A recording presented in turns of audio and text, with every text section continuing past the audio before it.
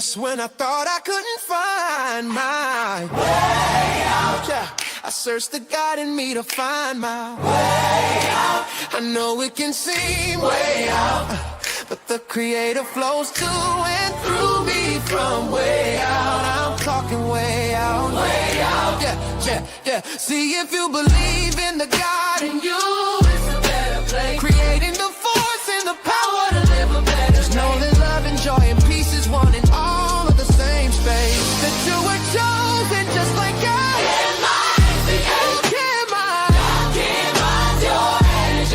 That's right. Only you can make the change. Shine your head and just shine so bright from darkness to light. From darkness to light. Yeah. And you'll find your way out. Yeah. Oh, it won't seem way out. Yeah. The power of God will flow through you from way out. You'll feel it from deep within, and from there you can begin.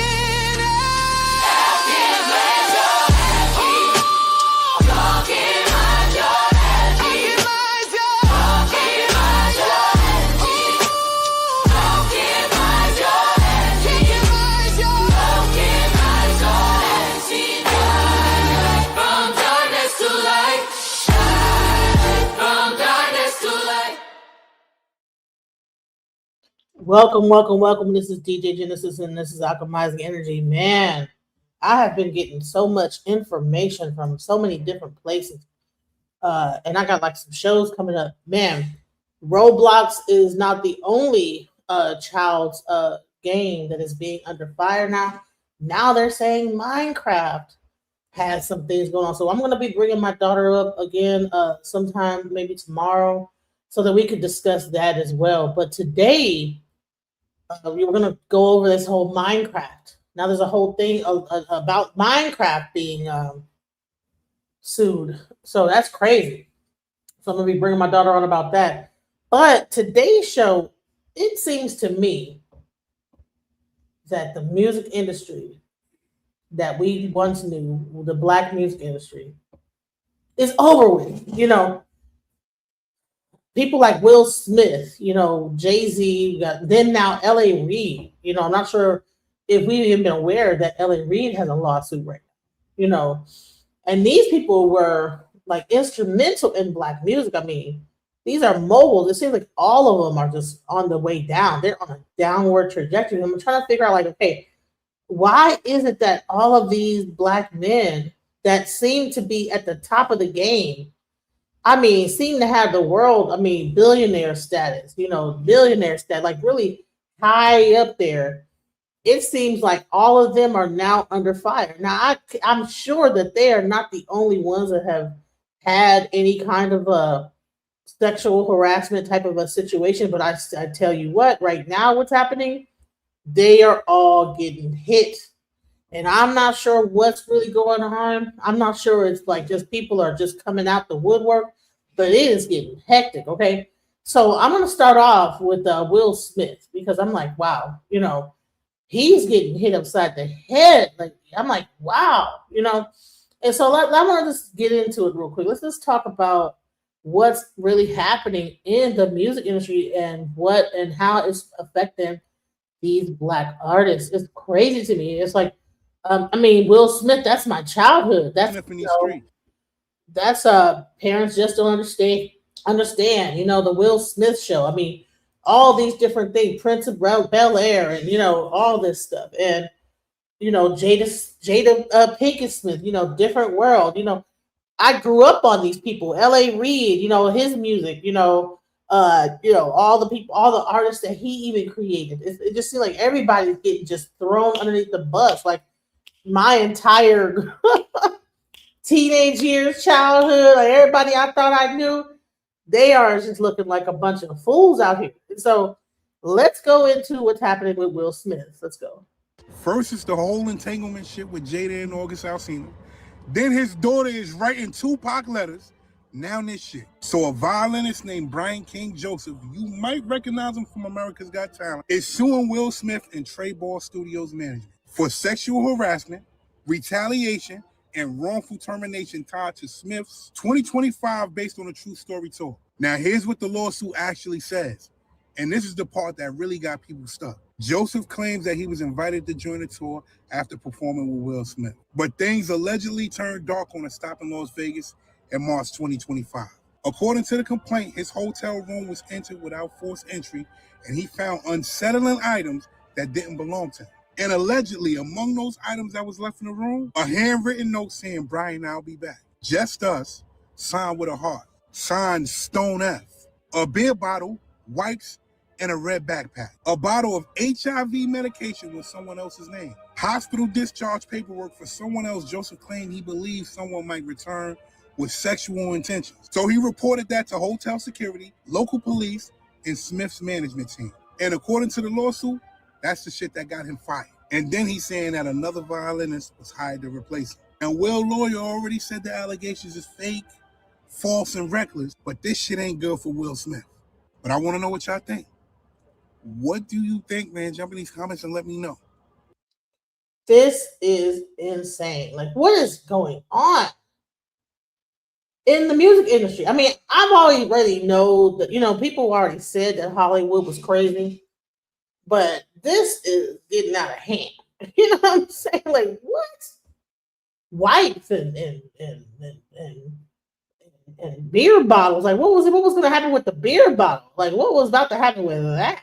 Okay, so let's go in. So there's a whole lawsuit that this violinist is suing Will Smith. Let's go. Sexual harassment. Let's go. A professional violinist is suing Will Smith over allegations of sexual harassment and predatory behavior. Brian King Joseph was a musician on Smith's global tour last year. In a lawsuit against Smith and his company, Joseph says that he was wrongfully terminated after bringing light to a, quote, sexual threat of violence that was made against him. Smith's attorney called the allegations false, baseless, and reckless. The new complaint follows a $3 million lawsuit filed last month by a former associate against Smith's wife, Jada Pinkett Smith, claiming that she verbally threatened him. This is a story that surprised many people. I don't know enough about the background of Brian King Joseph to speak to him. I don't know Will Smith personally. I can't speak to him. What I do know is that this story is going to be unpacked in every possible way. Why do I say that? Well, these types of allegations come up and many celebrities blow them off. They write them off. They pay them off. They ignore them, not because they're guilty or because they're innocent, but because they don't want the attention. So the fact that this story's already made it to light could mean one of a few things. Could mean that it's a nuisance lawsuit and Will Smith wasn't going to dignify it. Jay-Z did something similar when he fought it and won. Another possibility is they couldn't agree to terms and so it became popular. Or this person, Brian King Joseph, isn't looking for a secret settlement. He wants justice and he wants public justice and he wants the world to know what happened to him and he's telling the truth. All these things are possible. It's not for me to decide who's telling the truth or who's not. Based on the information we have, I don't have enough information to have an opinion on what happened. What I do know, though, is that in the age of post-Diddy celebrity suits, the world's going to be paying attention. This could be I don't want to say trap door, but this could certainly open up other allegations and other stories. Not about Will Smith necessarily, but just, I mean, we saw what happened with Diddy, right? This started off as a very small thing and it turned huge. No one would have thought 2 years ago or even a year and a half ago that the Diddy lawsuit from Cassie, the civil suit, would result in, a string of actions that lead to Diddy being in prison for years and documentaries made and other celebrities implicated. I mean, it's gone in so many directions. I'm not saying the Will Smith thing is this big. What I am saying, though, is that it will be scrutinized similarly because Will Smith is a huge figure. Will Smith has a super high Q rating, super recognizable, super famous, genuinely and generally beloved Of course, after the Grammy slap incident a few years ago, his popularity has declined. He's still an A-lister. He's still very, very, very, very, very, very popular.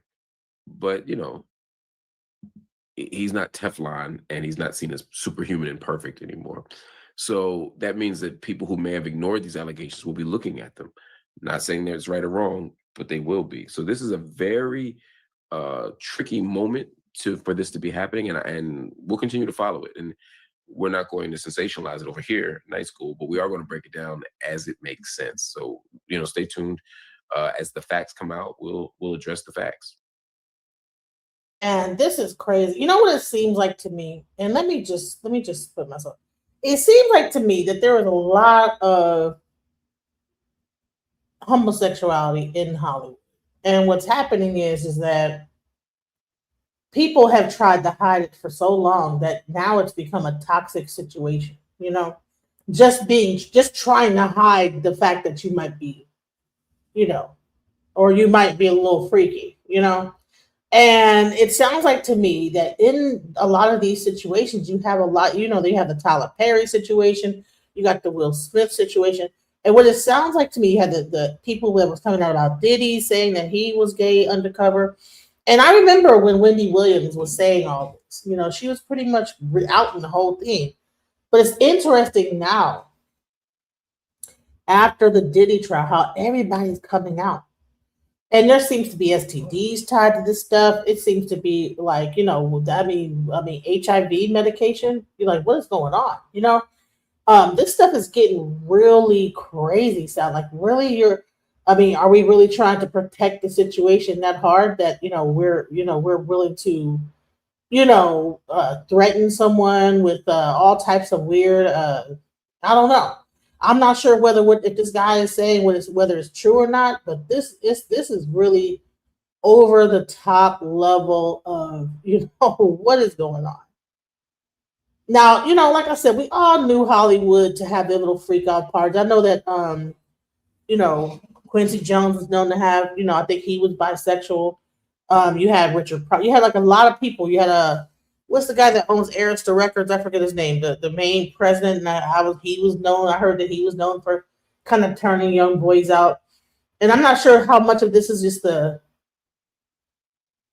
culture, right? That there's a lot of gay people in Hollywood, and then they use that, and this is really the gay lifestyle, And so I'm not sure how much of that is what that is. And so it sounds like it's really extreme right now, but it's just Clive Davis, exactly. I mean, he was known for like turning people out, in the industry. So I'm trying to figure out because it's just crazy. So let's just go to the next slide. Let's talk about the next one. So 50 Cent was actually talking about the fact that Will Smith was known for like kind of being a mentor to young men, but he was gay, or he is gay, or maybe bisexual. But and there's like this whole thing about this. Let's go.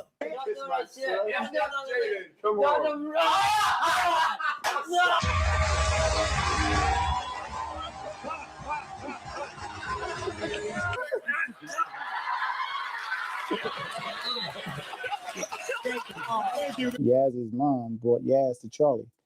And Charlie came and got me and was like, what you want to do? I started writing for Yaz. Like that's why it makes me mad to see what's going on with him right now. Like, I can't believe what I'm watching. Right. I can't believe what I'm watching. Like, for you to flip that way and turn like you doing gay porn and like, what is wrong with you, man? Surrounded by a whole lot of strength. He's surrounded by a whole lot of love, and all he has to do is add discipline. Who was best to give you advice? And it's Will Smith. I'm getting so much good advice. Reid told us that Bashir Gray's downfall happened because of Will Smith and Diddy, and now look at Bashir Gray's X account. This is absolutely crazy. Jaguar Wright called this out months ago, and now look what we're witnessing in real time. Jaguar Wright literally told us that Bashir Gray was abused by Diddy and Will Smith, and he went running away from them. And we saw his downfall. I've heard stories about him running out the house, and now he is doing straight up gay porn. But was he probably already gay, or did he get turned out? That's the question. Or was he mentally ill already? And people, I believe there's a lot of people that might be slow that get into the music industry. They might have mental illness and they get taken advantage of. Imagine a person that is at the height of like they're really like a musical genius, right? But might not always, might not be all. Because if you think about all your greatest artists out there, some of them, if you met them in person, you'd be surprised that they might be, might have a social anxiety. They might have other issues going on. And it's interesting, even in acting, think about what it takes to be an actor. Let me just give you a example. My daughter, she's in theater. The majority of the people that's in theater, in her theater thing, are all on the spectrum. And I found that interesting, like all these people in theater. But imagine what it takes to like have that level of like, talent, but there's a certain level of vulnerability there because maybe you might be very talented in one thing, super like a savant, a genius at that level, but in other things, and that's really where you get this management of Hollywood. And then the people that, hey, listen, I just know how to sing and dance and that's it. I don't know about business. I don't know about, and then you have this overarching thing of people taking advantage of these people that are talented. Look at how Kodak Black. Look at some of these people that's in the industry and how they kind of move.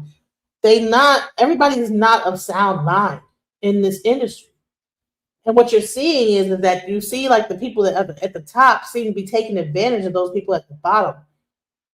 Let's go. All happened in real time. 50 Cent is nowhere close to backing down, y'all. After exposing Diddy in that new Netflix documentary, he is now moving on to expose Will Smith for his alleged involvement in the damage that was done to Bashir Gray and August Alsina. Folks are claiming he and Diddy were allegedly running a shady mentorship program where disturbing things were done to young men who joined. Jaguar Wright tried to warn out about this mentorship years ago, but no one listened to her. Now both August and Bashir have been turned out, and their careers are basically non-existent. So what's the truth? Did Will really mess with these boys and turn them out into freak-out substance addicts? Let's find out. Okay, so if you've been keeping up, then you already know. I remember there was a time when August Alsina, I think he beat up Trey Songz or something like that because of like that he was coming on to him sexually. Or was it Chris Brown? Whatever it was. I remember August Alsina was he was not even thinking anything of a gay way. When back in the day, August Alsina was like a YN. He was an R&B singer, but the way he presented was almost like a YN from Louisiana. And he wasn't talking no gay, nothing.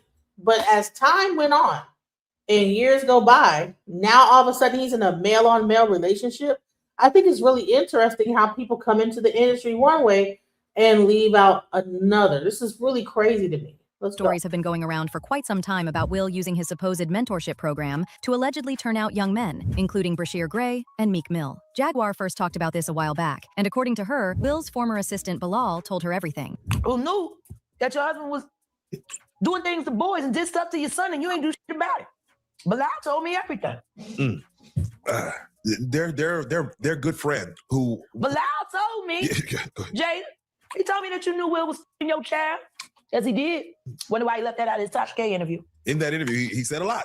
He said He said everything but the thing that was important. That he know that Will Smith, Jaden, he rapped Sheer and he rapped Meek Mills, and you know Bilal. Now you know how far in the desert you run. You'll go from a Philly nigga to a Sam, but they'll still get you. He's Philly though, Jay. He's Philly. You know, he Meek. Wow, this is crazy. But I mean, let me fast forward this. I don't want her. She was talking about me last night. Like, I don't want to be playing too much of what she got to say because she was just talking about my ass. So anyway, let's go. All began with his manager, Charlie Mack. Charlie brought Brashear to Will and Diddy for mentorship. But by the time the supposed mentorship was over, Brashear had allegedly been violated in every possible way. Now, coming back to Jaguar, the reason people took her seriously was that Bilal, the person she says gave her the information about Will being inappropriate with Brashear, had already been publicly claiming Will was gay for some time. So it wasn't hard to believe he would go to Jaguar and share what he knew about Will. So speaking of Bilal did an interview with Tasha K and a few other people. He also did one on the Make It Make Sense network, and he was talking about the situation with Will Smith. Let's hear what he had to say. Let's go. Admitted to me that he had sex with Bashir Gray, but it was consensual, right? He said, you know, Will raped me. You know, Diddy made me suck his penis. You know what's going on. You know, Charlie made me suck. Well, I'm going to give you a chapter from the book since I owed you something. Okay. In the book, in one of the chapters, they talk about mentorship. So I grabbed my husband. I said, listen, I don't know. I didn't know what happened. Nothing. I was just asked to come. Is this true? Yeah. No. I'm gonna let you. You about to see if it's true from the paperwork. Oh, we telling something that got paperwork involved. You know, he's surrounded by a whole lot of strength. He's surrounded by a whole lot of love, and all he has to do is add discipline, and he's gonna be all right. It's like Uncle Will, you know, who is best to give you advice, and it's Will Smith, and I'm getting so much good advice. A lot of stuff is about to come out about Will, Jada, and Charlie Mack. It is going to be unbelievable. They're both bisexual. They do weird things in their house, and young men have left their house screaming to get away from them in their mentorship. Meek Mills, Bashir Gray left that house screaming. August the only one that stayed, and I guess he was really sick. He needed a dog. It's no secret in Hollywood that Jada hates me because I have a strong relationship with Will, and I do my own thing. Why don't she hate Dwayne?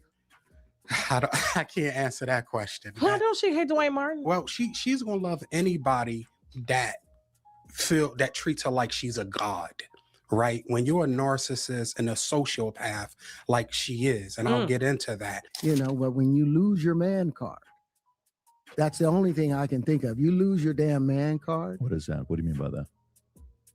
You give up your ability, your right to being a man. A man don't take it, a man gives it. So when you give up that man card, you don't get that back. A man don't take it, he gives it. So if he giving it, he cool it, you know, like if he doing some gay stuff and he giving it versus taking it, is that better? Like what? You're saying what I think you're saying? No, I'm saying what I'm saying. You don't get that back. You come into this world as a man one time. You give up that right for anything, for fear of being hurt, fear of somebody doing something, for wanting to gain something. When you give up that man card right, you lose some spiritual energy that has always been pushing through. Like if a woman gives, I think it's interesting that, you know, that he kind of changed his whole tune and just got out of the whole Hollywood out of nowhere and then became like a scientist or a mathematician or whatever. It's interesting. Let's go. It's up her womanly right. But when you give up your manhood, I've never seen somebody recover from it. That was all the people that went to the puffy parties. That was all the people that did all those things thinking that there was never going to be a consequence for what they were doing. Got punked out and picked out by some greater desire. You shouldn't have a greater desire than being a man. Say what now? Not Will Smith's ex-friend and former assistant brother Bilal exposing Will for forcing Brashear Gray into having relationships with him. This explains why Brashear is now getting his back blown by other men on camera. Apparently, after Will was done with him, he discarded him and completely ran him out of the industry too. And as if all this wasn't bad enough, Bilal also alleges that as soon as he started spilling all this tea, Jada got pissed and threatened to have him unalived. In fact, as we speak, he and Jada are in court battling it out. And baby, the receipts that are being put on blast in this trial are nasty. Okay. Man, listen, this is getting crazier and crazier. And I wanted to like actually get into some of the things that he's saying that was going on.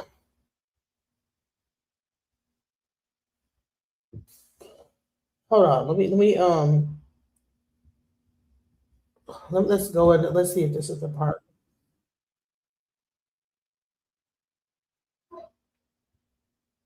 So apparently, like, there's like these tapes and going on, and he's got the tapes, and man, this whole thing is weird. Like, what? I'm gonna play a little bit. Whoever comes out with this video or tape or anything have stolen property. They're going to jail, right? Okay. Now, that's why me and Jada's relationship got to be so toxic towards the end, because she thought I stole these videos. So they're Videos of her with other people. But I saw some of the video. Mind you, when Jada at the house. Was any of them allegedly MC Light? Yes. I just Yes. said that was just Why didn't you let me say that? That's See, just my own see, come opinion. on, Ty, I have no dog in this fight. Oh, But I goodness. always felt like, in my opinion, that her and MC Light kind of had something going on, and they used men, Will and MC Light. No, I was considering moving to California. Hell no. Why would I move? Dude, this is crazy. To cover it up. So, and then we had a lady that came to sit on the show that said she saw MC Light and Jada at a known gay club for lesbians in Hollywood. So it sounds like Hollywood has a lot of LGBT activity going on, but everyone wants to keep everything hidden. And I think that the hidden aspect is what is causing all this weird behavior to be even able to be sued in a certain way. You know what I'm saying? Like if people would just be who they are and just say, hey, but I guess at that time, people was not able to be outside the closet, but over time, people have still been trying to hide the fact, but let's go.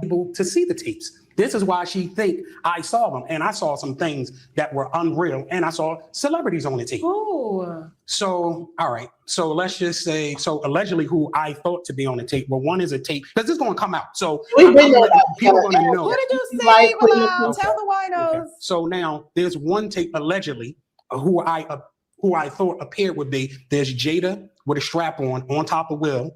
Then she's spitting in his face and choking him. That's man. Since when is Black people doing this weird sexual stuff? What are we doing? What? So Booman says Hollywood is coming to Texas. They're building University Studios in Frisco. Is that like an actual studio, or is it just like a theme park? Is it a real studio? Okay, so it gets introduced from other people. Okay, but is the Universal Studios, is that like this a theme park, or is it the actual studios where they will be filming like Hollywood movies in?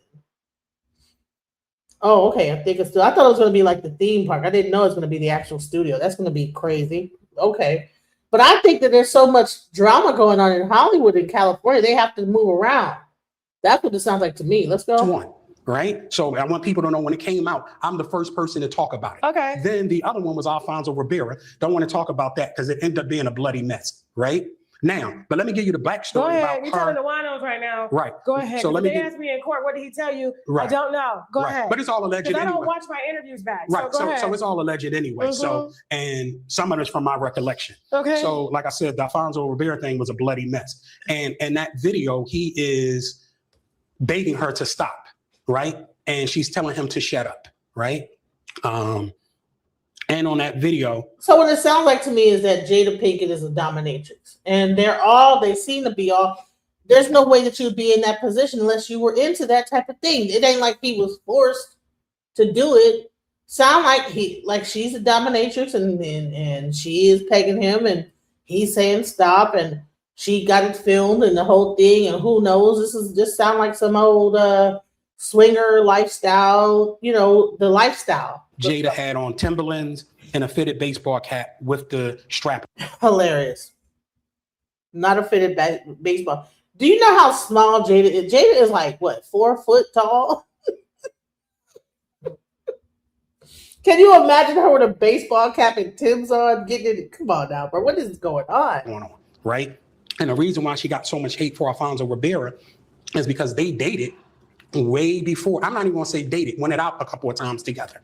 Right? And allegedly something must have happened because Alfonso always had money. So back then Jada was broke, and you know that through your interview with Laverne, right? So now Laverne did put you on the set that day that you said. So it sounds like to me like Jada's always been gay or also been into domination play. And it's just coming out that they's freaky as I don't know what in Hollywood. They freak. You know what I'm saying? Right. The stories you hear in Hollywood are crazy. People eating humans and feeding people and drinking people. Oh, wow, that's crazy. But you know what? This is the thing. See, I used to be a DJ. This stuff goes on all over the place. Me being a DJ, I've seen the most insane things. Like, especially in Washington D.C., it will put some of this stuff to shame. The things you see. So it's like, okay, what? I've seen actual real life vampires. That like live their life as vampires. That type of stuff. So you walked in, and I have to say allegedly, seeing Will Smith murder the out of Dwayne Martin. So and she said you left that day. It was something that happened. It was abrupt, and you left. They couldn't find you. So she put you at the scene of the crime. And she was on the set. But we got affidavits from other people where I was there. But let's even forget that. Because I remember Fat Faison Live said that you weren't there. That's not happening. But Laverne, another producer, said she hadn't spoken to you in years. That was the last time she spoke to you. Was when. Man, this is crazy. So listen, I'm not gonna play the whole thing of that. Please go to Tasha K and watch that whole video interview. It's some wild stuff. He said that Jada was up in there in the room watching the videos on high on all type of different substances and just playing with her. So it's just some crazy stuff that he's alleging. But he's saying that he got the videos of it. It's about to come out. Everything is fixing to come out, and this video is very recent. So. I don't know whether he's got a lawsuit coming out. I don't know exactly what they did to him to make him start tripping and turning coat on them. But honey, they need to I don't know, pay him off or whatever he's looking for because this guy is going in. Let's go. So Bilal first came for Will when he showed up in a heated interview on Tasha K's show. When I tell you the messiness was at an all-time high, I'm not even exaggerating. Bilal was exposing Will to the ground as his life depended on it. He made some graphic claims about the time he personally witnessed Will Smith engaging in anal activities with Dwayne Martin in Dwayne's dressing room. He said Will was bent over a couch as Dwayne drilled in and out of his hole as if he were digging for gold. Open the door to Dwayne's dressing room, and that's when I see Dwayne and having anal sex with Will. Let me process that for a second. There was a couch and Okay, so here's the thing. I have to question even Bilal's motives. Why is he doing this? What is the reason? Why is he exposing Will Smith? That's the question I have. Like, what is the reason for this? Like, what did Will Smith do to this guy that he wants to tell all his secrets all of a sudden? I don't think it's right. I mean, if he's gay and they've been keeping it secret, whatever, that's what they call a lavender wedding. They're both gay and they're married to each other and they have kids, and and they do their little freaky stuff on the side, and they understand what each other are doing. They understand what they're into. Why would this guy bring all this stuff out? What's the purpose? Let's go. Will was bent over on the couch and Dwayne was standing up on him. Murder. It was murder in there. Now, as you can imagine, the things Bilal was saying had people gagging, so the interview went viral very quickly. And guess what? Within just 9 hours of it being up, Jada lost her mind and tried to threaten Bilal into silence with a lawsuit. She also accused him of attempting to extort her and Will before he came out with this interview. But baby, she was better off being quiet, because this just pissed Bilal off even more. He appeared on Tasha K's show again for part 2 and dragged Jada for filth, and even dared her to go ahead with the lawsuit if she isn't scared of him going all out with everything he knows. Before we put out the interview, all we put out was a clip that went ultra viral. Okay, everybody in the world got this clip. It was trending for days on Twitter. Okay, before the interview comes out, what shocked me is Jada is doing her book promotional for Worthy. Yes. She goes to the Breakfast Club and she sits down and they ask her about you, but they can't not ask. Like, it's so huge. Right. And to my surprise, she answers. It's ridiculous, right? And it's nonsense. And this is a person that tried a money shakedown that didn't work. We're going to take legal action. The reason Will responded, the reason why Jada responded, because they know it's true. Will's never responded. And they responded in less than 9 hours. They did. That was a fast response. That was because he know what I saw in that dressing room. He know other things that I saw. She did all this to try to scare me, but I fear no one but Allah. Jada, listen, in 2 weeks, if you don't sue me in 2 weeks, if Tasha K will have me, I'm back here and I'm dropping evidence. Period. You said I extorted you. You said it's a money shakedown. You said a lot of things about me, and you know that the things that you said. But is it a shakedown? Like, what is the reason? Why would a person? I mean, and I'm not asking why because I'm on his side. I just wanted to understand, like, why would a person all of a sudden come out with this? All of a sudden, and for what reason? You know what I'm saying? I mean, what does he have to gain except for money? And because if he said that he was his right-hand guy and this was his friend, and what kind of a friend would come out like just? I mean, unless the guy did something to him or tried to harass him in that way, why would he come out with this story? Like, what is the?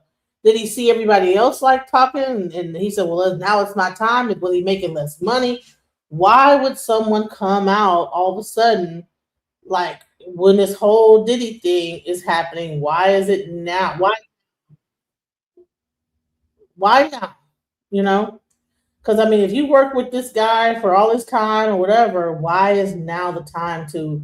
And I the StreamYard is pinned. If you like click live chat, you'll see the StreamYard link at the top. If you can't click it from the actual from your phone, if it should be at the top.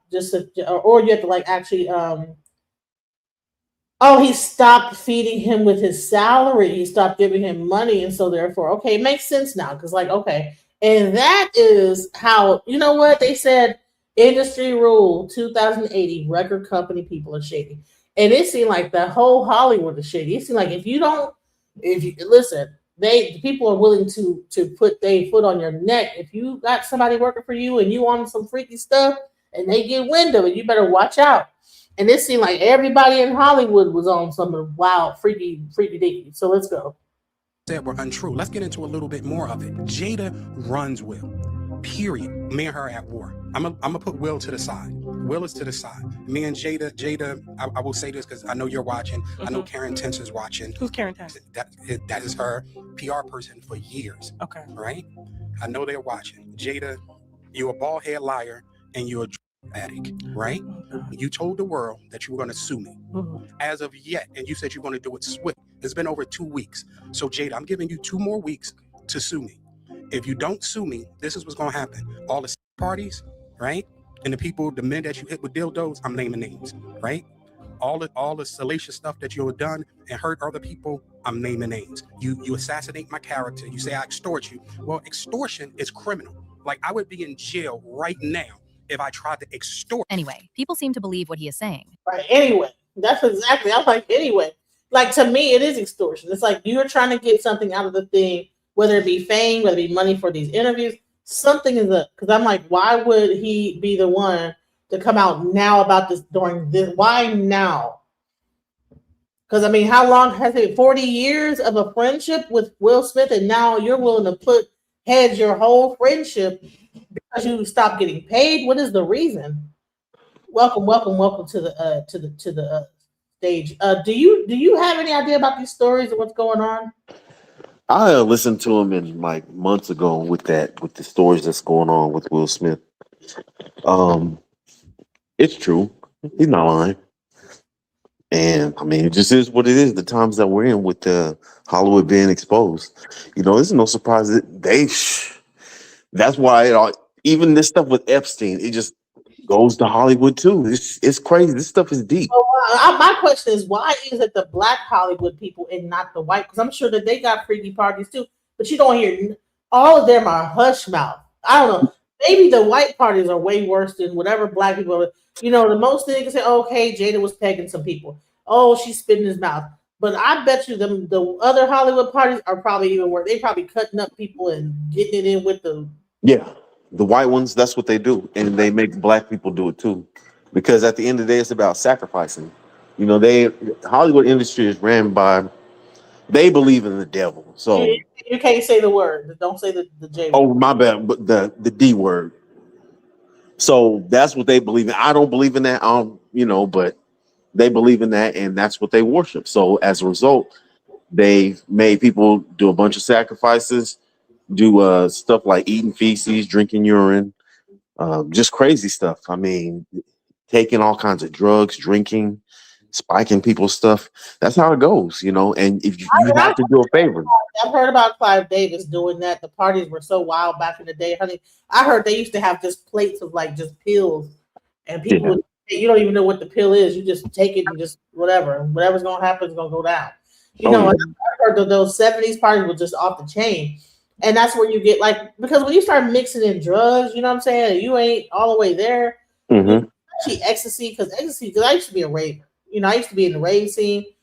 When you start doing them type of things, things that you kind of like, the line can get crossed because, the way that the drug kind of reduces your inhibitions, you might end up doing some old gay stuff, you have a subconscious gay thing going on, you know what I'm saying? So Yeah, I never did no drugs like that. yeah, like that ecstasy, people be getting on the ecstasy, you'll be like, dang, you just kissed that dude in the mouth?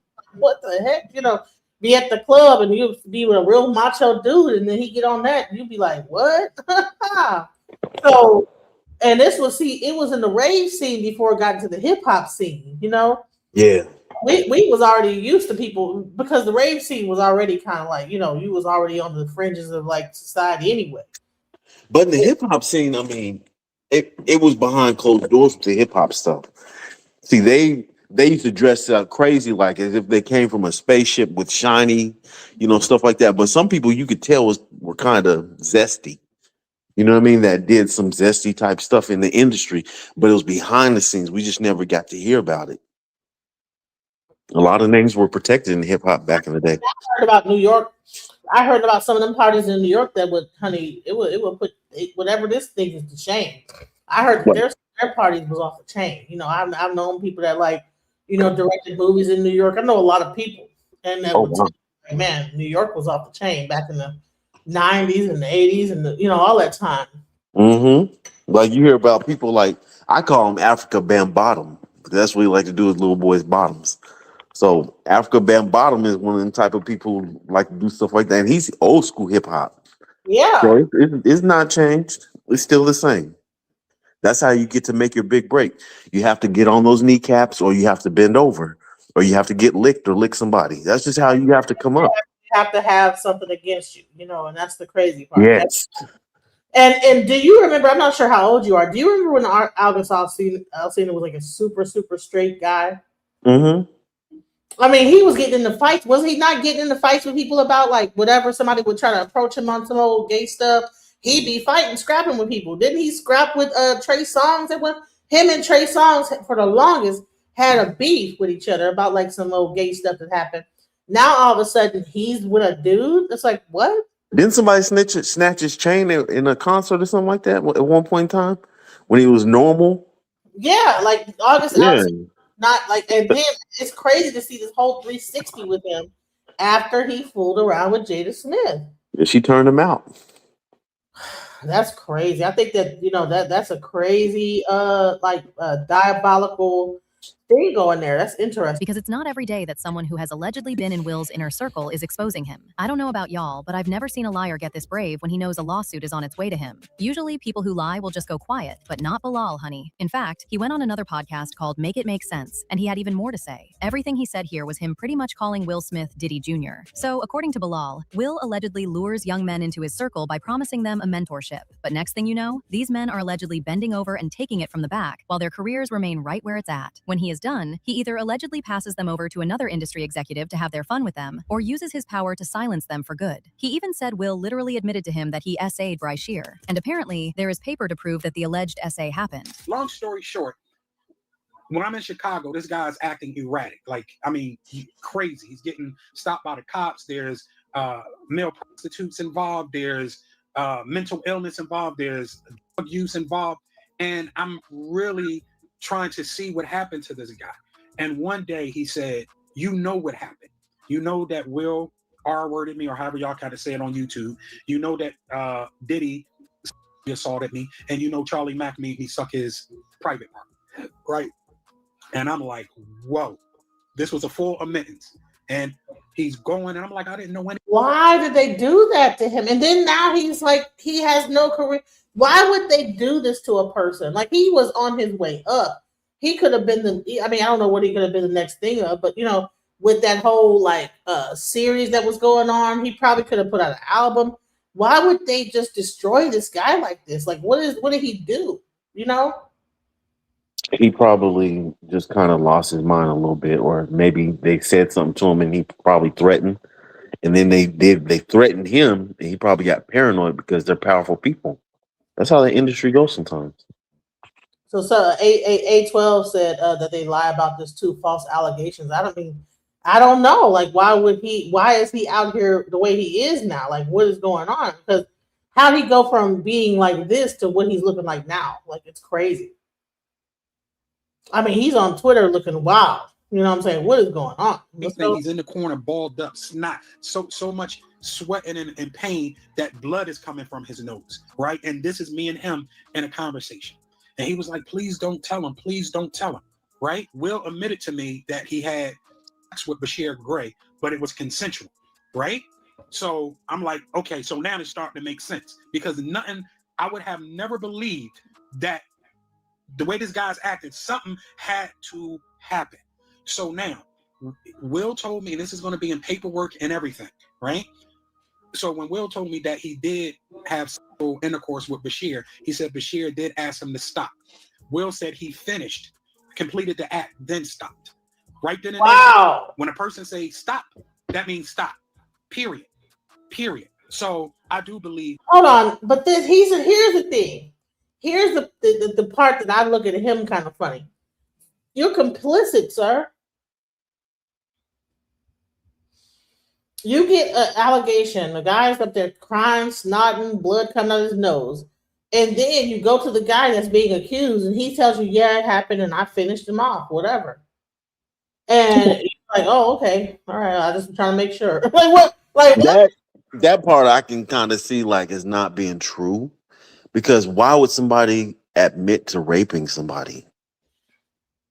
So then you think this guy might be kind of like stretching it, like just adding more. Yeah, just like a little stank on it a little bit. So it's kind of like, bruh, why would somebody incriminate themselves saying that they would, Well, you know, he but was with him for like 40 years. Maybe he didn't think that the guy would ever tell on him. I'm like, I don't know. Like, come on. Will Smith is not that naive. Come on now. Been the keeper of his secrets for all these years and never said nothing. And now I don't know. I'm still trying to figure out why is he going this hard against Will Smith? What did he do? Something happened. Something had to have happened. Let's go. That Will Smith assaulted Bashir Gray. Charlie Mack and Will gets a lawyer for Bashir, and they try to get me under an NDA. I tell Will, I'm not signing. I don't even have an NDA with you. How am I getting an NDA with him? You understand what I'm saying? So I hire a lawyer, right? Mm-hmm. When I hire the lawyer, he comes back and says, this is the best I can do. He said, I'm going to have y'all do a mutual NDA, meaning that Bashir can't tell people that you know that Will and Diddy assaulted him. And I want to say the R word, but I know we're on YouTube. Then you can't say nothing about him. So I said, okay, well, as long as he stopped telling people that I know Will and Diddy did to him. You understand what I'm saying? Period. That was the how did jump from just Will to Will and Diddy now? And it's all going to be, and you got to follow this case.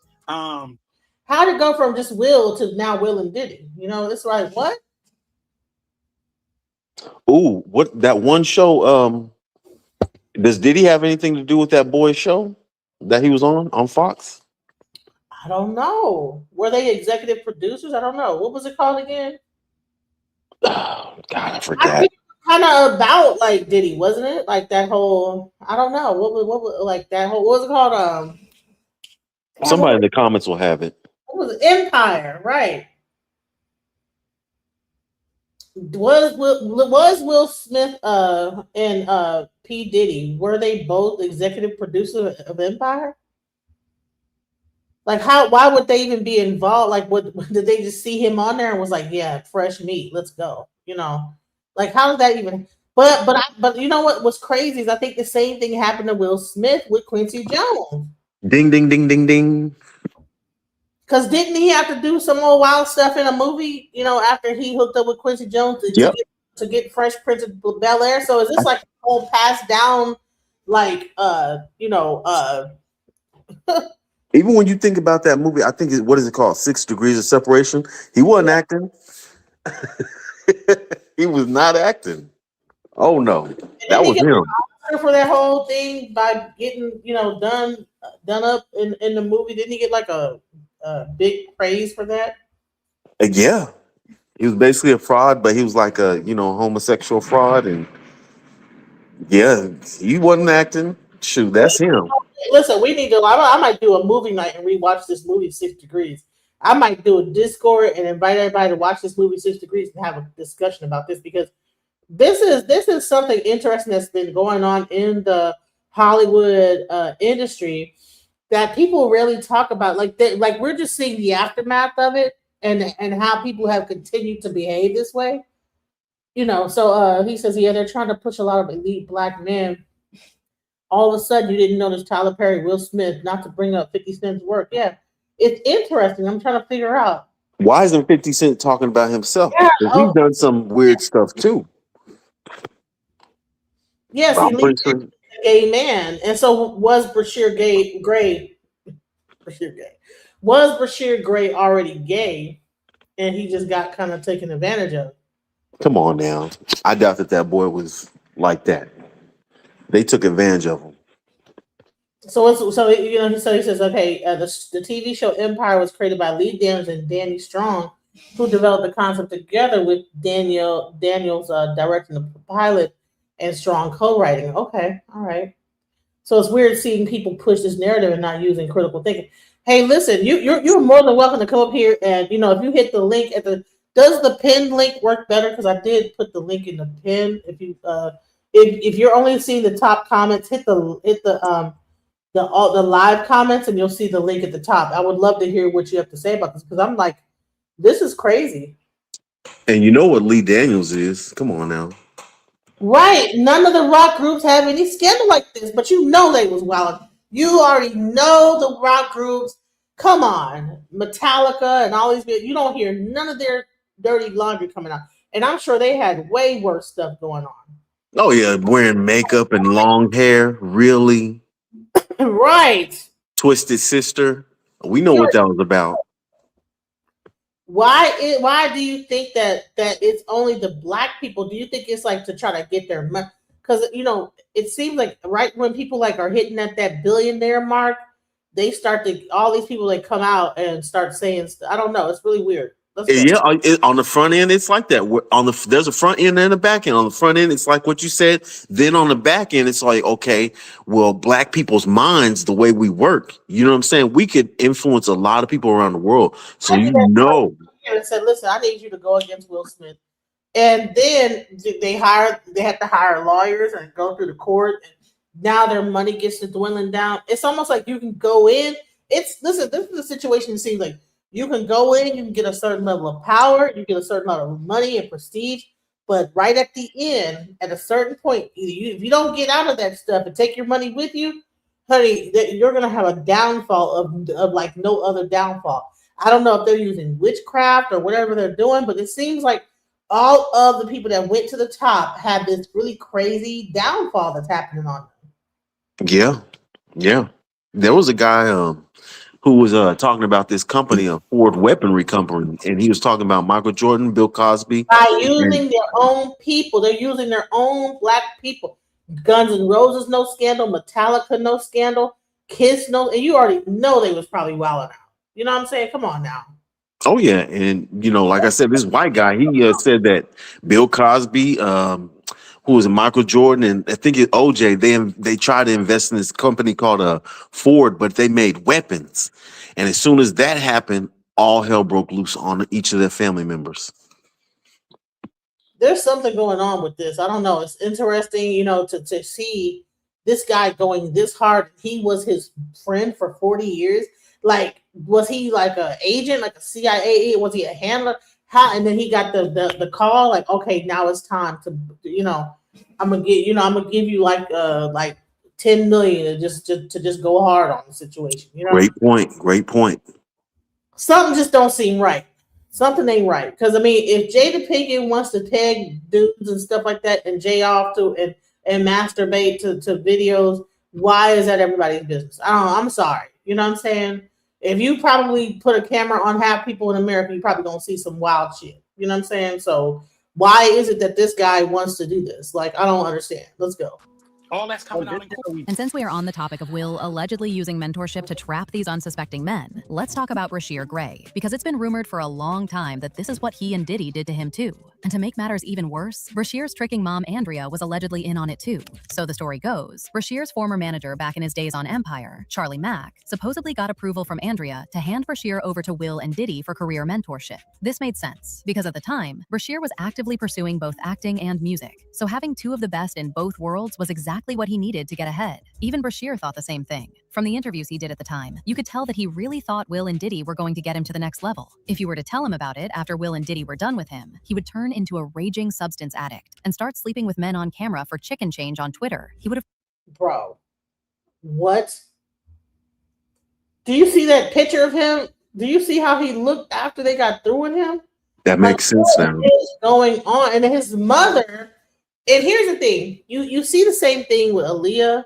You see the same thing with the people that was dealing with R. Kelly.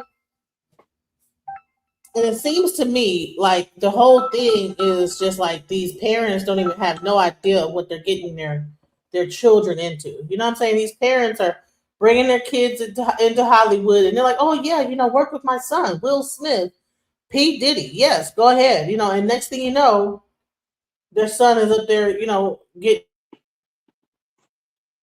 That makes sense though. I mean, did you watch the Diddy documentary? Did you watch the Diddy documentary? I did. Okay, so it kind of reminds me of what that woman was saying on there toward the end, where, in that Diddy documentary, where that guy was the producer, but Diddy didn't really help him with nothing, didn't pay him or nothing. And he still owed money. So it's the same thing with this guy, the Bashir guy, whatever, I don't know his name, but it's like they promised him something, yet in return, they didn't give him them. They just wanted to use him. Yeah, and so it's like, is this like a thing that they even have a thing like, okay, listen, why would they do that? Like, why would they take a young guy and do this to them? Is this like a cultural thing in Hollywood to get ahead, or is this like a match? And then this specific person kind of like wasn't able to handle it, or was it like a matter of like, were they trying to like, why would this go down like this? Or maybe like they gave him the drugs, he couldn't. He kind of lost it, saying like, what is going on with this, Yeah, it's crazy. Yeah, this is really sad to even hear this. This is sad. And then I haven't even gotten to the real crux of things because L.A. Reid is about to be coming up next. Let's go into this. Let's finish this Bashir Gray, and we'll get into L.A. Reid. Let's go. Probably laughed in your face. He's with my man Charlie Mack. So Charlie was with me every step of the way. First out the limo. So Charlie has been with me, 30 years coming up in the business. So, he's surrounded by a whole lot of strength. He's surrounded by a whole lot of love. And all he has to do is add discipline, and he's going to be all right. It's like Uncle Will, who is best to give you advice? And it's Will Smith. And I'm getting so much good advice. I got my first acting role, Empire, and it's changing my life. And it's like, I'm listening from the greatest, and it's like making me well prepared. So according to Jaguar Wright, the very last thing that Will was doing to Bashir was offering him mentorship. And remember what I said about Bashir's life going into the gutter right after his mentorship with Will ended? Well, an example of that was a 2022 incident during which he was arrested and found guilty of aggravated assault against a woman he was hooking up with at the time. But this wasn't his first run-in with the law, because back in 2020, his wife was rescued by a man at a nearby gas station after she had gone there asking for help. People didn't even know he got married till this mess came up. She told the police that Bashir strangled her. When the police pulled up to his house to arrest him, he refused to come out of the house. It took hours of negotiations between the SWAT team and Bashir to get him to come out of the house. And when his mugshots were released, people couldn't believe how much of a mess he looked like. Oh my God. What is happening in Hollywood? What is happening in Black Hollywood, right? What is happening? Was Aubrey a part of the mentorship program? Which Aubrey? Aubrey O'Day or Aubrey Drake?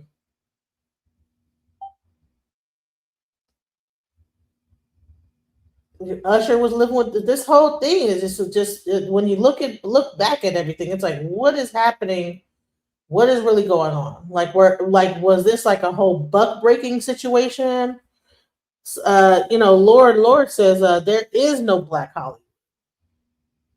Yeah, it's Hollywood, and dealing with those. Yeah, there's no Black Hollywood. Yeah, the way that this is looking is that we thought that there was a separated Hollywood, and we thought that the Black people acted different. They were able to keep a mask up for so long about that. We thought that they were not involved in all the shenanigans that the other ones, but they seem like they are over here wilding out too. The only part that I found out about like Bilal is that how did you maybe he felt guilty, you know what I'm saying? I don't know. But for a long time he was complicit. You know what I'm saying? He saw all these things going on and he didn't say much. And now he's coming out with everything. So I don't know. It's interesting. Bashir Gray, one of the stars of the hit show Empire. Tonight we're seeing hours of new video from his July arrest that ended with his wife flagging down police and telling them the actor had assaulted her for hours inside their Goodyear home. The bizarre jailhouse interview lasting for 2 hours as they try to piece together a chaotic chain of events. And as if things couldn't get messier, Jaguar came back again, right when all this was happening, and gave even more details about what Diddy and Will allegedly put Brashear through. She claims that the reason Charlie was even able to sell Brashear to Will is that his mom, Andrea Mayberry, was also in on it. I don't think that she was in on it. I'm sorry. I'm not gonna go into that. I'm not gonna I don't think his mom would purposely do that. I think that a lot of times you see the star power and you think, oh, okay, yeah, you're gonna really make my child go to the next level. You don't think you don't think that they're gonna take your child into a back room and rape them. You know what I'm saying? So that's the part where it gets really crazy. Yes, Disney and Nickelodeon is demonic as well. This whole thing. August Alsina, yes. I agree with that comment because notice how Clive Davis never gets in trouble. You ever notice that? All the publishing he has, all that stuff, he never gets in trouble. And he's a top main one who should be going to prison. He should be buried under the jail. Man, he old as hell, and you never hear his name, and he was a part of all that stuff. And all the people he done got rid of, really? Come on. Man, this whole thing is just crazy when you really look into it. And so you have the whole situation with Brashear Gray, which is really sad, and it's crazy how this went down. I don't think, this is going to really talk about how Jaguar said this and said that, but she got her information from Bilal. And to be quite honest, is that I don't think that his mom would want to do that to her son. Ooh, you'd be amazed. Look at Usher Raymond's mom. Not funny, but you get what I'm saying. Usher's mom really knew that he was going to be getting holed out by Diddy and this, that, the other. They know. These moms know. Look at Aaliyah's mother, too. She done got turned out by R. Kelly at the same time as with Aaliyah. Like, come on. It's just despicable stuff like that. These parents know. They just so intrigued by the type of money that they could get off of their child that they'll do anything. Name your price. Here's the thing. I would also say this, is that back then, I don't think that Diddy knew. I mean, people would know that Diddy would have did something like that because, they're just seeing him on videos, doing this and doing that. They're not thinking that, okay, well, he's going to be a part of a music camp. Because back then, we're in the 90s. This is before all this stuff started coming out. Aaliyah. Look at what happened with Aaliyah and R. Kelly. I don't think that Usher's mom. I don't think these mothers know that they're what they're putting their kids into. So if anybody has, I have a child that's very talented. I'm not going to. And I'm gonna tell you what, I did do one thing when she was younger, and they'll say it's a closed set, and then you have your child back there, and they're doing the set or whatever, and they'll say it's a closed set. But I'm there. I'm not gonna leave my child and be like, oh, okay, you could take her off and and do a whole whatever. Hell no. I've been on set, on when Prison Break was. I mean, it just depends. As long as nobody takes somebody off somewhere to go do something in the trailer, then you should be okay. As long as you keep an eye on them. So I lived in Atlanta when the producer from Let's Do the Bankhead Bounce did this to a boy that was 15 years old, and he was mentoring, and he was in prison when I left Atlanta, the producer. Wow, that's crazy. Wow. Yeah, this is crazy. I mean, so you worked on different sets and stuff like that. Have you seen any weird stuff go on? Nah, there was one producer. She was co-director, I think, and she was cute. She used to flirt with me. She wore pigtails, but she was real cute. And I wanted to do acting back then, but I saw how it was, and it just felt like work to me. And I was like, you know what? I can't do this. It wasn't for me. So it was okay, just to do one take, we'd have to do 10, 11 takes. I was like, you know what? I can't do this. So I was like, let me just stay an extra for these just however many days, and I was done with acting. I couldn't do it no more. Yeah, that's crazy. I mean, this is a really sad thing, but here's the thing. Let's go even deeper, right? So we talked about Will Smith and Bashir Gray. This is a very sad story that's happening to him as we really get into it. It's really sad. But it's even deeper because now you have L.A. Reid, you know. And if you ever heard of, you know, L.A. Reid, I mean, he's like a big person in the industry. But all this stuff, you know who's connected to all these people? Clive Davis. You understand what I'm saying? And that's the part that's crazy to me. Let's get into the story. New Year's. I hope everything is going well. Sorry for the delay. TJATP said, Tisha better come on or I'm going to go bounce. This is unprofessional. Well, excuse me. I did not know.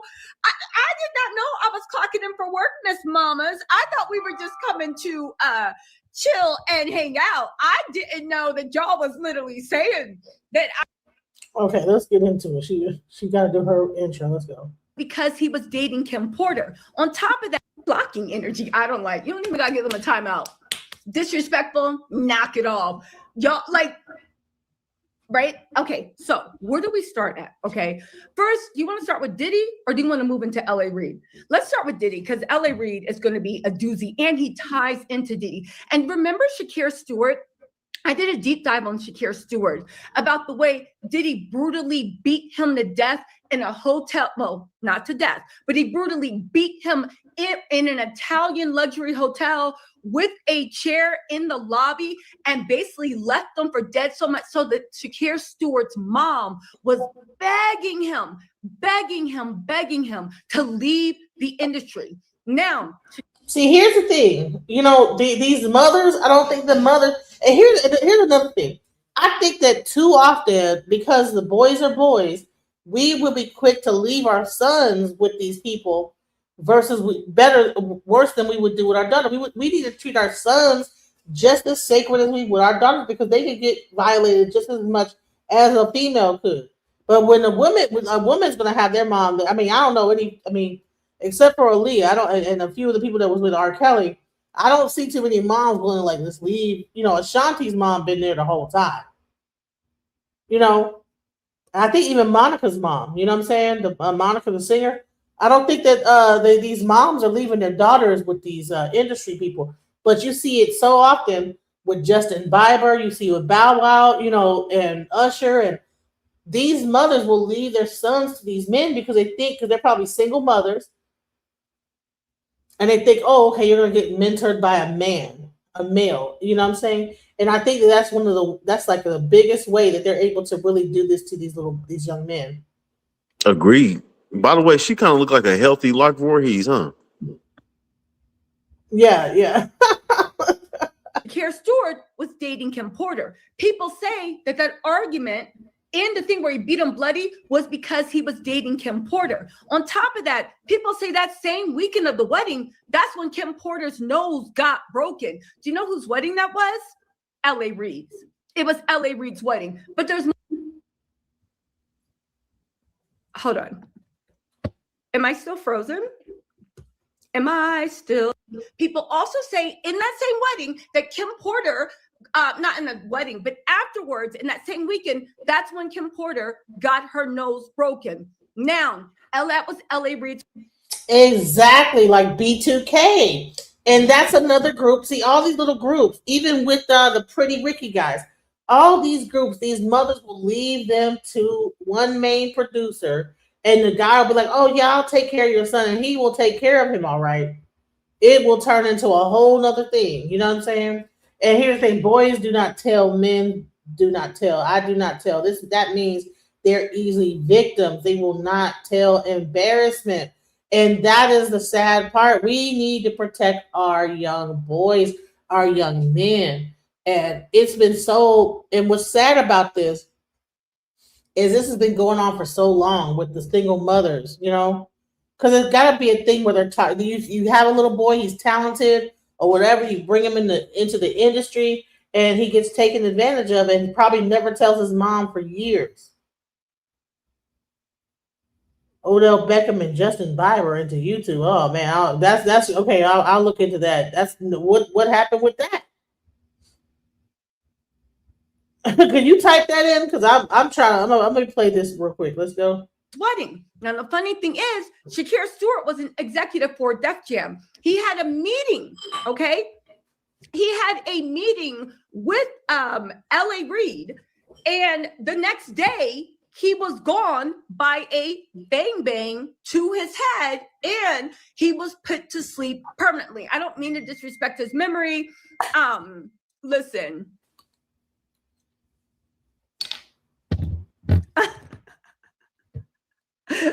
Listen, so yeah. Okay, I'm back, right?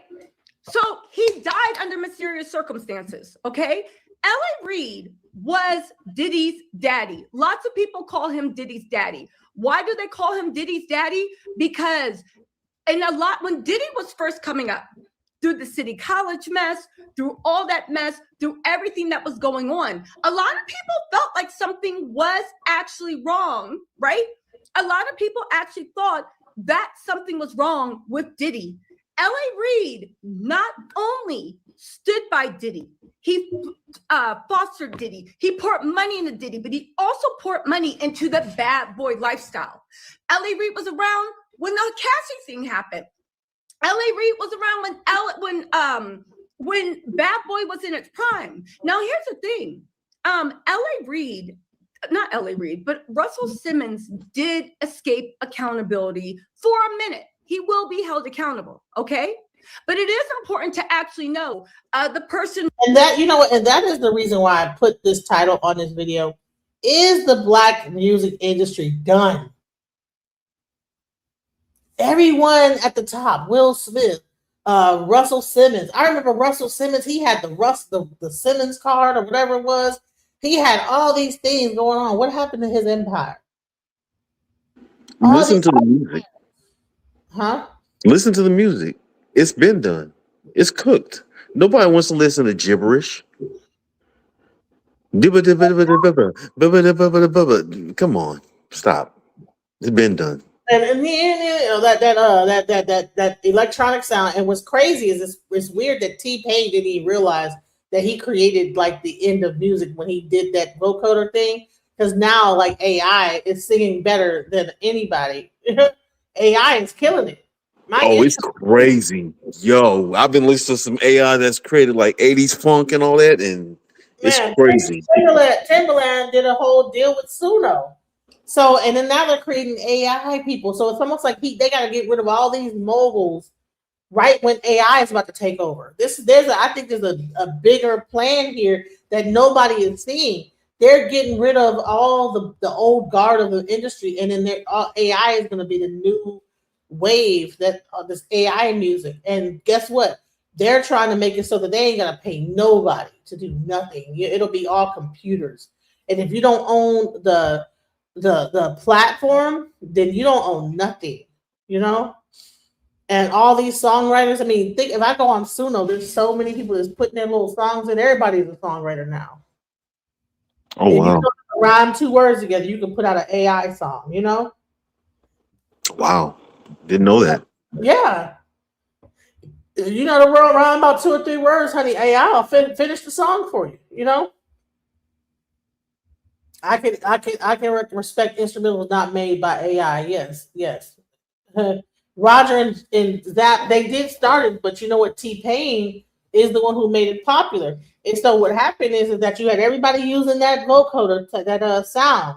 And then more and more, like we started sounding more like computers. So when AI comes out and it sounds similar, like similar computerish sound, we don't even realize that, hey, what's AI and what's a real voice anymore.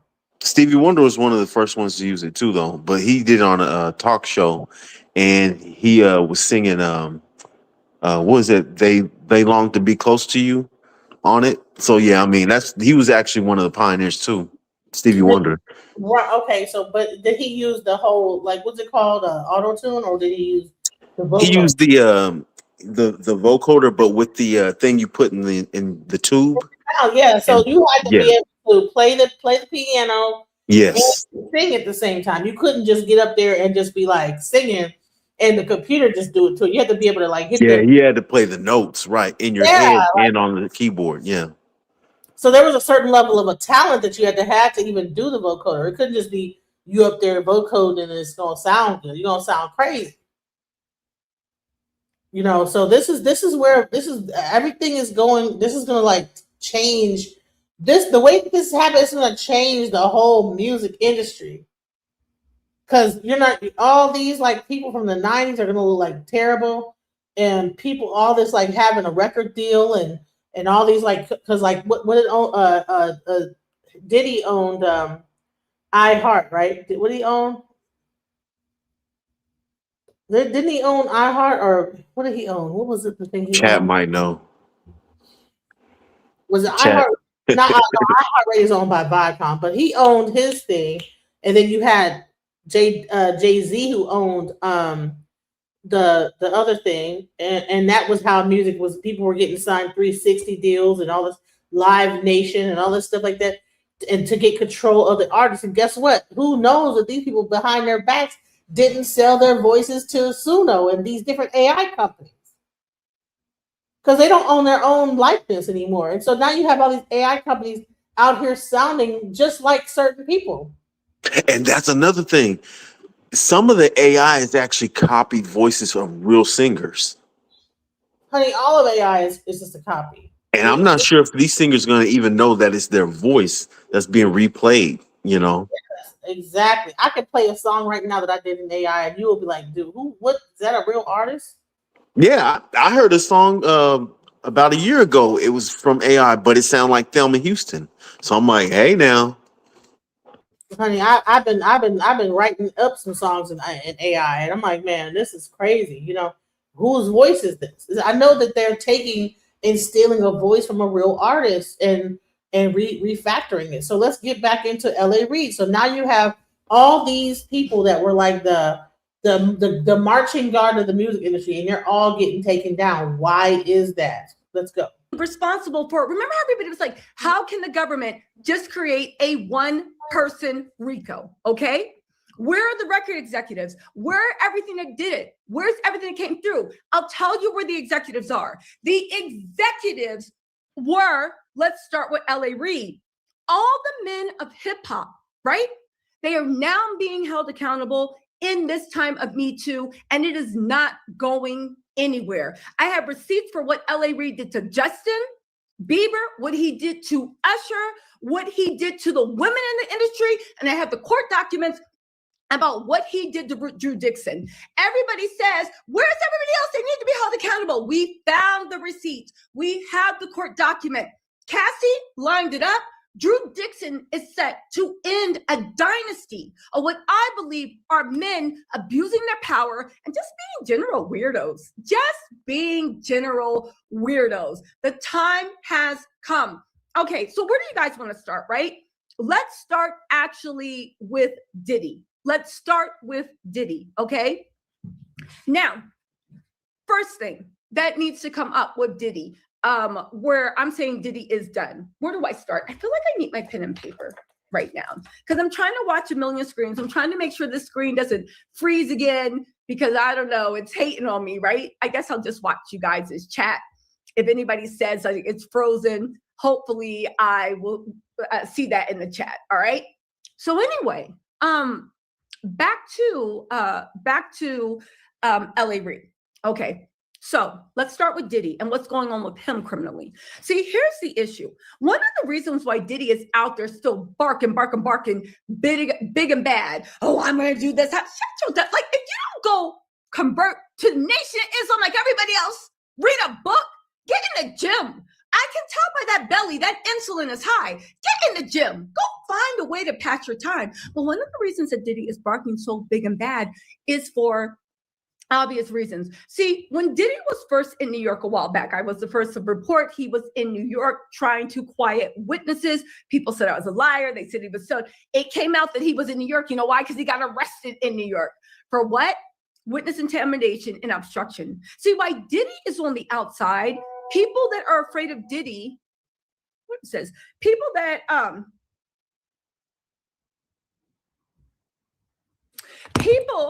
were afraid of Diddy, okay, They're afraid to speak their mind. They're afraid to come forward. And I understand that, especially after the way the feds fumbled the Cassie case, right? And we now see that it was the jury, right? But the whole point about it is, as long as Diddy stays powerful and as long as he's out on the street, he will always be a threat to people that are afraid of him. A lot of legal experts say that the reason why Diddy is willing to spend his last dollar and he's fighting to get out of jail is because he's afraid of being inside, and more and more and more charges come. Again, you cannot be a threat and a crime boss and all this stuff and all these things people say Diddy is while you are in jail. The threat is only while you're out there. And let's be real, it doesn't look like his sons have the same mental strategy as he does. It doesn't look like his sons are master manipulators. It doesn't look like he trusted anybody. Well, did she freeze? No, I just paused it. Why only hip hop? Why are they focusing only on hip hop artists? What is it about? It gets bigger. That's why it gets bigger into the Jewish execs and stuff like that. That's why it circles right back around to the Epstein stuff, and they don't want that, so they got to keep it on the black community. Well, I think that she's talking about Diddy because of his connection with L.A. Reid. And this is the thing, because the L.A. Reid situation is about he's in court right now, federal lawsuit. Things are coming down the pipeline. I think even Fat Joe has a federal, like a RICO case. They are hitting everybody. I mean, anybody that was at the top that was making money, they are hitting all they pot. I don't know if there's like some, and it's all, I think it's all even based in New York. And I'm not sure if there is like a deal going on with the court system out there that like, listen, we're gonna hit. Did they have a meeting and said, listen, we fixing to hit all these niggas up? And You hear about Ray J? No, what happened to him? So I read this title where supposedly Ray J is in the hospital, but he's supposedly in the hospital because it has something tied to Diddy, because he said something about Diddy doing something to him. I don't know how true that is, but I'm just saying it's out there.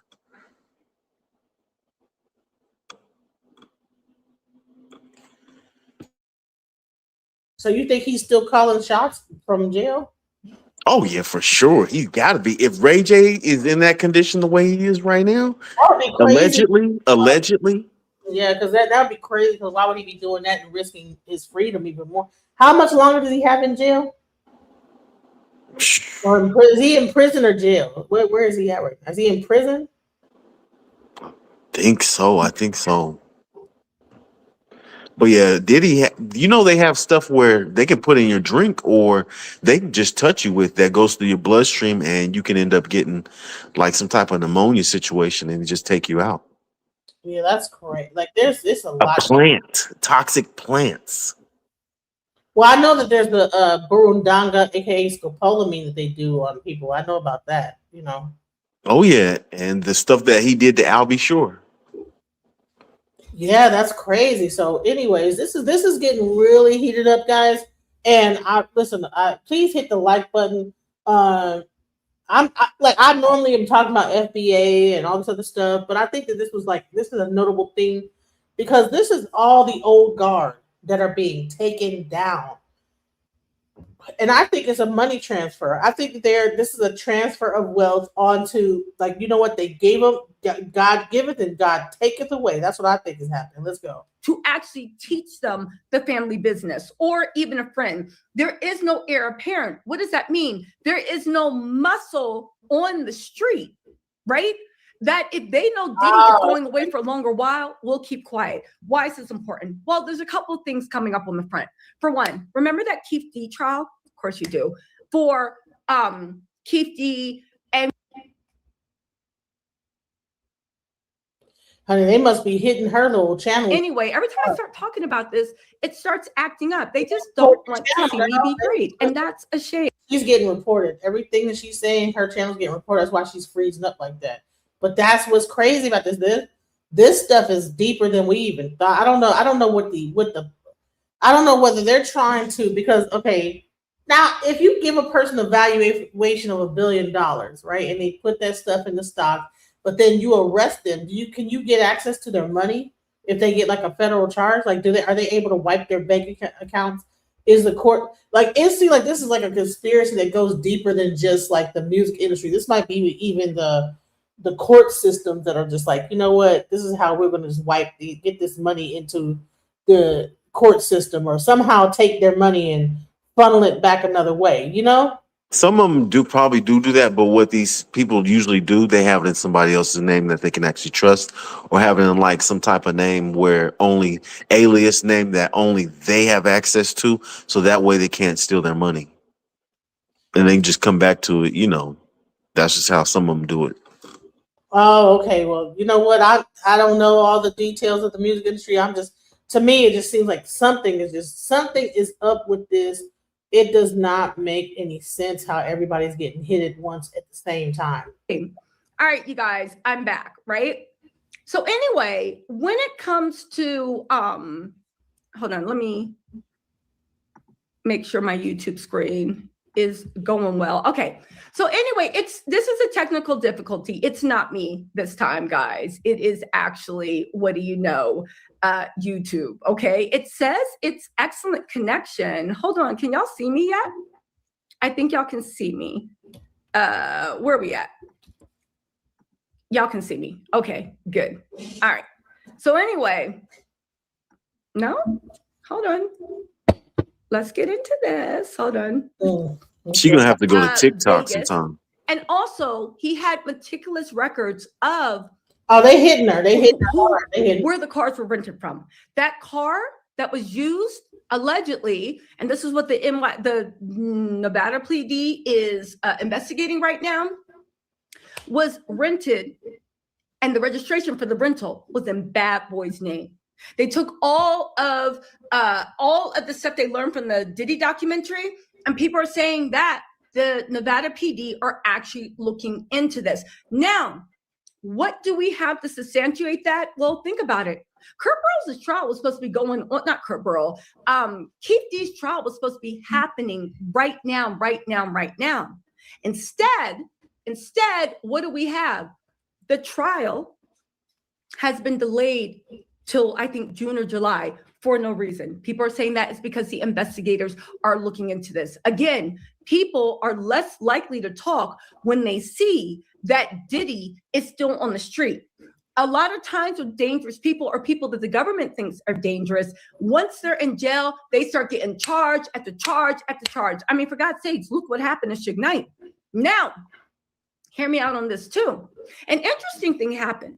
When I woke up this morning, I saw an interesting article that a lawyer, Tyrone Blackburn, had retired, had recused himself and refused to settle do law anymore. I believe it was on the Diddy docket. I don't know how they got that, because he recused himself from one case because there was a separate matter going on, but he's still very much suing Fat Joe. He's still very much suing Diddy. Remember the woman in the documentary that talked about Diddy and what happened and all this other stuff? And there's a few other women that are suing Diddy. Tyrone Blackburn is actually bro, how many people are still suing Diddy?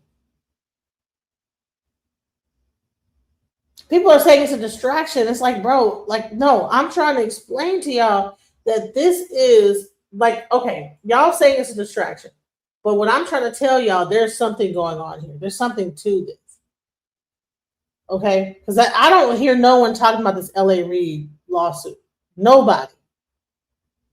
She's the only one I hear talking about LA Reid. Everybody else is talking about I Show Speed going to Africa. What's his name talking about Doechii, but I'm like, no one is talking about LA Reid in this case, this federal lawsuit.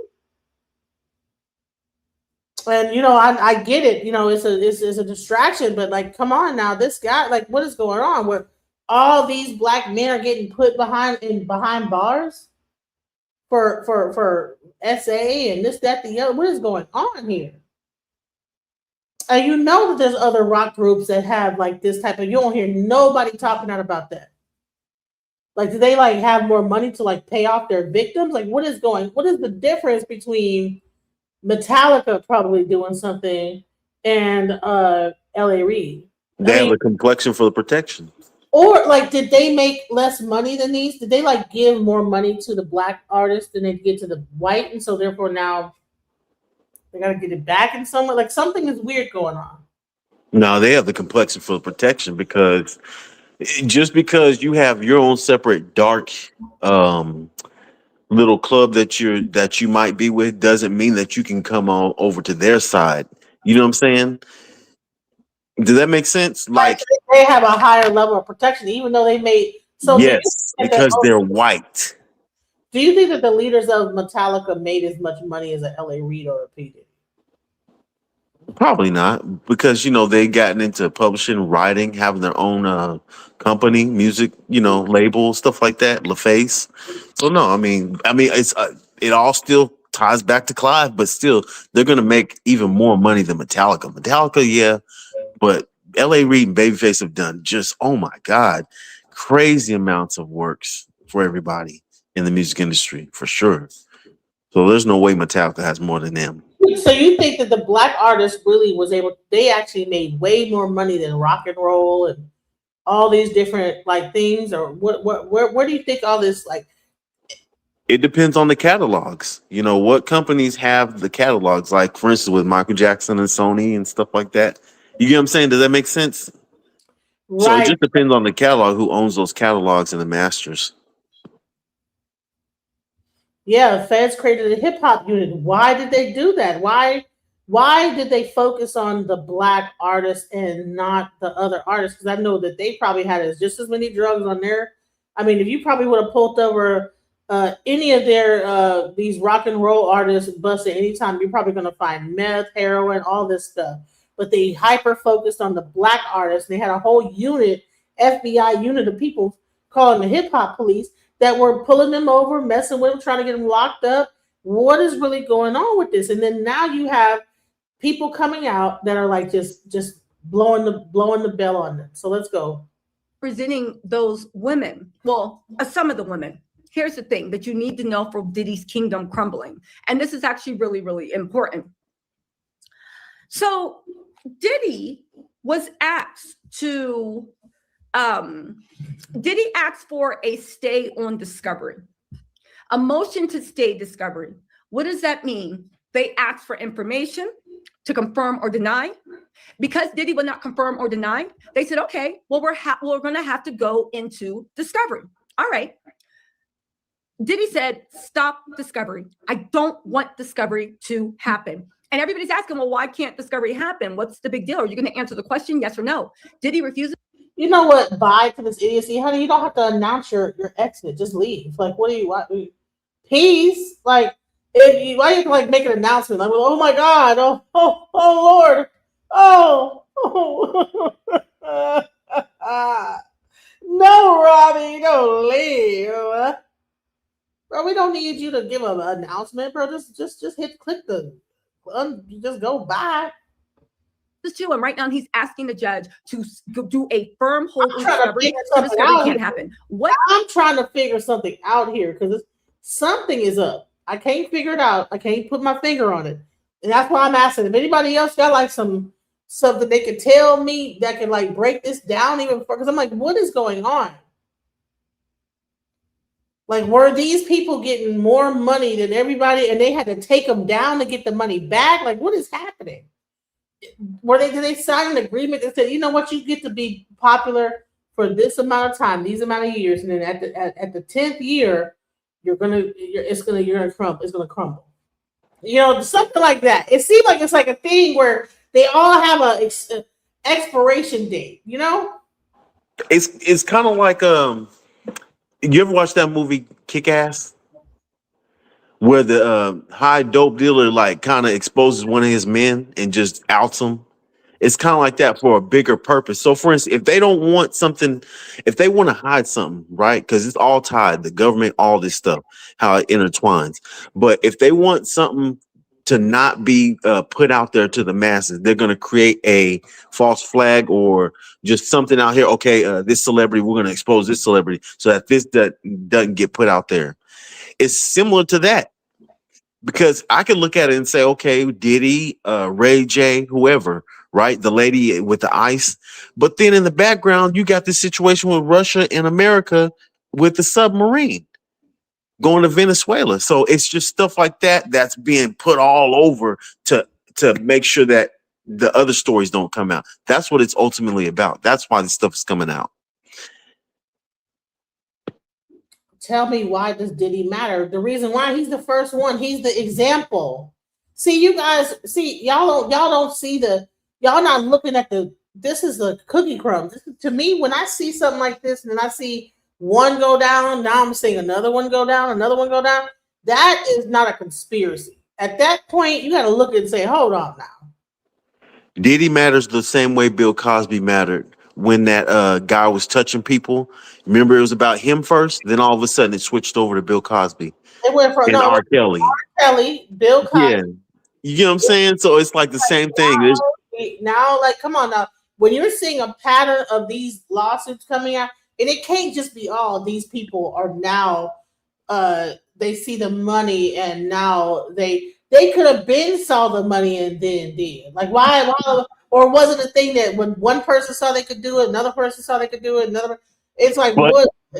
But here's the kicker. What did that lead to? For instance, with the Bill Cosby and the R. Kelly situation, what did that eventually lead to? See, that guy that was whatever he was in Hollywood, it ended up leading all the way to Epstein. You get what I'm saying? So it's like they try to use us so that way they can mask up their people, and eventually leads right back to them. But I mean, you're saying he don't matter, but no, it's a trail. Exactly. It's a trail because they try to use us so that they can cover up their stuff, but it don't work like that. Listen, I'm trying to show y'all something, because if they could do this on this, then they can start at this level and then think about this. They could just go the next level down, the next level down, and all like people's like stuff they get sued. Imagine like you make all this money and then all of a sudden, I mean, like how is LA Reid even doing music anymore? Is he really even putting out any artists? You never know. He might be. They have plenty of television shows and stuff like that, so you never know. Right, he's probably gotten into television producing. There's always something more to it. I'm trying to tell y'all, it's like a thing where the old guard of the music industry is being removed. Why? Is it to bring on the AI? It's the cover. To be honest with you, the core of it, I think, is to cover up Israel, because these people are the ones who are controlling the whole industry. So how does Harvey Weinstein lead to Bill Cosby, R. Kelly, which ends up leading to Epstein? You get what I'm saying? So it's just stuff like that. It all ties back to Israel, and that's why they ultimately cover it up with us. This right here is a conspiracy. I'm sorry. There is a conspiracy to remove all of the black people that were moguls in the music industry. And I'm the first one to say it first. You're right about that too, yeah. And not just only black, also Latino. And then when you don't have all those moguls in, and then you don't have like the people that are able to bring up artists, younger artists, then people are just going to be putting their music out on YouTube and doing like stuff and just doing it themselves. And then guess what? What could happen? Then you have AI come in, and then all your stuff could be stolen and whatever. Something around that. I think. Listen, I believe. Listen, I be having predictions, y'all. My mind be ahead of time. There's something to this, guys. This is not just by chance people getting mad at LA Reid and people getting mad at. I mean, why is everybody mad at the same time? That is weird. When everybody is a cluster of things, it's called a psychological operation. I'm gonna step down, but I'm gonna keep watching. Right. So let's go into the psyop. Okay, I'm gonna go more into the psyop. This is psychological operations, y'all. And then here's the thing: LA Reid's thing. No one has heard about his lawsuit. A full federal lawsuit going on, guys. Let's see if let's forward it a little bit more past Diddy. Everybody's like, no one cares about Diddy. Okay, well, let's get into LA Reid. That's the part that we were going to really be talking about. Let's go. But you know what it says, right? Now, here's the thing. L.A. Reid was also at the helm of Epic Records during the time frame of the Intercontinental Hotel assault with Cassie. Let's actually go through. I prepared a handy dandy slideshow. Let's cue the slideshow. Here we go. So, believe it or not, L.A. Reid also signed. Hold on, y'all. L.A. Reid. This is L.A. Reid with Cassie. Let me give you a little context. So, L.A. Reid, for his, I think it's Gamma Records, he had a record label. Keep in mind that L.A. Reid, I think he signed Christian, okay? Now, we all know what's going on with Christian's rap career, but the point is he signed Christian, right? He also, as a matter of fact, this is a picture of L.A. Reid with Cassie a few days after the Intercontinental Hotel incident. People said L.A. Reid was made aware of what was going on. L.A. Reid runs a tight ship, and people said that he was always aware of what was going on with Bad Boy Records. More importantly, right, we see L.A. Reid with The Dream, right? The Dream has his own lawsuit for being a weirdo and a creep that is coming out in July, okay? We also see, sorry guys. Come on. The Dream, L.A. Reid, P. Diddy. I mean, you're gonna like lose fingers to count on everybody's getting sued in a lawsuit at the same time. Y'all don't find that weird? What is going on? No, I'm not just talking about Diddy. I'm talking about L.A. Reid. I just use that as a segue into L.A. Reid. No, this is a whole thing. Like, L.A. Reid is way bigger than Diddy. Come on now. L.A. Reid? Come on. I think isn't L.A. Reid behind like Janet Jackson? I mean, he's behind he's behind TLC, he's behind Pink, he's behind some really major artists. And here we go. Now Andre Harrell. Listen. But here's the part that's going crazy is that like now this is leading into other people, it's going into other people. Like it's not just about just LA. Everybody's getting sued. The Dream is getting sued. All these artists are getting sued. What is going on? We also see, sorry, that was my alarm. We also see L.A. Reid and Diddy. They are super, super tight. Oh, but there's more, right? There is more. There's more. Again, this is the signing. I believe there's pictures of L.A. Reid and Diddy at the christenings. Where are we at? Oh, let's also not forget, right?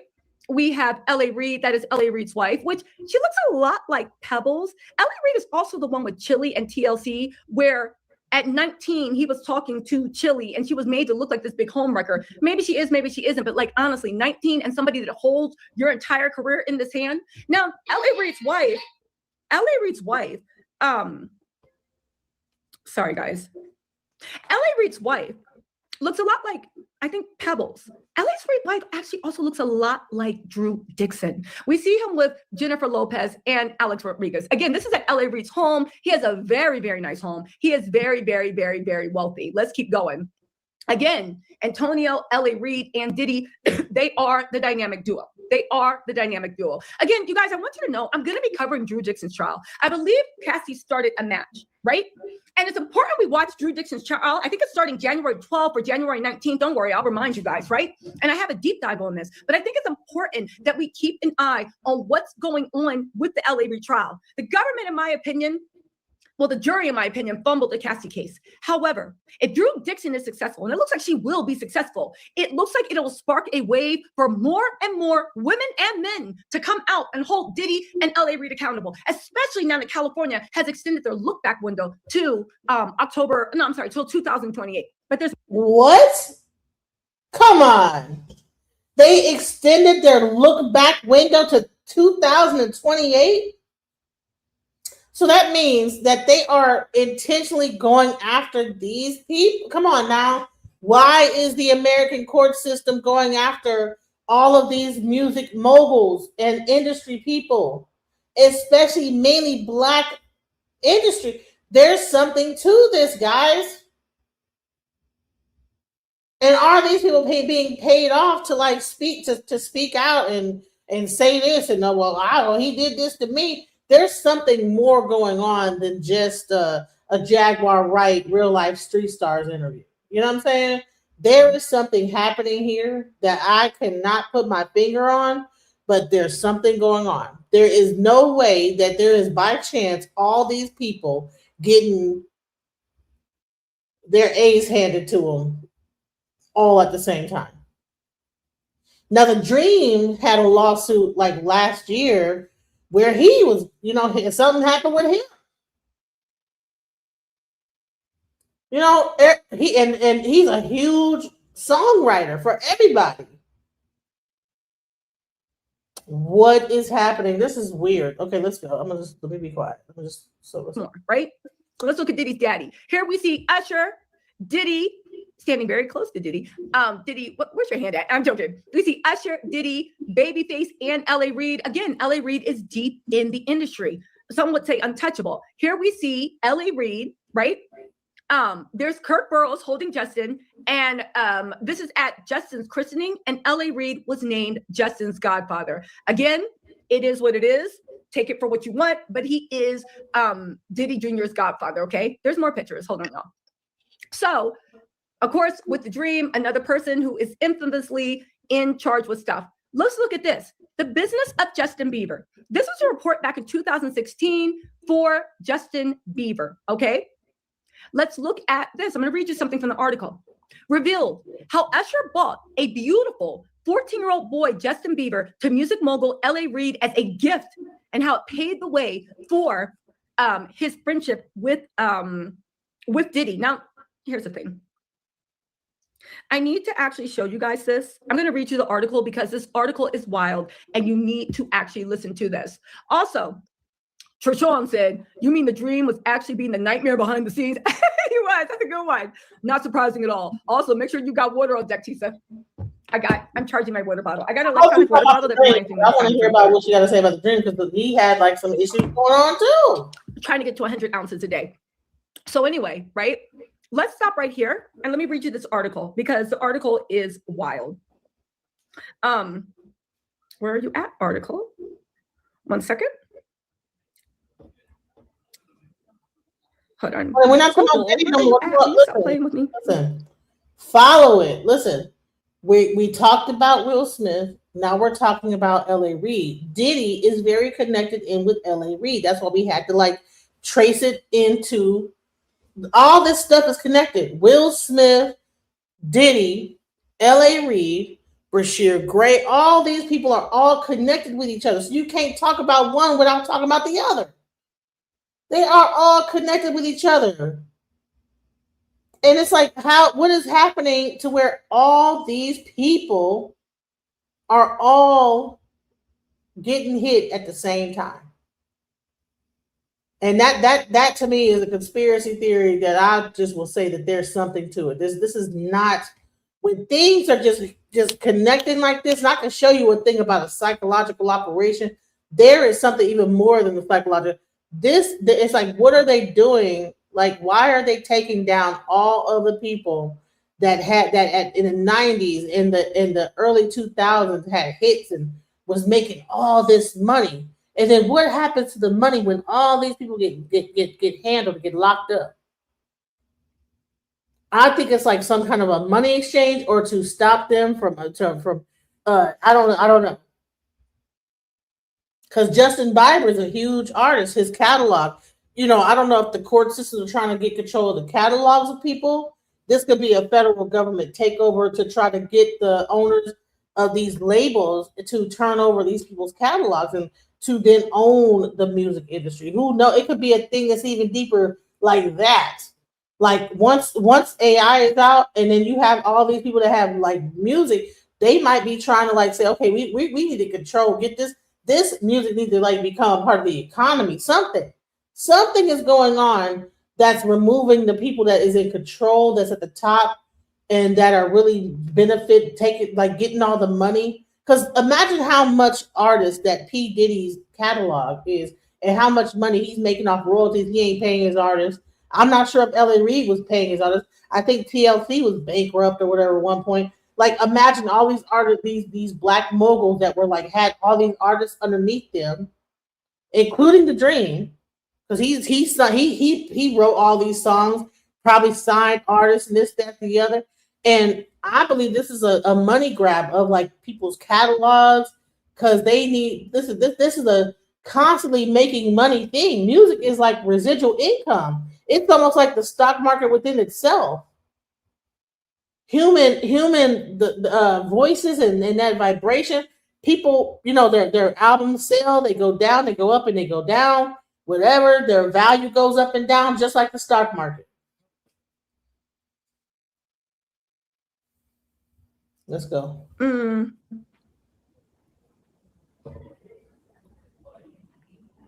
more second. Y'all know technical difficulties. Okay, here we go. The music mogul who discovered Usher and enabled P. Diddy to set up Bad Boy Records revealed how Justin Bieber was bought to him as a gift by Usher when he was 14 years old. Listen to this wording. And this is from L.A. Reid's memoir. In case some of y'all think I'm putting 20 on 10, this is from L.A. Reid's memoir, y'all. Okay? So,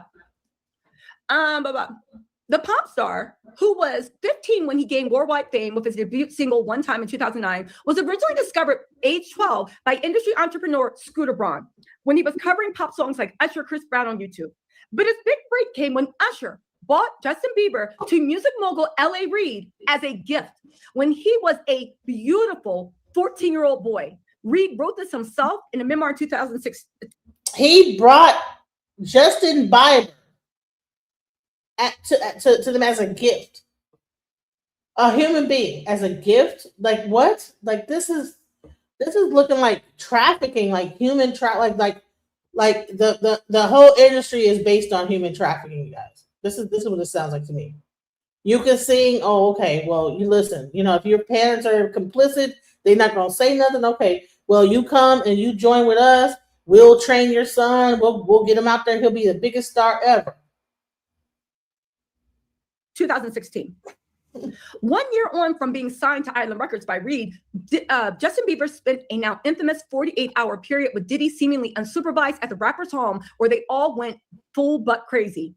Reid first met Puppy, as he was then known, while looking for a new A&R man, and was so knocked out by his creative talents that he introduced him to Clive Davis and ensured he got an advanced recording studio and everything he needed to create Bad Boy Records. When L.A. Reid, who himself was being sued for sexual assault and harassment by a former colleague, signed Usher as a teenager, he sent him off to be mentored by Diddy for a year when he was 14 years old, for 1 full year. Diddy was charged, y'all know this, blah, blah, blah, blah, blah, blah, blah. So where is the Catholic Church in all this? What are we talking about? The Vatican, the Catholic priests. We're not going to get that. We're not going to sound like we need to put our tinfoil hats on. That sound a little bit tinfoil hatty going into the Vatican and the Zionists. I don't know about the Zionists and all that. I don't know what that is. All I know is there is a conspiracy theory to take all these moguls down, and I don't know. Meanwhile, AI is becoming more and more popular over time. Now that all these artists have their voices and everything, have signed 360 deals, all the people that were in charge of those deals that signed these artists now are getting locked up or getting their whole catalogs, whatever. What is going on? And everybody's getting sued for sexual assault, right? Sexual assault, right? So here's the thing: if all this sexual assault's going on, and then they could probably go to prison for a long time, what happens to the catalog of the artists that were signed underneath them? Normally, it's going to the label. So what happens to that music? What happens to that label and all of that? Does it get seized by the government? What exactly is happening here? Former X Factor judge L.A. Reid's memoir pieces together how Diddy, Usher, and Justin Bieber all became interlinked and how he was the common denominator. Listen to what he wrote. He wrote in his tell-all memoir about his first interaction with Justin, who, according to L.A. Reid, has a beautiful face, trendy hair, and natural charisma. Reid himself discovered Usher, and the pair remained close friends even after the star had signed to another label and would often exchange gifts. Now, let's not forget that Usher was on stage crying about what the music industry did to him. Usher was there when that Kevin Hart thing, and they were having the Wild King nights. I'm just saying, right? Anyway, blah, blah, blah. He recalled how Usher phoned him in October 2008 to ask if he'd be in his office all afternoon because he had something he wanted to bring me. At 4 p.m., this is in L.A. Reid's memoir. Just let you know the type of dude we're dealing with before I get into the court docs. And blah, blah, blah, blah, blah. At 4 p.m., Usher arrived with an adorable 14-year-old boy. Oh my God. This is how L.A. Reid described Justin Bieber. L.A. Reid wrote this in his book. Like, what the heck is going on? He came in with an adorable 14-year-old boy. Creepy. What is going on here? He said, this kid was beautiful. Like a woman can. This kid was beautiful. No, oh my God. What is happening? What? He recalled how Usher phoned him in October 2008 to ask if he'd be in his office all afternoon because he had something he wanted to bring me. At 4 p.m., this is in L.A. Reid's memoir. Just let you know the type of dude we're dealing with before I get into the court docs. And at 4 p.m., Usher arrived with an adorable 14-year-old boy. This is how L.A. Reid described Justin Bieber. He said, this kid was beautiful. Like a woman can be beautiful, and men rarely are. He turned it on as soon as he stepped into the room. This man is talking about a 14-year-old boy. Again, this is out of L.A. Reid's own memoir. This kid was beautiful. Like a woman can be beautiful, and men rarely are. And he turned it on as soon as he stepped into the room. What? This is a book that is written by L.A. Reid. This kid was beautiful. It's like a woman could be beautiful, and men rarely are.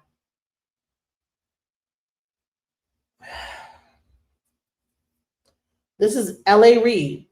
Like L.A. Reid. L.A. Reid and Babyface, LaFace Records, the ones that brought you Tony Braxton. I think that didn't they also do stuff with was it L.A. Reid? L.A. Reid and Babyface they did so much Karen White, all these different artists, right? How does it start off from just an R&B duo to now turning into like what it is turning into now? I think also L.A. Reid was behind the Backstreet Boys or like NSYNC or one of those groups as well.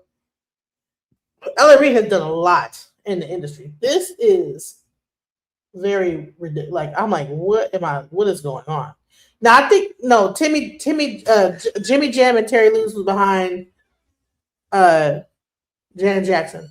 But I think L.A. Reid and Babyface did do some stuff with Janet Jackson. I don't know, but this is crazy. L.A. Reid, let's go. Bieber immediately sat down at the piano and started singing before playing his guitar and talking, almost like it was a nightclub act. Usher interrupted. Yo, this is Justin Bieber. L.A. Reid said, Usher didn't just bring me a kid with an amazing voice. He brought me a born entertainer, someone who would be the biggest of them all. When Usher said he had a gift for me, he wasn't kidding. Reid then decided to sign Justin straight away and claimed his hair was every bit as important as his songs and his voice.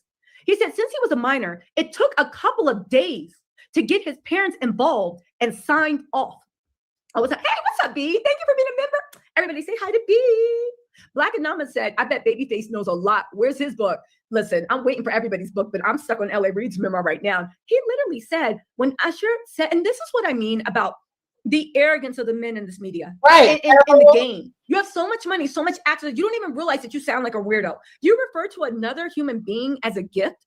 You say since he was a minor, it took a couple of days to get parents involved and sign off. And on top of that, he said, no, you say I'm focused on Black artists to deflect from the bigger picture, sir. What I'm showing you is that the Black artists are the bigger picture. These Black record label owners are the bigger picture. That's what I'm saying, is that I didn't realize how much pull, because I think even it was a Black artist, I forget who, even Lady Gaga is signed to. Like a lot of these white artists are signed, and these Black, Pink, huge pop artists are signed to Black L.A. Reid. They sign them first, then they get signed over to Universal and this, that, the other, and the bigger labels. They start off with Black labels first, then they get signed again. But it's like they're like double slaves. They're L.A. Reid, them, whatever his company is, getting money off them, and then you get like Universal getting money off them. All these pop artists that you see out here, they 9 times out of 10 have like a Black like label stuff. That's why it's this to me with L.A. Reid. L.A. Reid is behind a lot of your pop groups. So I mean, I don't understand. Maybe you just don't know that he's behind a lot of pop artists. Pink, one of the largest ones. I remember when she had a song. LA told me you'll be a pop star. All you got to do is change the way you are. I remember that verse in the song, right? It's something to that. She even put it in her music.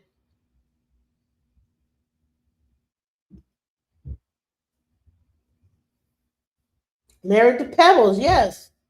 It started off with Pebbles and what's the other girl? I mean, there's so much R&B music that was done by L.A. Reid and Babyface.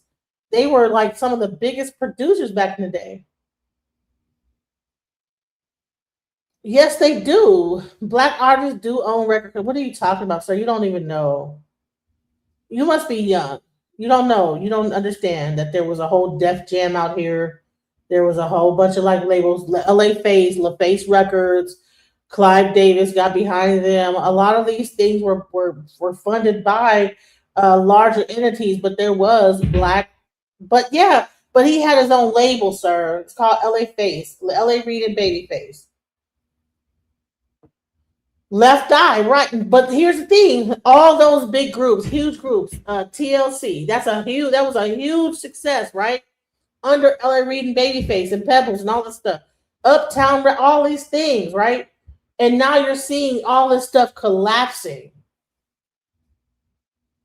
You're seeing it all collapse before your eyes. All these people that I looked, I was like, man, LA Reid, was the stuff back in the day. Him and Babyface.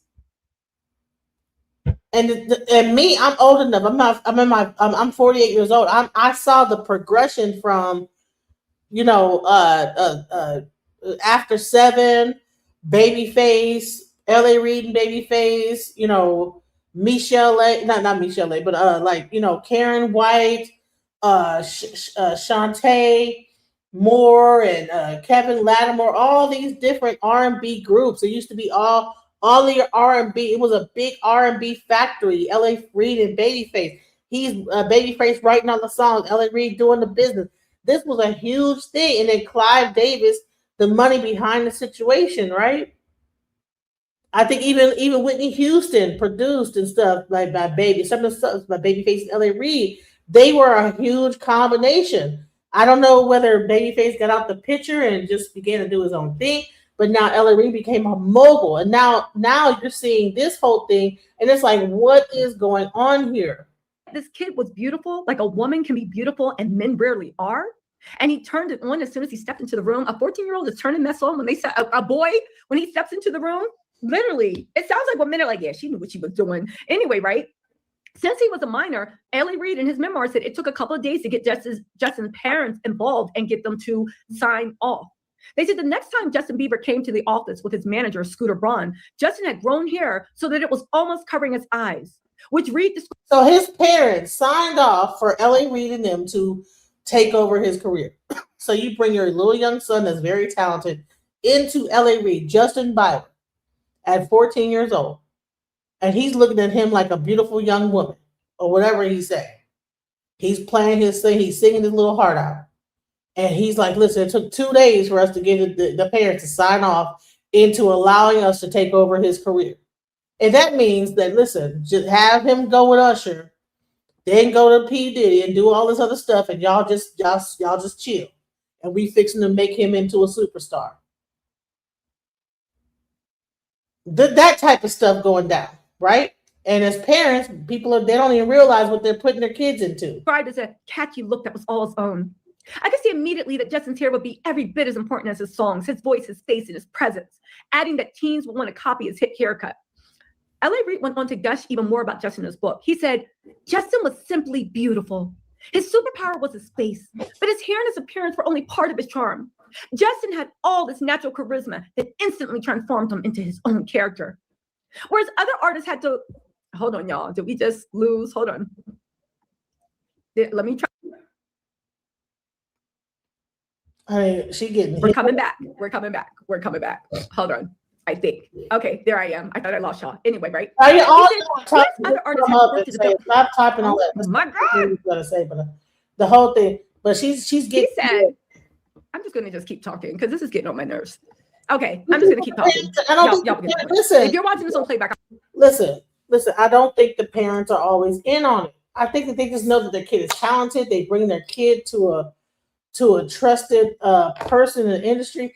They're not in on it. I'm sorry, you can't convince me that these parents are knowingly putting their kid in a situation where they could like be exploited in a bad, like, other than music wise, not exploited to be on drugs and to get, assaulted in certain ways. I don't think that any parent would ever do that. I'm sorry, you can't tell me that. That's crazy, But let's go. I'll cut out the dead times. Just rock with me, all right? Right? He said, whereas other artists had to work to develop the persona that they wanted to project, he was lovable and lively from the start. He was radiating personality. Usher played a huge role in jumpstarting Justin's career. While their relationship has always been seen as professional, Usher revealed that he felt like a mentor, and Justin was more like family to him. Anyway, hold on a second. They're fans, exactly. Okay. They are fans. They probably seen NSYNC and other people that he's done music with, and they want their kid. They looking at the money. They saying, "Hey, look, we got a gold." They seen him singing and everything. They said, "We got a gold mine here," and they just took their child over there. Had no idea what they was even getting into. I don't think that anyone would knowingly put their kid into a situation knowing that this child would be abused and treated and introduced to drugs and all this other stuff. You know what I'm saying? A lot of people that, they might be from the backwoods somewhere, a little small town in Ohio. Where are we from? You know what I'm saying? Maybe it's whatever small town. I'm not sure where Justin Bieber's from, Canada, whatever. They just saw, like, my child can sing. I want him to be in the industry. He wants to be in it. I'm going to get behind him. They don't think that these people are going to bring him and start taking him to the club and watching strippers and whatever the heck they had him doing. Anyway, Reid is currently being sued for sexual assault and harassment by a former colleague at Arrested Records, Drew Dixon, who says he assaulted her twice in 2001 on a private plane and in the back of his car. Now, I want to draw your attention also, just because I want to give you context to who we're dealing with, right? The man that thought Justin Bieber was beautiful like a woman, right? Let's not forget this. Justin Bieber shares emotional posts about healing on Christmas Eve. He says, "I've been through pain. This just happened." He said, "I don't want to burn the music industry down. I want to see it made new, safer, more honest, more human." Now, let's get into that. So on December 24th, Justin Bieber shared an emotional post. He said, "Christmas time is that time to reflect and ask yourself what you really want, what truly fulfills." He said that Christmas is a reminder that Jesus is the free gift of forgiveness only he can offer. He then proceeded to reflect on his own journey, admitting that letting go of resentment is very hard. He says, "I hope wherever you are, you can lean into this love that meets us exactly where we are, no matter what." He also said, "I grew in a system that rewarded my gift, but didn't always protect my soul." This is the boy that Usher, literally, L.A. Reid said Usher gifted him. And L.A. Reid described as beautiful, like a way women rarely are. No, women are, and men rarely are. And he knew what he was doing. That 14-year-old, since he walked into the room, turned it on. More importantly, this is the man that Usher and L.A. Reid delivered to Diddy to be in the boot camp for God knows how long. So Judy Garland was pimped out by Metro Goldwyn by her mom to Metro. Did she get pimped out, or did her mom want her to be? Probably heard her voice and then was trying to make her be successful. I don't know. Like, Drew Barrymore was pimped out by her mom. Read her memoir. Maybe these moms are pimping their kids out. I don't know. Maybe they are. That's crazy. And maybe this is a part of Hollywood. Maybe this is the thing. They grow their kids up in California, and that's a part of the industry. I just, to me, in my mind, I can't believe that someone would do that to their child. Like, raise a child, see him Googling Gaga.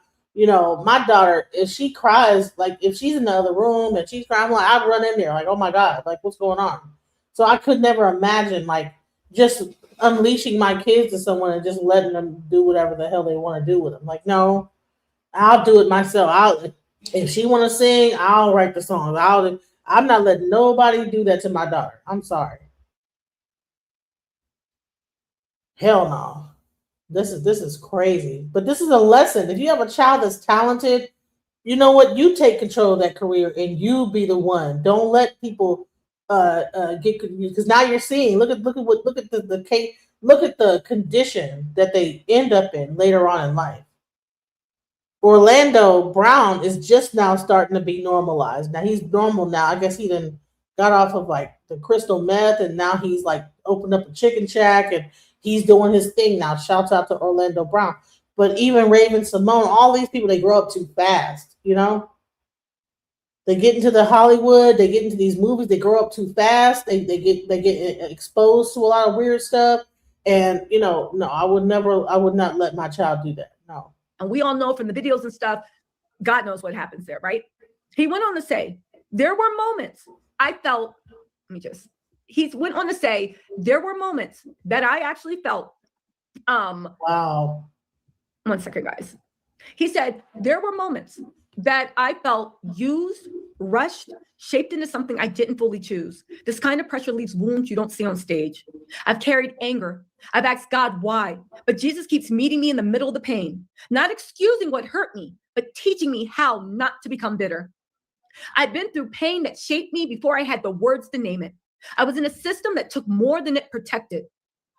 He said that before stating that he's now healed and on a journey of forgiveness. He said, I don't want to burn the music industry down. I want to see it made new, safer, more honest, more human.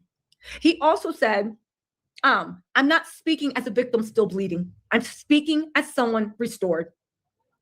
Again, he literally repeated that in a second also post. We all know that for whatever happened, right? We all know what happened with Justin Bieber, or at least whatever happened to him in the music industry completely broke him, completely left him hollow. His beginnings, Usher, bought by Usher as a gift to L.A. Reid. L.A. Reid talked about how beautiful he is like a woman, and he knew what he was doing. He could turn it on, right? They then had to pull a few strings because he was a minor to get the parents on board. And once then, he was released to Diddy's Flavor Camp, a place that Justin Bieber said was full buck wild. We all know the way Diddy gets down, crazy adult situations. Usher said, admitted publicly on the Howard Stern show that L.A. Reid gave him to Diddy, right? And it makes you think, if you got given to Diddy and you sit in the Flavor Camp, you witnessed orgies, you witnessed grown things, and you said you would never send your children to Diddy's Flavor Camp. Why did you call L.A. Reid excitedly to hand Justin Bieber over as a gift? And again,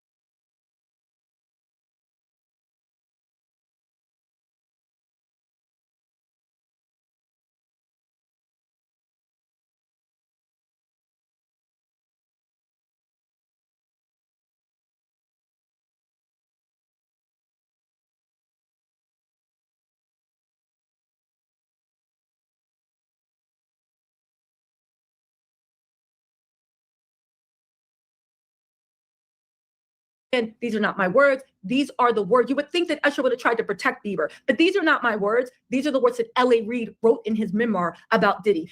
I'm not Diddy, about Justin Bieber. And before you say, oh, blah, blah, blah, because why would he write something that's so incriminating? I truly believe that when people are on weirdo stuff, and everybody's on the weirdo stuff, you know what it's like?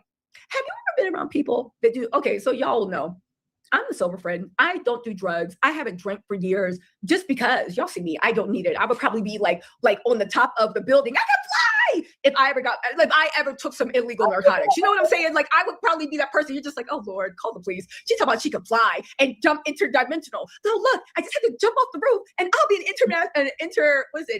intertime space travel, right? Interdimensional space travel. Y'all would literally be like, why did anyone give her anything? However, I've had people that they use drugs, right? And the thing is, the people in my life that are partiers, that like going and partying, this and that, they never realize in polite company how weird their use is, right? So we'll be all sitting there, and I got my church going friends, I got my party friends, I got friends from like all over, right? And they'll be talking to like my 9-to-5 friends, like, yo, like, what are you doing? They'll be like, yo, you want this, you want that, and the 9-to-5 friends will be like, oh my God, you're a drug addict. But to them, it's completely normal because they go out and party every night, and everybody they know is in the partying. So they are just asking, do you want some out of courtesy? They don't realize how weird they look because they are in a partying bubble. You know what I'm saying? It's just like your church friends. They don't realize how weird it looks when they do certain stuff because they're in the church bubble. I think that L.A. Reid and Diddy and that whole industry, they are in an industry bubble. And I feel like he's been allowed to do this stuff so much that he didn't even realize how weird he sounds. You know what I'm saying? Do you know what I'm saying? Anyway, this is Diddy's daddy. I could tell you guys so many other stories, but let's talk about what's actually going on, because Miss Drew Dixon looks like she's going to be Cassie 2.0, and it looks like she is going to be absolutely the woman that takes L.A. Reid down. You guys, we keep saying how come nobody did anything. We need to find a way. Well, I'm covering this trial, but we have to ring the alarm and get the word out and start talking about it on blogs. I'm going to do a deep dive so we bring maximum media attention to this. Because here's the thing. I feel like these people are hoping and praying, right, that it just flies under the radar, that it does something. And what's so weird? I will say this, and I will say it once and I'll say it twice. The media and the industry picks and chooses who they want to target. Case in point, did y'all know that L.A. Reid was being sued? Did y'all know he was being sued for Diddy-like crimes? Here we go. Let's go. Finally getting into it. So she led us into this whole thing. Now we're gonna get to the meat of it. L.A. Reid being sued for Diddy-like situation. Let's go. Did y'all know this isn't the first time that he either got sued or settled? Did y'all know that stuff with Justin Bieber? Did y'all know any of that stuff? You could have or you could not. But what we woke up to? We woke up to, oh my God, Will Smith was accused of SA. And I'll do a video about it. But one of the reasons why I didn't write about it or do a video, because I was like, this doesn't sound right. I read the court docs. I'm like, I know I believe all victims, but something isn't adding up because I don't see how any of this is connected to Will Smith. And this has been all over the front papers, all over this. A man whose only sin, if anything, might be that he don't got the healthiest marriage. Okay, fine. What did they just release? Even with Variety, and Variety and all those places are owned by the same person. It's one billionaire guy. All the entertainment magazines are owned by one person. All of them. What did they just come out with? Oh, quietly. Never mind. None of this relates directly to Will. He's not accusing Will of SA. He's not accusing Will of this. No. He's saying that something happened in his room that had nothing to do with Will, and he got fired by Will's team because Will's team thought that he was lying and that he made the whole thing up. Again, he said that he walked in, he found a beer that was empty, an earring, a red backpack, discharge papers from the doctors, right? And the doctor from the hospital, so there was a name on it, HIV medication with a name on it, and a note saying, hey, Brian, we'll be back at 5:30, just us, whatever. And he tried to say somebody broke into his room. And the whole thing is, they had this whole story that went around the world about the way Will Smith is SA and this and that, and only for everybody to walk it back and be like, yeah, he's not even being accused of that. He's accusing Will of wrongful termination because Will's team fired him because they were like, we checked security tapes. That did not happen. You are lying. What is going on? But even if his story was taken as true, it had nothing to do with Will, but they put his name in with the SA allegations. But yet we have L.A. Reid, who's had plenty of allegations, right? Remember when he also, I think, discovered Lady Gaga. And I don't know what happened with Lady Gaga, right? But Lady Gaga said that she had her master's withheld because there was a top-ranking executive that she refused to sleep with. And because she refused to sleep with, he wouldn't let her record. He wouldn't let her do masters or something else. There's another young lady who was signed on L.A. Reid that told a very similar story. Now, I'm not accusing L.A. Reid of something. I am saying, who is this high-ranking executive? Because the only other person was Diddy, right? But I'm sorry, he said he was going to erase her masters. The only other person that would have the power to do that, I believe, is L.A. Reid or Diddy. Again, they go hand in hand. But it shocks me how all this history is about L.A. Reid and you haven't heard anything about it on that one front page. But you heard some bullshit, right?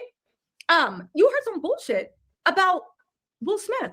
That wasn't, all they had to do was look at the court documents. He was, because I kept saying, where is he connected? And you know me, I never want to get sued. I'm like, where's he connected? And I kept saying, let me wait for more information because something's not adding up by the news reports. It doesn't add up. And then we find out when we get the actual legal documents, he's not connected at all. They literally threw his name right next to it just to get a headline, just to destroy his legacy. Because let's not be real, ever since the Chris Rock thing, the guy that... So here's the thing. What she's saying is that you're hearing about Will Smith, you're hearing about Diddy, you're hearing about Dream, you're hearing about other people. You're not hearing about L.A. Reid. L.A. Reid has been having lawsuits going on for the longest. You never hear about any of them. So here she's covering it. She's telling you, okay, you don't get to hear L.A. Reid nothing. But meanwhile, L.A. Reid is behind all this stuff. You have people accusing him, saying, listen, he wouldn't put my music out unless I slept with him. You know, people have L.A. Reid stories for days, and I can even show you, okay, I'm just showing you her thing, but I got more. Let's go.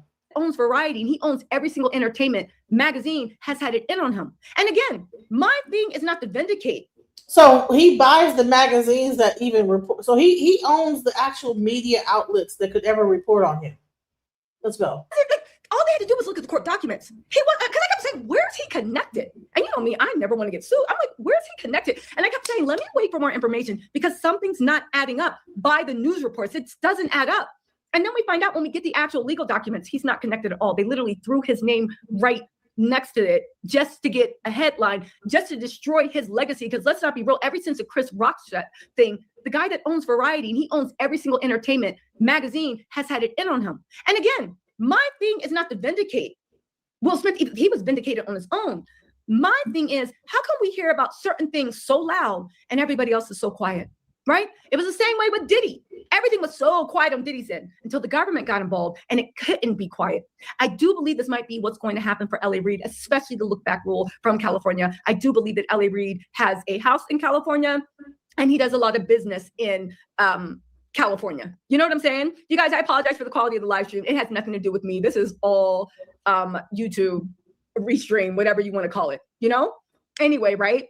Yeah. So listen, at the end of the day, it is what it is. But exactly, the only people that are protected are the ones that went to the island. I saw an. Listen, she's slowly walking you into the lawsuit that L.A. Reid has. Y'all, you just came to y'all have the smallest attention span. Just chill, just wait. She fixing to get into the documents of this lawsuit. He has a lawsuit, a federal lawsuit, guys. Just chill. Just relax.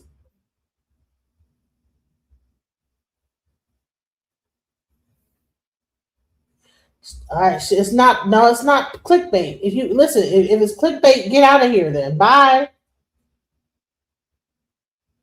Bye.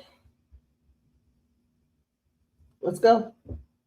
Interesting TikTok that said Diddy and Jeffrey Epstein were each other's biggest competition. I've always said that I think Diddy saw Epstein's parties and was like, yo, I can do this, but I can do it cooler. They made a joke that Diddy and Epstein, even in the thing, they were so competitive. Epstein never attended one Diddy party. He was never invited. And Diddy was never invited to one Epstein's party. Not because they didn't roll in the same circles. It's because they were highly competitive and they looked at each other as competitors and they would never let each other come to their parties. Forget about what happened on the island. Jeffrey Epstein used to host the parties that all the New York elite, all the United States elite and international elite wanted to be on. But anyway, let me get into the lawsuit that looks like it is going to actually take whatchamacallit down. Hold on really quick. Let's see if we can L.A. Reid do this. Where are we? 1 second, y'all. I'm just looking for. Is this it? Is this it? Is it on? Is it on? No. Hold on really quick, you guys. I'm trying to. Here we go. So L.A. Reid right now. Let me see if I can minimize this. 1 second. Where am I at? Hi. Okay, I'm here. So L.A. Reid right now, right?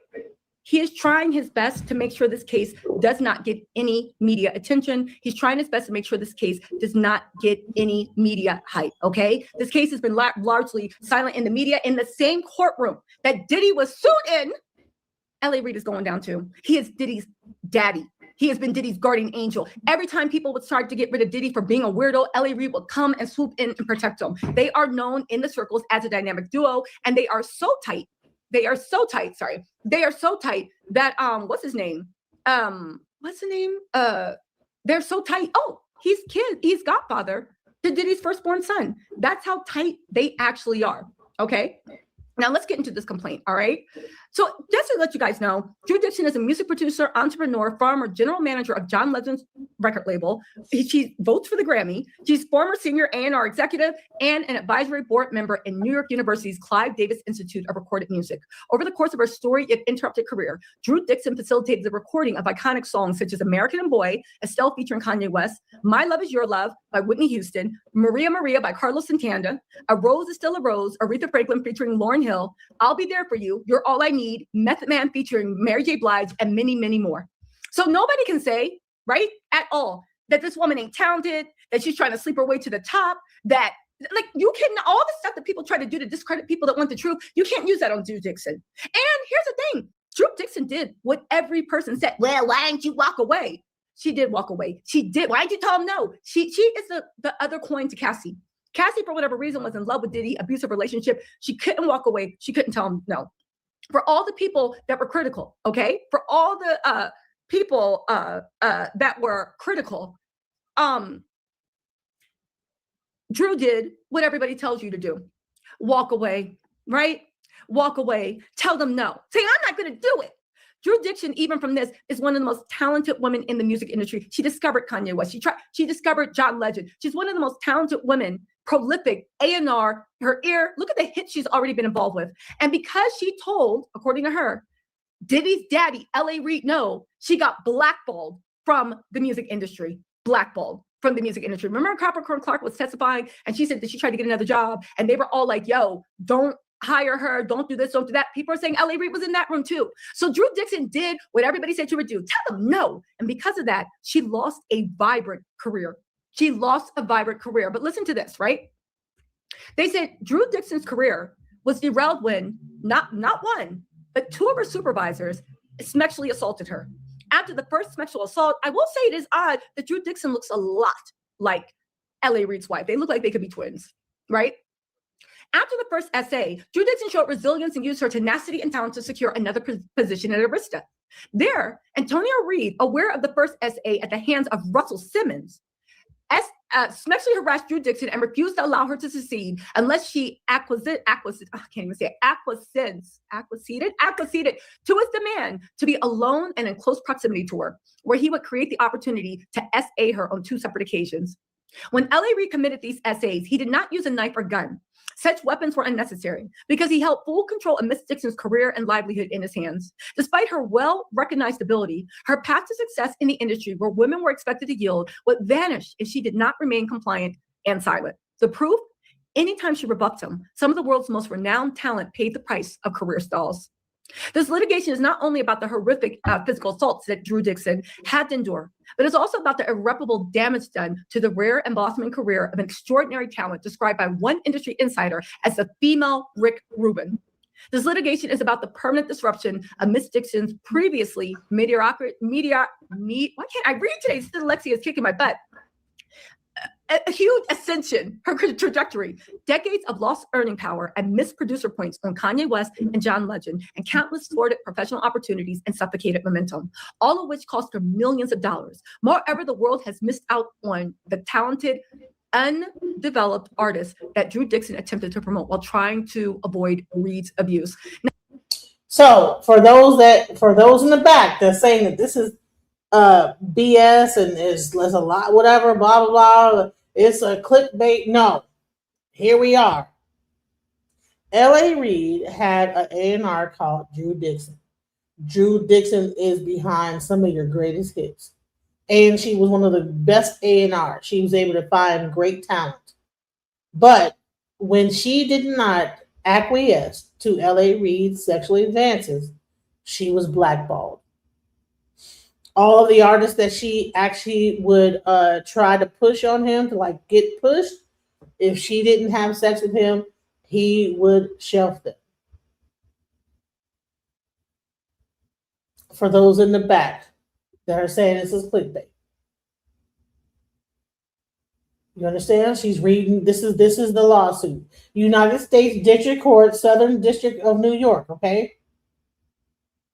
Plaintiff Antonio Marcus, L.A. Reid, defendant. Complainant Drew Dixon.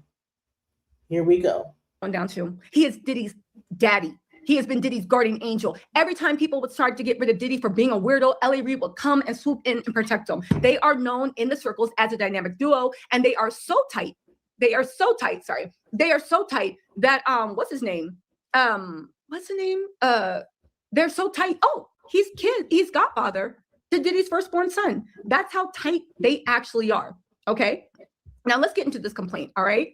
So just to let you guys know, Drew Dixon is a music producer, entrepreneur, farmer, general manager of John Legend's record label.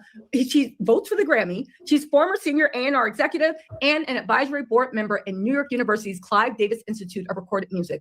Over the course of her storied yet interrupted career, Drew Dixon facilitated the recording of iconic songs such as American Boy, Estelle featuring Kanye West, My Love Is Your Love by Whitney Houston, Maria Maria by Carlos Santana, A Rose Is Still a Rose, Aretha Franklin featuring Lauryn Hill, I'll Be There For You, You're All I Need, Method Man featuring Mary J. Blige, and many, many more. So nobody can say, right, at all, that this woman ain't talented, that she's trying to sleep her way to the top, that, like, you can, all the stuff that people try to do to discredit people that want the truth, you can't use that on Drew Dixon. And here's the thing, Drew Dixon did what every person said, well, why didn't you walk away? She did walk away. She did. Why didn't you tell him no? She is the other coin to Cassie. Cassie, for whatever reason, was in love with Diddy, abusive relationship. She couldn't walk away. She couldn't tell him no. For all the people that were critical, okay? For all the people that were critical, Drew did what everybody tells you to do. Walk away, right? Walk away. Tell them no. Say, I'm not going to do it. Drew Dixon, even from this, is one of the most talented women in the music industry. She discovered Kanye West.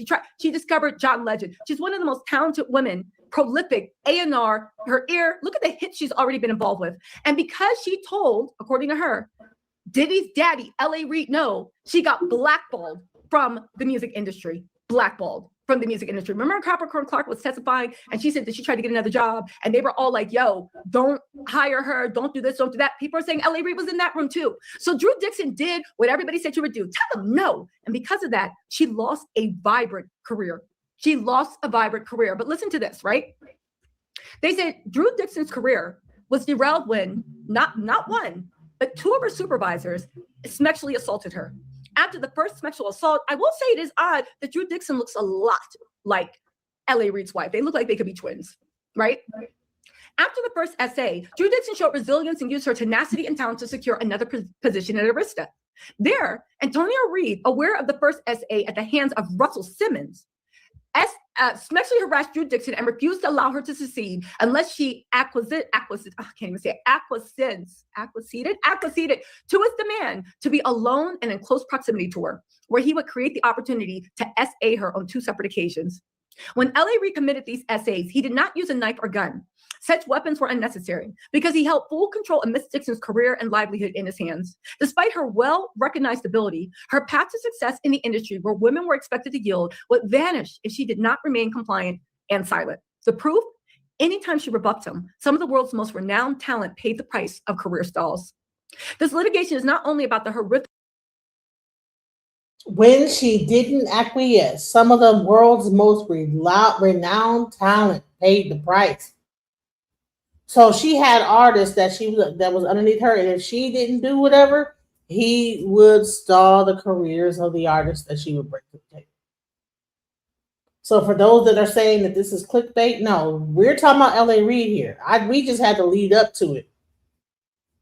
This is 100% L.A. Reid. Let's go. Physical assaults that Drew Dixon had to endure, but it's also about the irreparable damage done to the rare and blossoming career of an extraordinary talent described by one industry insider as the female Rick Rubin. This litigation is about the permanent disruption of Miss Dixon's previously why can't I read today? Dyslexia is kicking my butt. a huge ascension, her trajectory, decades of lost earning power and missed producer points on Kanye West and John Legend, and countless thwarted professional opportunities and suffocated momentum, all of which cost her millions of dollars. Moreover, the world has missed out on the talented, undeveloped artists that Drew Dixon attempted to promote while trying to avoid Reid's abuse. Now, this is in the Southern District of New York. Let's get into our background a little bit. Drew is the youngest child of Sharon Pratt and Arrington Dixon, had impressive ear at an early age. As a young child growing up in Washington, D.C., she studied violin and piano. She loved listening to her great-grandmother, Hazel Pratt, playing the piano.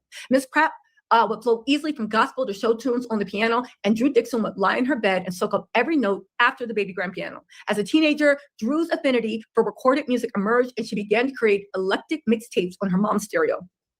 She became fixated precisely on sequencing the songs in order to establish a perfect flow. She painstakingly created transitions. She began to study linear notes and credits on the backs of albums in her mom's recorded collection and her own. Now, pause this, because I know it's like, oh, what's the importance of this? But this is what I mean about the industry and how even when you tell them no, that's not the end of it. They still, tell me how Diddy, who can't rap, don't know how to make music, don't know how to read music. The only thing he knows how to do is exploit people. Tell me how he was given a record company, protected when people saw he was a weirdo, more and more money pumped in, looked the other way when he was beating every woman around him, according to his victims. Can someone please tell me how Diddy has a career, right? But Drew Dixon was denied one, okay? She began to study the linear notes and credits on the backs of the album in her mom's record collection and her own. She became increasingly interested in the roles of the album covers described: engineer, mixer, producer, arranger, background vocalist, session players. She rummaged through her mom's albums to find lesser known tracks by artists by Earth, Wind & Fire, Parliament, Funkadelic, Luther Vandross, Anita Baker, Stevie Wonder, Billie Holiday, Hall & Oates, Bread.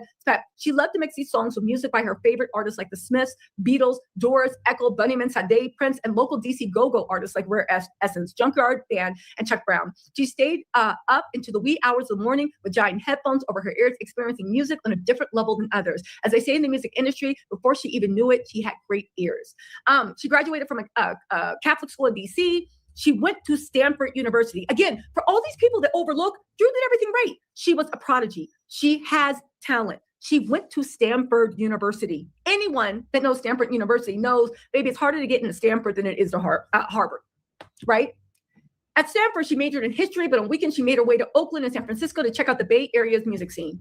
After Stanford, she worked in an internship at Jive Records, and then in an internship for Warner Brothers Records, and later as a recipient at Empire Artist Management. She landed her first job as a junior executive at Zomba Music Publishing in New York City. Where she signed, this is who she signed, because she was so good. She signed Nas. She signed the hip-hop producer Eric Sermon. Dixon and L.A. Reid met for the first time in 1993 when she attended the mastering session for the debut album from the band and production team she had heard on a sample of tape and hoped to sign. The band was Outkast. This is how prolific she was. She discovered Outkast, and the production outfit was Organized Noise. L.A. Reid indicated how impressed he was that Drew, a young publishing executive in New York, was aware of Atlanta's Outkast and Organized Noise, let alone already positioning herself to secure a deal. Before she was able to pursue her interest in a publishing deal with Organized Noise, Drew was offered a job at Def Jam Recordings as director of A&R. She left it to chance. While at Def Jam, Drew worked with prominent artists like Montel Jordan and Method Man. She was so inspired by the a cappella interlude that she heard while typing the credits for Method Man's debut album that she urged her boss at the time, Russell Simmons, who also essayed her, to let her explore the idea to transfer the a cappella vocal into a duet with Mary J. Blige. Do you hear this woman? She's the one that was responsible for You're All I Need, like Sweet Morning Dew. She's the one responsible for that. Drew oversaw every aspect of the recording of the song, I'll Be There For You, You're All I Need. She started by convincing Puff Daddy to secure Mary J. Blige's vocals, and she coordinated Puff Daddy's production of the song, along with the razor sharp remix by legendary Wu-Tang Clan producer RZA, booking the studios and equipment for the sessions, hand-delivering the reels each day to both Diddy at the Hit Factory, where he was working on the track, and Chung King Studios, where RZA was producing the remix. During this time, Drew was overseeing the production of the show, The Soundtrack. She called her favorite artists in an attempt to represent a wide range of hip-hop genres and styles and secured tracks for artists like Tupac, Bone Thugs and Harmony, Notorious B.I.G. Just as she had done as a teenager with her mixtapes. Do you hear the influence this lady had and how this guy stifled her career? Are y'all listening? I mean, open up your ears. Do you hear how this guy, because she would not sleep with him whenever he wanted to. this guy was able to stifle this woman's career. And she was had a talented ear for music. This is sad, y'all. This is crazy. Drew painstakingly sequenced the album and even chose interludes from the film that she had intersped throughout. Drew's work on the show, the soundtrack, earned her an executive producer credit, sold 1 million copies, and debuted at #1 on the Billboard R&B chart. At Def Jam, she also signed dancehall hall artists Capleton and Callie Ranks, inspiring the creation of Def Jam Jamaica imprint. She oversaw the recording of Wings of the Morning remix by Capleton featuring Method Man, a recording of a duet called The Perfect Match by Callie Ranks featuring Lauryn Hill, and Puff Daddy remix of This Is How We Do It by Montel Jordan. At the height of her success at Def Jam in 1995, and as the show and soundtrack sat at the top of the Billboard chart, Russell Simmons brutally raped Drew Dixon, forcing her abrupt departure from the job she had worked so hard to get. After reeling for 7 months following the assault by Russell Simmons, he is still hiding in Bali because of this, in my opinion. Drew Dixon picked herself back up and accepted a job as senior director of A&R at Arista Records. So she left. She did what everybody said you should do. Why did you leave? She left. And she was so talented, she was offered the job as senior director of A&R at Arista Records. A few years later, Arista Records founder and president and legendary producer Clive Davis recognized her talent and promoted her to vice president of A&R at Arista Records. She was officially backed. She was prolific at Arista Records. Over the course of her career at Arista, Drew Dixon tapped into her network from the hip-hop music industry and signed artists like Q-Tip from A Tribe Called Quest, Brand Nubian, Dime, Andrea Martin, Edith's Wish, and Toya. Her most significant contribution came in her ability to identify hit songs like My Love Is Your Love, which was given to her by Wyclef from the Fugees for Whitney Houston, and Maria Maria, also given to her by Wyclef for Carlos Santana. Lauryn Hill, the Fugees gave her A Rose Is Still a Rose for Aretha Franklin. Montel Jordan played her 2 songs, Nobody's Supposed to Be Here and We Can't Be Friends, which became hits for Deborah Cox. In addition to those songs, Drew worked with Whitney Houston on Heartbreak Hotel and It's Not Right But It's Okay. And she received A&R credits for both songs as well as My Love Is Your Love album. She also worked on Angel Mine and The Boy Is Mine for Monica. Drew was involved in every aspect of the album recording process, from working with the artists, picking the tracks, coordinating the recording sessions, planning and managing the budgets, and ensuring on-time delivery and technical integrity recordings. She worked closely with the lawyers in the business affairs to close artist and producer deals, to secure features from artists on other labels, and clear samples. She also coordinated with marketing, promotions, publicity, production departments once the music was complete to help ensure the successful launch of artists, albums, and singles. As part of her deal with Arista, Drew was guaranteed a royalty point on any new artist she signed. Now, when she initially started with Arista, she signed a 5-year deal to join the A&R department. She reported directly to Clive Davis and worked closely with the general manager and executive vice president, Roy Lott. Her working relationship with Mr. Davis, Mr. Lott, and the legal team and other A&R executives, and the overall staff at Arista was professional and mutually respectful. Drew garnered the admiration of her colleagues at Arista and throughout the industry. Lott described her as a multifaceted talent, and that she was not only able to advise on albums in her known genre of hip hop, but her opinion was valued on projects in other genres such as pop and country. And her role. Now, see, imagine she's doing all this stuff, and then guess what? Who becomes the president of Arista? That's the man. This is man. To Clive Davis. She interacted with L.A. Reid, whose Atlanta-based label, LaFace Records, was a joint venture with Arista. In all her interactions with L.A. Reid, their rapport was professional, creative, productive, and mutually respectful, just as it had been since their first meeting with the Outkast mastering session in 1993. He often invited Drew to the mastering sessions for his artists so he'd get her take on new music. In all the years that Drew attended the mastering sessions with L.A. Reid while he was still running LaFace, she was still reporting to Clive Davis. L.A. Reid was professional and respectful. On one occasion, when Drew sat in the mastering of Fan Mail album by LaFace Records, Superstars TLC, Drew strongly argued in favor of changing the first single to No Scrubs. Shortly before she started reporting to L.A. Reid, he acknowledged Drew's role in helping him make the right choice, further bolstering Drew's confidence that L.A. Reid's interest in working with her was based on his respect for her exceptional ear as an A&R executive and music producer. When she learned that L.A. Reid was replacing Clive Davis as her boss, Drew was torn. Staying was highly encouraged by the CEO of the Arista's parent company, BMG. That guy was Strauss Zelnick, who called Drew several times during L.A. Reid's takeover, urging Drew not to join Clive Davis at J Records. I know she wished she could take that back. And before the change, Drew had contemplated starting her own label when her Arista deal expired at the end of 18 months. If Drew had joined J Records, she would have to sign a new 5-year contract. Her decision had been further complicated by a recent cancer diagnosis and surgery to remove one kidney. Although her initial decision to join J Records, she did not want to make such a long-term commitment, having just confronted her own mortality. So she decided to stay at Arista and report to L.A. Reid the remaining 18 months of her deal. She had no reason to believe that the nature of her relationship with L.A. Reid, dating back to their first meeting in the Outcast session, would take such an awful turn as soon as her career was in his hands. Thus, when Arista became under L.A. Reid's direction, Drew declined to go to J Records with Clive Davis. Again, she had just gotten over cancer and she wanted to get out of the deal and start her own label. She turned down the offer to work for Roy Lott, who had previously offered her a job as an executive at Capitol and then later Virgin Records. Drew decided to stay put at Arista and chart her course in the music industry in a more entrepreneurial light. She set up an LLC called Possum Records and laid the groundwork for the next chapter of her career, but that would never come to pass. Now they get into L.A. Reid's history. He was, by the way, in May 2017, following an accusation of sexual misconduct by an assistant at Epic Records, L.A. Reid abruptly exited the record label and expanded his Hit Code publishing company. In 2018, in 2022, Hit Code sold his assets from recording contracts to contract. Okay, whatever. I don't care about it now. Okay, let's get to the assault. Again, for everybody saying, why didn't you leave it? She did. She did everything right, and she still got screwed over. L.A. Reid's first assault of Drew Dixon. Sexual exploitation and power imbalance between men and women are pervasive in the culture of hip hop and the music industry. Oh, by the way, I think Drew Dixon's lawyer is the same lawyer that represented Virginia Giuffre, I believe, the girl that sued the royal family and Prince Andrew and got all that money. Tragically, she passed away, but under weird circumstances. But the whole point is, this is Drew Dixon's lawyer. Again, I think he is going to be held accountable. And people are saying that if he is held accountable, way more women are going to come out. Okay, so anyway. L.A. Reid has historically leveraged his position as a gatekeeper in an industry that thrives on the sexual exploitation of women trying to break into the entertainment industry and business industry. Women in the industry are also falsely promised opportunities and advancement by experienced and well-established powerful men in positions to derail the careers of women who reject their advances and report sexual assault.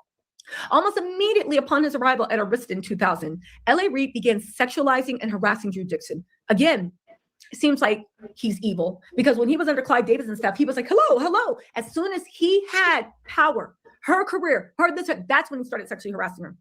Before he even officially started working, L.A. Reid asked Drew Dixon to join him and his new wife, Erica, with whom Drew had been friendly at various industry events, to look at new apartments for their move from Atlanta to New York.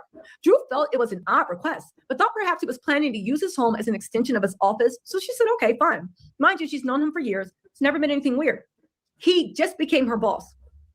After Drew arrived with the realtor to look at the first apartment with Reid, she realized that L.A. Reid's wife would not be joining at all. During the entire afternoon of showings, L.A. Reid made flirtatious comments. It was so pervasive that it caused the realtor to comment to Drew Dixon privately that he was left with the impression, right, that L.A. Reid was in love with her. In January 2001, Arista held a company-wide retreat in Puerto Rico. Arista handled the travel and hotel fees associated with the trip, and everything originated in New York. Karen Kwok, the then VP of A&R administration, told Drew at the last minute not to book her own flight because L.A. Reid had invited a group of senior executives to join him on a private plane flying from Teterboro Airport, that's the closest private airport out of New York, so they could go over all the presentations one last time before sharing new music with the entire company at the retreat. Drew was confused when she boarded the plane to find that L.A. Reid was all alone. He began flirting with her right away. She went to the bathroom on the plane and tried to buy time waiting for other executives to arrive. They hadn't taken off yet. Let's not forget she had just gotten over cancer and she had just gotten one of her kidneys removed. Eventually, she came out of the restroom and discovered she was still alone with the cabin with L.A. Reid. He asked her to sit next to him to go over materials for the presentation. He then began playing with her hair, kissing her, and digitally penetrated her blank without her consent. She spent the rest of that flight in the daze. Although all executives who were vice presidents and above were entitled to their own room at the hotel, Drew Dixon decided to share a room with her assistant to avoid any possibility that L.A. Reid might try to find another way to be alone with her during the retreat. Throughout their time in Puerto Rican, Drew Dixon stayed close to her assistant so she would not be caught alone around L.A. Reid. At one point, L.A. Reid complained that Drew Dixon and her assistant were attached to the hip, but Drew stuck with her strategy, which worked while she was in Puerto Rico. Drew flew back from the retreat on a commercial flight. Now, again, you can't say she needed to F for a job. They needed her. You can't say that she didn't have any bigger backers. You can't say anything except for the fact of she was talented. Her only crime was being beautiful. And she was like, she still is a beautiful woman, but she was that 90s fine, you know, very light eyes, like the ones that Russell Simmons and all the guys in the music industry were going crazy over. Okay. You know, every decade has like, oh, that's the ideal. For that time period, she was like the ideal. She looked just like L.A. Reid's wife. The only reason that she actually got in trouble was that she was beautiful and that she was very, very talented. And the fact that she didn't need to F for anything, she was already doing it. So listen to this. And also once that happened, this was her boss. She didn't know what to do, but she made sure she was never alone with that man after that for the rest of the retreat. Now, there was a second assault. They said once back in New York, Drew continued to avoid being alone with him. After Drew learned that L.A. Reid's patterns and characteristics, she used that information to avoid him. So I'm guessing she found out that he is like this with every woman he has power over. She was still trying to be cordial and do her job. She attempted to dodge his overtures without offending or upsetting him. Drew's reputation at Arista under Clive Davis was stellar. She only had a few months left in her contract. She knew well the pitfalls of re-signing and rebuilding. Drew tried to just do her job and get to the end of that contract so she could start her own record label. Though she tried to navigate the treacherous balance between maintaining a working relationship without succumbing to LA's sexual advances, Drew was unsuccessful at keeping him happy. He retaliated against her by embarrassing her in front of others and otherwise being curt and unprofessional. Drew began to plan her escape, but unfortunately not before L.A. Reid will assault her again. Keep in mind also as you read this was back, I think, in early 2000s or whatnot, right? Keep in mind that sexual harassment was not really a thing back then. Also, what's up, Potato Gun? Potato Gun Camper, thank you. Said, finally made it to live. Happy New Year's. Happy New Year's to you too. Drake, Aiden Ross, DJ, Rico might be in case in 2026. Oh yeah, I'm going to go live about that. That's actually pretty good. And Stephanie, what's up, Stephanie? Said, love you, mama. Keep doing what you do. Thank you for always coming through with facts, truth, facts, and light. Thank you. And Potato Gun Camper, you guys, I will be covering, who asked me about the Aiden trial before that? Somebody asked me about the Aiden trial. Experience and listening to a state-of-the-art sound system he had installed in his car. Since it was not a very long ride and Drew knew L.A. Reid's driver would be present, she agreed. She also knew that if she continued to avoid L.A. Reid, she would never be able to get anything approved for her artist. She assumed it would be safe to accept the ride and continue the conversation with the driver present. She was wrong. Shortly into the ride, L.A. Reid again, without Drew's permission or consent, began to grope and kiss her, who squirmed and pushed him away as L.A.'s driver stared straight ahead. When L.A. Reid complained and became visibly irritated with her lack of compliance, Drew Dixon froze. L.A. Reid again digitally penetrated her without her consent. Now keep in mind, this is a funny thing. So if you look at the court documents, it's put in an exhibit that L.A. Reid deleted 10,000 texts. 10,000 texts on his phone he deleted after this lawsuit was dropped. On top of that, this driver that she's talking about, it seems like L.A. Reid had completely lost touch with him. Again, this is like 20 years ago. However, when Drew dropped this lawsuit, he suddenly got in touch with the driver, but then deleted all their messages. So all they can see is that they texted back and forth, but they can't see what was actually said. Interesting enough, right? I agree. Once the car stopped in front of her residence, Drew jumped out the car while taking care not to anger L.A. Reid, because by this time she felt trapped. As soon as she was alone in her building, she cried. After the assault, Drew intensified her efforts to avoid L.A. Reid. She knew that the repercussions at the time of saying that she was the victim of SA at the hands of another mogul would be career-ending. The blame would lie at her feet. She only told her life coach. Drew Dixon began seeing a life coach a few years into her career at Arista while she was working for Clive Davis. Drew continued to meet with the life coach on a weekly basis through the end of her tenure with L.A. Reid. Drew only told her about the assaults and harassment. Throughout the time they worked together, L.A. Reid had a pattern and Drew tried to navigate around it. For instance, L.A. Reid would instruct executives to advise Drew Dixon to wear skirts and high heels. As a result of the harassment and assaultive behavior, Drew Dixon started wearing jeans and Birkenstock clogs, which she knew L.A. Reid hated. She thought these clothing choices would make it less likely that L.A. Reid would assault her, even if she was sitting close to him. L.A. Reid began to invite Drew to meetings in his hotel room, night after night. He asked her to come to his hotel room to listen to music. She told him she'd be working at the studio until very late. He told her that no matter how late it was when she finished in the state-of-the-art studio, she should call him and come over to his hotel room at the Four Seasons to listen to music. Drew never did, so he started calling her late at night. The first 2 times she answered, she said she would call him back. He would get angry the next morning in the office when she did not follow through. She told him she was tired and forgot. He told her not to forget next time. Eventually, she started letting his late night phone calls go straight to voicemail, and he became angrier and angrier. It was like a Cold War. He turned hostile towards her and her artists and her ideas. Man, come on. This is crazy. What is going on here? This is crazy. She can't even like make music. He like, no, when you get done making that music, come over to my hotel room. Call me up at like 3:00 in the morning. I want to see and whatever. What? It was a drastic reversal from L.A. Reid's enthusiasm about her creative instincts over the years. And the harm came from the fact that L.A. Reid would directly respond to Drew Dixon's rejection of his sexual advances by punishing the artist Drew had already signed by blocking the artist she attempted to sign. Promotional and recording budgets were suddenly reduced dramatically or frozen altogether. Song demos and artist auditions were flatly rejected. Drew could not do her job at Arista, and she became increasingly concerned that her shifted success at Arista would impede her ability to secure a similar job at another label. When Drew and another colleague at the A&R department brought Kanye West in for an audition, L.A. Reid passed on Kanye and then proceeded to berate Drew Dixon in front of the whole A&R department at how bad she was at her job and what a waste of his time the audition had been, all while Kanye waited in the lobby. A few months later, Drew Dixon played L.A. Reid the demo for John Legend before he was an EGOT winner. L.A. Reid blew off the demo. So Drew Dixon invited L.A. Reid to join her to watch John perform at SOBs. L.A. Reid agreed to come and offered Drew a ride. At the last minute, Drew told L.A. Reid that she'd have to meet him there. Because she refused to get in a car again to get assaulted, L.A. Reid was a no-show. So Drew Dixon sat at the table near the stage at SOB and watched John perform with an empty chair behind her. Drew was so impressed by John's performance that she brought it up again to L.A. Reid at the next A&R meeting. She played the demo, and this time L.A. Reid listened. He was impressed enough by the material that he agreed to pay for John to audition in a private rehearsal space. Without LA's approval, Drew booked a performance space at the SIR rehearsal studio and invited the Arista senior staff. In the meantime, L.A. Reid resumed his request that Drew come to his hotel and listen to music. Again, man, can you imagine all this is happening in the background? So this is what's happening in the background of John Legend. So John Legend is trying to do a show to show his talent off, and because Drew doesn't want to do what L.A. Reid wants her to do, he don't show up to the event. Then she plays the record.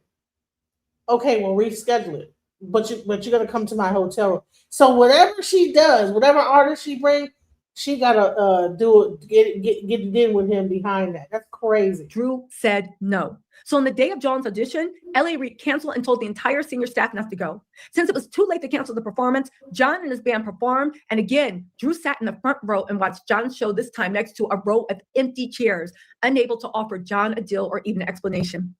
Once she realized that L.A. Reid would continue to stifle her career and prospects of any of the artists she brought to him, and that he would continue to undermine the artists she had already signed, like Toya, in order to punish Drew for rejecting his sexual pressure, Drew gave up not just on Arista, but on her dream of starting a label. She left Arista to pursue an MBA at Harvard Business School in 2002, resigned to the fact that she would not ever be able to function in the music industry without being sexualized.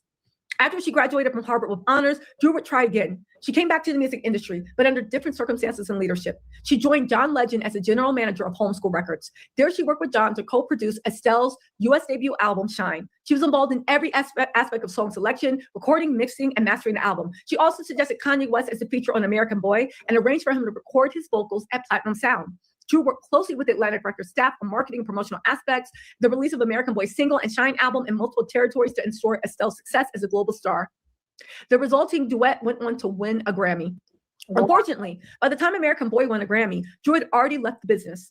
When Estelle's album project moved from recording stage into marketing promotional plans, Drew had to shift her time from the recording studio to the record company itself. Many of the top label executives at Atlantic happened to be her former colleagues at Def Jam, who were both close friends of Russell Simmons and L.A. Reid. At industry events with Estelle, Drew ran into L.A. Reid and his enablers on several occasions.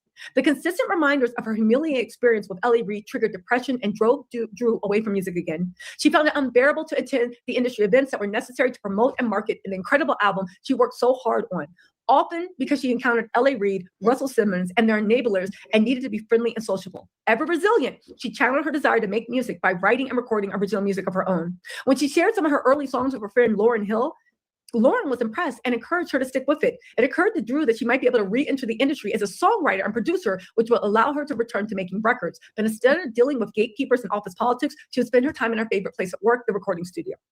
Again, in addition to Lauryn Hill, Kanye West also loved her music. He liked one of her compositions so much that he told her it had become the most played song in his iPod a month of their meeting. Encouraged by the feedback, Drew scheduled a meeting to drop a CD off of the songs with L.A. Reid, who was at the time the president of Island Def Jam. She still had not worked through the abuse she experienced in the music industry, so she blamed herself for not having thick enough skin to deflect L.A. Reid's advances without letting it derail her. Realizing she could not avoid him completely, even in this is in 2002, so there's no essay, like there's no being sexually harassed by your boss was not like people weren't suing for that, right? Realizing she could not avoid him completely, even in this new dimension of songwriting production, she asked one of the producers of her songs to join her at the meeting. As a married woman and a mom, she thought she might be able to interact with L.A. Reid as a peer long enough to play him a few songs and perhaps place one of them of the few artists on his label. However, immediately upon seeing him in person first time in years, she regretted her decision. It was so painful to interact with him in any way, and it was a mistake to think she could turn the dynamic she shared with L.A. Reid before the assaults. She is reading the court documents. She's reading the court documents of the lawsuit against L.A. Reid by Drew. So this is not just her giving her opinion. She is reading it verbatim from the court documents. These are court documents. You see this? These are court documents. She's reading the court documents, guys. Studio to the record company itself.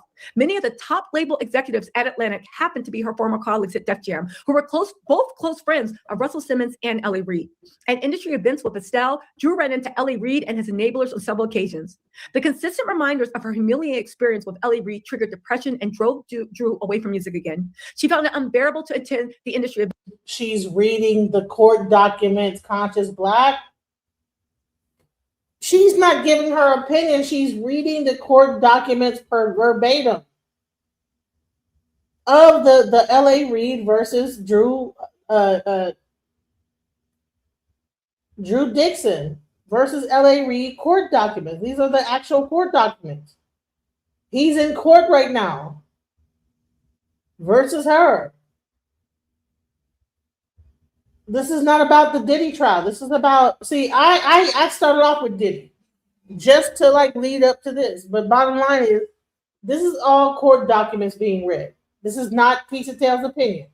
She's reading the exact court documents. Let's go. Events that were necessary to promote and market an incredible album she worked so hard on, often because she encountered L.A. Reid, Russell Simmons, and their enablers and needed to be friendly and sociable. Ever resilient, she channeled her desire to make music by writing and recording original music of her own. When she shared some of her early songs with her friend Lauryn Hill, Lauryn was impressed and encouraged her to stick with it. It occurred to Drew that she might be able to re-enter the industry as a songwriter and producer, which will allow her to return to making records. But instead of dealing with gatekeepers and office politics, she would spend her time in her favorite place at work, the recording studio.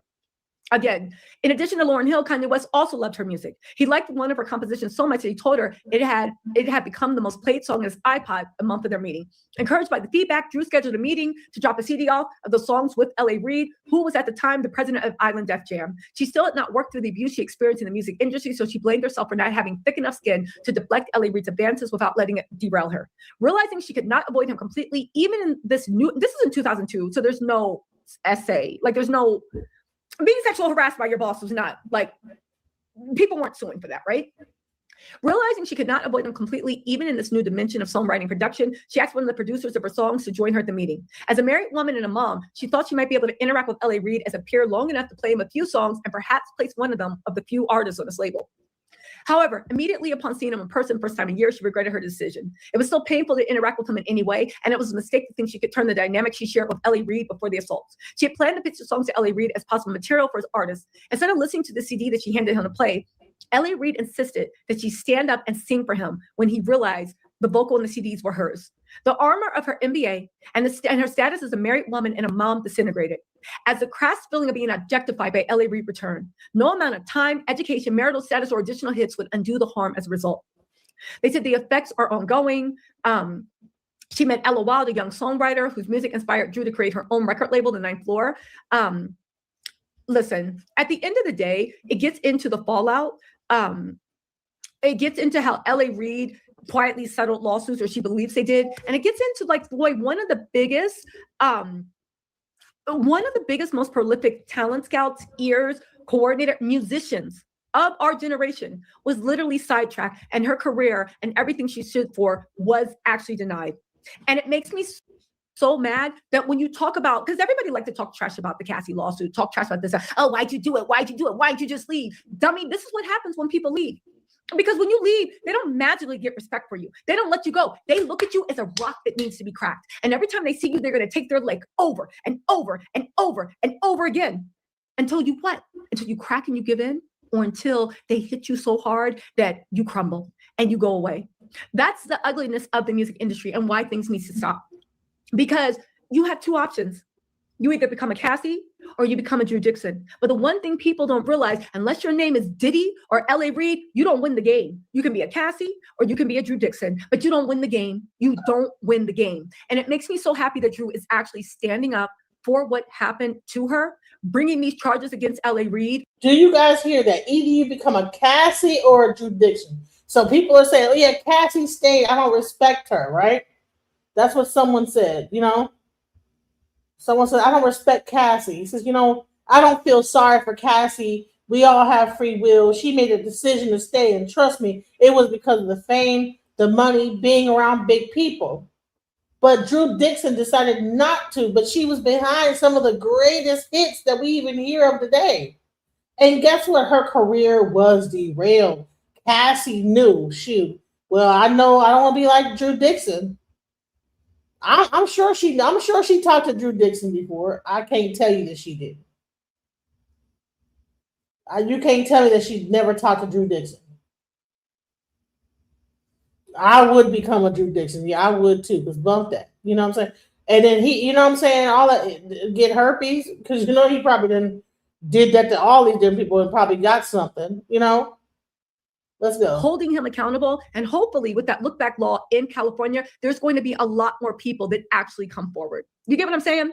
Y'all actually get what I'm saying. Y'all get what I'm saying, you know? Listen, I think that anybody that still makes excuses for the whole bad boy that's labeled in the music industry, like who said this? Solden said it's as if they don't understand how abuse and manipulation works. I think anybody at this point, after hearing Drew's thing, it took away every excuse that people use for Cassie. Well, maybe she wasn't that talented. Maybe she wasn't this. Maybe she wasn't that, which is not true. Cassie was very talented. But with Drew Dixon, she got accepted in Stanford. That is the Harvard of the West Coast. That's actually higher than Harvard. No shade if you go to Harvard, right? She then went to Harvard for her master's in business, her MBA. She is well educated. She is smart. She produced, mixed it, her ear, some of the most prolific songs that we know. She discovered Kanye West. She discovered John Legend. She did so much. And even then, with all her talent and all her smarts and all her ways she's willing to look away, it still wasn't enough. And this is what I mean about abusers. It's never enough. It's never enough. You cannot do anything right. All they want you to do is open your legs and shut up. Right? And when you won't shut up, they want to be able to beat you, kick you, do whatever you want with abandon. L.A. Reid is lucky that this is the first lawsuit that Drew Dixon cannot be bullied. She can't be stopped. And I'm going to cover this because it's important that we see that it wasn't just Cassie. It was every woman in the industry that your only sin was they wanted you. They wanted to suck your life force out of you. They wanted you. And you know what? Especially after what we know about L.A. Reid and what he said about Bieber, and he's beautiful like a woman, and the way Usher was bragging that he gifted him to L.A. Reid. Y'all, it's a mess. Listen. Again, and said Drew got, so TGATP said Drew got further than hundreds of us black guys. Drew is black. Drew got further than hundreds of us black guys. Many of us were never seen allowed to work because we acquisition. Unless we acquisition, we walked away from the industry before any job or success. Now, listen, she got further off of her talent, but she still met the same end. That's what I mean. You guys had, first of all, Drew is black, but whatever. People had to walk away before they could even start. Drew was able to navigate enough that she got so far, and then she was eaten. Cassie went in through a different angle, and she was eaten. The music industry is rotten. What Diddy created was rotten. But you know who gave the money? You know who gave the backing? You know who was right there, lock and step, that nobody talked about? L.A. Reid. And he's being held accountable. He's being held accountable. And we should be happy that he's being held accountable. I agree with all of you. It is ugly every which way. Some people couldn't even get through the door. Other people thought that Drew was literally, after having cancer and a kidney transfer, was months away from starting her own label. Had everybody respect until he took over and derailed and threw away her career like it was garbage. Everybody meant the same end, just at different points. It's all the same story, you know? Listen. Yes, listen, somebody said it took this long for her to speak out. It did take a while for her to speak out, but you know what? First of all, she was the one that brought about the Me Too movement with Russell Simmons. This lawsuit with L.A. Reid has been brewing for a while, but L.A. Reid has been doing his best to dodge it. This lawsuit, they had to collect evidence, had to do this, had to do that. Her first lawsuit, Drew Dixon was the one that brought Me Too to all of us.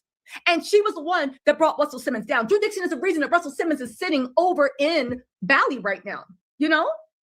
Yeah. Oh, Solden. Okay, you're saying that they got essayed at the door. I am so sorry. I misread your comment. TGATP. I'm so sorry. I misread your comment. Yes, it's horrible. Like the fact that from the door you had to open your legs to even get an opportunity to walk through it. I am so sorry that happened to you and countless other people. It's ugliness and it's evilness. And I'm sick of people making excuses for the people in the music industry. And here's it. It happens in rock. It happens in country. It happens in any. And then victim blame Cassie and say, "Oh well, I don't, Cassie, she is because she wanted the fame and the money and blah blah blah." Whoever said this, I don't care. I don't care about Cassie because she went along with it just to get the money and the fame. Like, no, nobody wants to be beaten down in a hotel room for money and fame.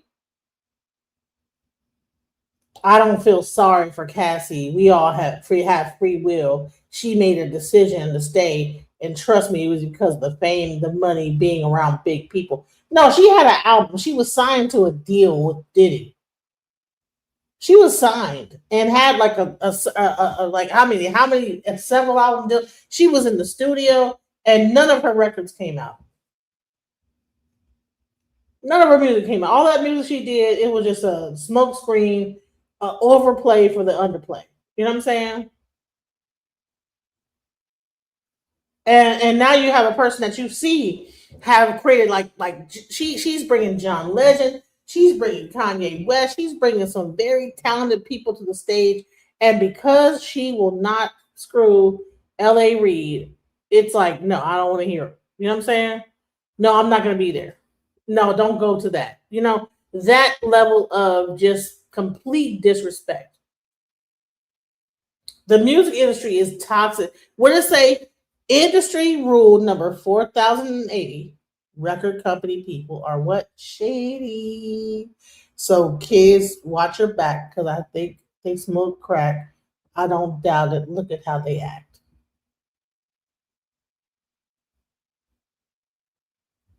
Time that men are allowed, right, to have power and to dictate what they can do, baby, this is what happens. I think that's why they try to keep women out of the industry for so long. Because to your point, TGATP, let me read this. You said I'm not denying Drew's talent or that she's black. Oh, okay. I'm just saying that this industry jacked up so many of us. Exactly. And I'm happy it's finally being addressed. Yeah, exactly. TGAP. I'm so sorry I misread your comment. Again, my whole point is that, and yes, yeah, we're on the same page. My whole point is, it's like, I think this is why, to your point, TJATP, why they didn't, is that thank God at this, what did that sound for? Anyway, I think that what they're doing right now, they keep women out of the industry and they only let a few select come in that are with the ish and giggles. Because if they actually had an industry that was half female, they wouldn't be able to get away with this mess. They would not be able to get away with this mess.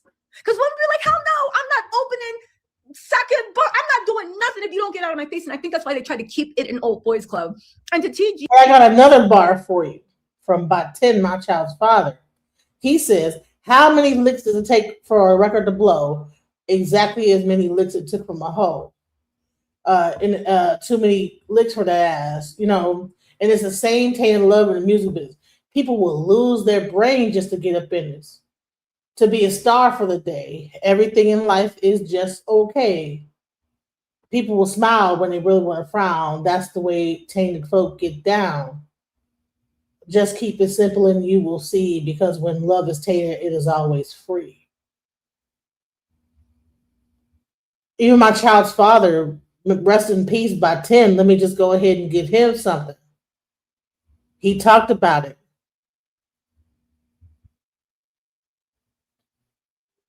But the thing is that nobody was really hearing the lyrics that was going on, you know? Hearing what people were really saying in their music, how they were trying to doing all kind of weird stuff just to get ahead, you know?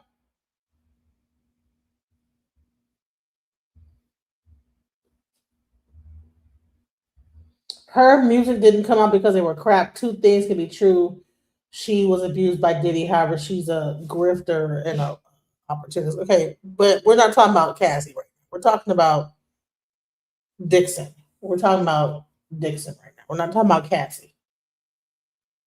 But as many all the high end producers she got, like trust me, she had some good music. There's no way that she had those high end producers and she up there just making music after music, had the best songwriters that she didn't have like some nuggets in there. Get out of here.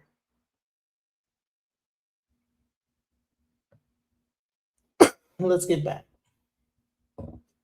ATP, mama, it's sad how much talent. And then you look at the Cassies that might have taken the deal, they get eaten up. Everybody is eaten up. And only the very rare. And the good point that Tisa Tell says, she says, listen, Cassie came one way, got eaten up. Dixon came the other way with her ability to like bring up some of the best artists in the industry. Still got eaten up because she wouldn't sleep with L.A. Reid. Same. No matter which way you come in, unless you're willing to give it up and get broken, you know, give it up. You ain't gonna go nowhere. Good looking, whatever, they're gonna want to fuck you before they like let you put that album out. Few can actually escape, but we don't see their battle scars. And you're right, to even become a Drew Dixon, a lot of people had to put out from the door to even be considered for that. It's just sad. It's very, very disgusting. But like just Drea Britt said, thank you for the super chat, Mama said 2026 is a year of all the ones all the ones in the backgrounds coming to the front. Yes, get them all. Let's clean. Listen, Christy Moss said, I was a young woman of the 90s and we couldn't speak out, but in my own home, I had control. Exactly. Trishawn said, everybody put one in the comments if y'all agree Tisa's the best in this deep dive and stuff. Thanks for all you do. Oh, thank you, Trishawn. I appreciate that. I am going to put like a deep dive that puts this all together with the timelines. That's probably going to be up in a day or two. And I'm going to do a bunch of breakdowns to see, and we are going to cover this case because, TGATP, like again, the stories that I'm sure you can tell, the stories that so many women in the industry can't tell. There is a documentary called On the Record, and that's about Drew Dixon and others when they took down Russell Simmons, but it's sick. Again, Diddy did not move alone. And one of the reasons Diddy thought that it was so cool to do what he wanted and thought it was no big deal is because he moved in a system where all his peers looked like they were moving also the same way. Super, super dirty and super, super dry, grimy. Kokamochi, thank you so much for the super chat. Listen, Quinn said I sung for Maurice Starr, so I know exactly. Thank y'all for the love with the ones, but it's just really, really sad. It's sad. It's a thing of the thing. But you know what? We are going to stay on this, and we are going to keep exposing everybody in the industry until they run it back and start acting right. You know, it will be interesting to see with this AI music. You know, listen. Sorry, I lost my business today, so my lips are chapped. It's been driving me crazy. I was out in the wind slapping me around. But listen, you know what's crazy? The AI revolution. Have y'all thought about this? This is the final thought I'm going to leave y'all with. Everybody talks about how the AI revolution is going to take so many jobs. It's going to kill the industry. What about the songwriters? What about this? What about that? And you know what? Yeah, that is sad. But when you think about how many people are denied opportunity in the industry, how many women are harassed, men too, harassed, degraded, stole from, used, all because they just want to express their God-given talent, what makes them happy, what makes them feel alive, what their life purpose is. All because they want to do that. Everything's taken from these people, right? And it makes me wonder that even though AI music is coming and it's probably going to lay off a whole industry, it still takes away the power from these gatekeepers that thought they were God and thought that they could literally make someone's career rise and fall just whenever they feel like it. You understand? That's what I've been saying this whole time. The AI music. See, so they're getting rid of all these gatekeeping people at the top. That probably would have been able to stop the AI music and everything say, "Oh, copyright," you're using my artist sound, the voice. This is what I'm talking about. She's on it. She knows what she's talking about. The AI music is going to be like the answer to it, but it's also going to put out a lot of artists out of a job because once they have their voice, right, they don't need them anymore. And when you hear some of the AI music that's coming out, it sounds exactly like your favorite artist. And I'm gonna play some music. I'm gonna let this thing in. I'm gonna play a song that's an AI. You're not gonna be like, who is it? Sounds familiar, but you can't tell exactly who it is. AI has figured out a way to be able to mimic artists, their voices. It has learned how to use artist paintings and redo it and refactor it and make it look like it's them. But bottom line, it is using all these people that signed these 360 deals and did all this like recording in studios. I believe they sold that, got released. They sold those to the AI company like a Suno, and they have a kickback somehow in the thing to where they're using those voices, and then they get like some money from Suno to be able to like refactor it and put out music based on those. Watch when I show you how this one AI song I did. I don't know whose voice it is, but it probably is a artist that had probably like had a deal at one point, but they shelved it, and then they get to take that voice, shove it through the system, and now you have an AI voice. And you don't even know who this artist really is, but it probably was a real artist that really was singing in the studio, had a 360 deal, whatever, signed up for that, got her little payoff. But because you have a 360 deal, guess what? They can like take your voice and then shove it through an AI thing, and then now you have a voice that sounds exactly like yours. Watch when I show you how the songs I wrote songs. It's like, dude, whose voice is this? Probably an artist that never came out. That's the part that I think is crazy. Watch this. Do you see what I'm saying? Yeah. Oh, okay. Thank you. So you guys, TJATP, that is short for That Girl at the Party. That's a blog. Let me go. I'll follow your blog. Is there a sign up thing? I'll show love at hold on. That girl at the party. Stu Courtney's vegan chow e pepe recipe. All right. So like, I think that's the end of like that whole thing. But I wanted to like give you an example of a song that I wrote called Spiritual Attack. And I can guarantee you that this song, you're gonna be like, okay, who is this artist? This is probably a real artist that they took her voice somehow, because all this stuff is data now. Our voices are data, everything is data. And I believe that AI was able to go into the system when I wrote my song, find a voice, and then bring it into the system, and then create this song right here. Check this out right here, because I want you guys to see how they are manipulating things.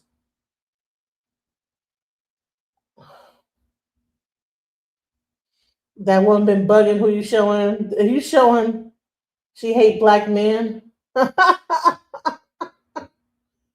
Well, come on up, Mighty Hebrew. I was just focusing on L.A. Reid and what she was saying. She read the documents about L.A. Reid, but I'm gonna play this song right quick. So come on up while you get a chance, and let's get into it. I mean, we're not gonna get into everybody that hate pizza tails. This is about what the industry is about to do, because this lady here is an A&R rep that was responsible for Kanye West, John Legend. I mean, and the list goes on. But L.A. Reid would stifle people just because he wanted to screw her, and she wouldn't do it. Now, Cassie, on the other end, she acquiesced. Both of them got eaten by the system. That's the point I'm trying to make. But let me go ahead and play this song real quick, because I want to give you guys an idea of how crazy AI is. It's crazy how you could like man. Let's go. Let's play it.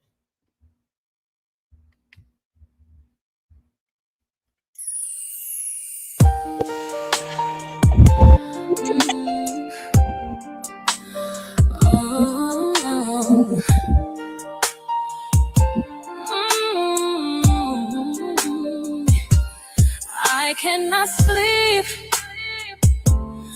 Ooh, thinking about what you could be doing. But Pete, why would you ruin?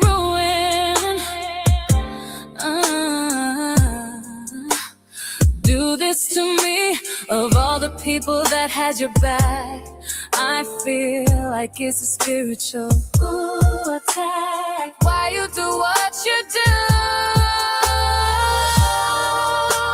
Spiritual attack.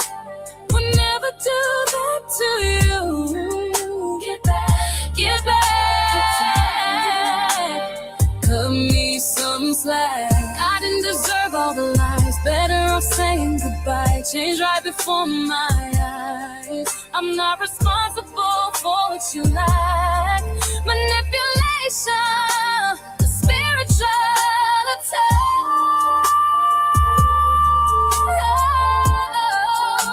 Spiritual attack.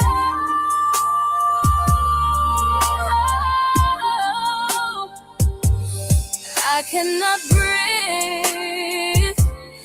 Ooh, since you took the breath out of me. But Pete, how did you do it? Ruin me. Of all the people that had your back, I feel like it's a spiritual attack.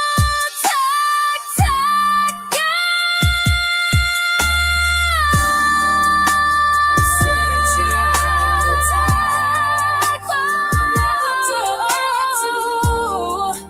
Get back, get back. Cut me some slack. I didn't deserve all the lies. Better off saying goodbye. Change right before my eyes. I'm not responsible for what you lack. Manipulation, a spiritual attack.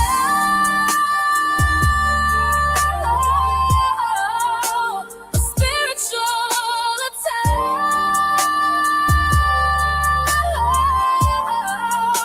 A spiritual attack.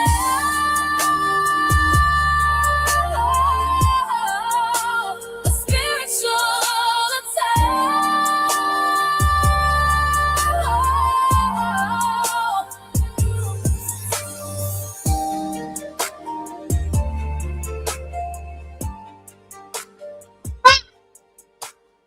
Mighty Hero, come on up. Get on here. Get on the StreamYard instead of being in the chat. You already know what's up. Come on up. You know what I'm saying?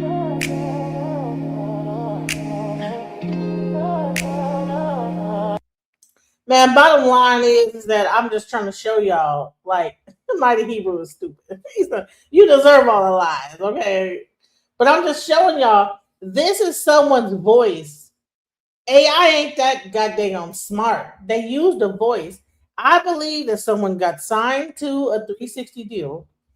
They were in the studio singing songs, and then they took those vocals and sold them to Suno, and then Suno was able to create the actual vocals from these voices.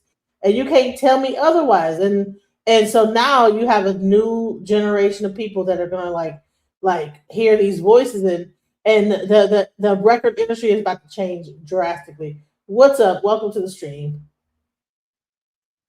I don't like that woman. Okay, you don't like Piece of Tail. Okay. Hell, oh my gosh, I can't stand her, man.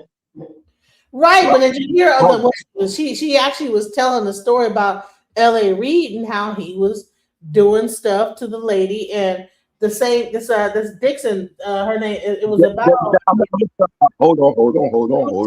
Dixon versus L.A. Reid. Do you know about that? I heard. Listen, I heard her bashing L.A. Reid many times. I heard her bashing P. Diddy, any black male, Jay-Z, whoever. The thing I don't like about her is she don't really do primary investigation. Any black male who is accused of any type of sexual deviancy, she automatically attacks them without first finding out if it's true or not. And this is a pattern with this woman. And what I'm saying is, and I'm not saying that every male she attacked is innocent. I'm not, so let me make that clear, because you do got some deviant brothers out there that need to be held accountable for their actions of hurting women in such a barbaric, savage way. And they supposed to get whatever's coming to them. But there's a difference when you want to inform the people versus an all-out assault on the black male image. And this is what she does. Like, her whole thing is, I'm going to hate black men by this avenue, so to say. And that's the problem that I have with this woman. And she have, as of yet, when she bashed Jay-Z about so-called being with Puffy, raping this, excuse me, because I can't say that word. Cut that out. Raping this woman or this child or whatever supposed to have occurred. Come to find out it was a whole lie. It wasn't true. And I'm not saying that Jay-Z is innocent of everything. I'm just saying that situation that was said, it wasn't true. But before she even found out the truth of the lie, she automatically attacked Jay-Z and went with that fake narrative that now she's a woman. At the time she's supposed to have been a teenager, put out. And that same teenager, she admitted that she lied. The father says he didn't know what she was talking about during this time that this alleged incident happened. So my whole thing is, we got to stop running with the narrative because it's put out there on social media. We don't even go by, remember back in the day, we would go by paperwork, where it's actually factual and that can be proven. Today, people don't do that. Whatever is put on social media, people run with that narrative. You know what I'm saying? So, and the person said they never do right in the music industry. And that person that made that statement just now is correct. I'm saying what kills me is, you got these Jaguar rights. You got all these people that claim that they're exposing these people in the music industry, but you're only exposing because you ain't get the shine that you felt as though that you deserve. And I'm not stabbing Jaguar right, but I'm seeing the pattern with these people. Y'all only tell after the fact that something go wrong with y'all. If y'all was so honest and innocent and felt remorse for victims, why y'all didn't just immediately start exposing these people? Y'all only expose these people when y'all don't see things y'all way. Whether y'all might have got a bad deal, y'all was in a bad relationship, something went left field for you now, I'm going to be a whistleblower. No, you a rat, period. You a rat. That's what you are. You a snitch. You a rat. And you try to code it as if you exposed in the same way. Gene, you was there the whole time with P. Diddy, man. You was there. You ain't said a fucking word out your mouth until shit went sour. That is the truth. So that's the truth. You're from Philadelphia, and it seemed like Right. there's about two. Okay, you have Will Smith from Philadelphia. Then you have, the whole thing with Jaguar. She's speaking out against it. What is the thing about Philadelphia? And I'm not sure if the guy Bilal, he's from Philadelphia. He's talking about. What do you think about the guy Bilal? Do you think that he is speaking the truth about what happened with Jada and the fact that she was, diddling herself in front of like a camera? I mean, watching porn that she had filmed herself, doing all kind of like wild stuff with people. I mean, these things may be true. The problem that I'm having is people don't tell about this stuff until 20 years later. Listen. Here's the deal. You got something in the court of law called tainting of evidence. So you mean to tell me, let's just say, for instance, I seen you steal a Snicker bar today, and then I try to regurgitate this information 30 years later. You know what I'm saying? There's a lot of things that occur within that time frame from now to 30 years later. My whole thing, where is the motive behind now exposing what you seen? Why didn't you expose it when you first seen it?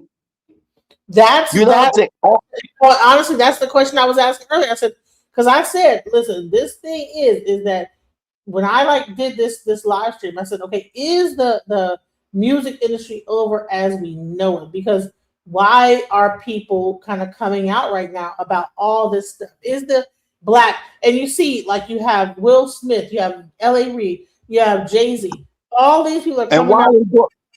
Yeah, I'm hearing. I heard. I've been watching it now for over an hour. What you've been saying. Right. What I'm saying is, I was like, is there a conspiracy to take down the people? I'm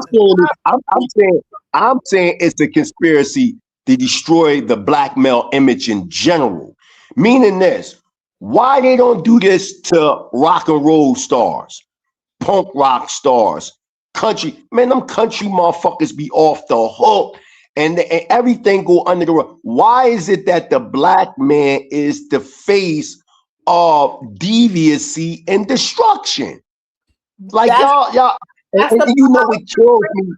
I said earlier, listen, I'm not sure, you said you only been watching the past hour, but I've been on for 3 hours. And earlier I said, well, what is going on to the fact that this has been going on? Oh, stop, Genesis, stop for a second. Hold on. Somebody said they've been talking about this for years. I mean, they've been talking about it in quiet rooms. I mean, come on, man, we got to keep it real with ourselves, man. Let's look at social media. We all watching social media. The black man is the face of negativity, man.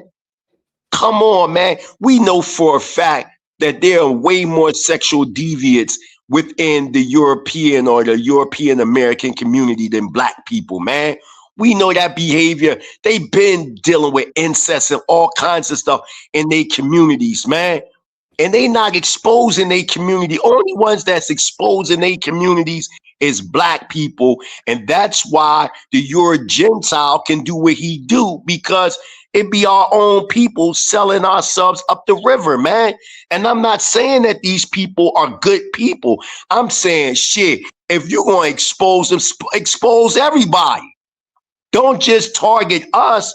We are the face right now, meaning black men from America are the face, okay, of deviant behavior, man. Let's talk about it. Let's talk about Guns N' Roses.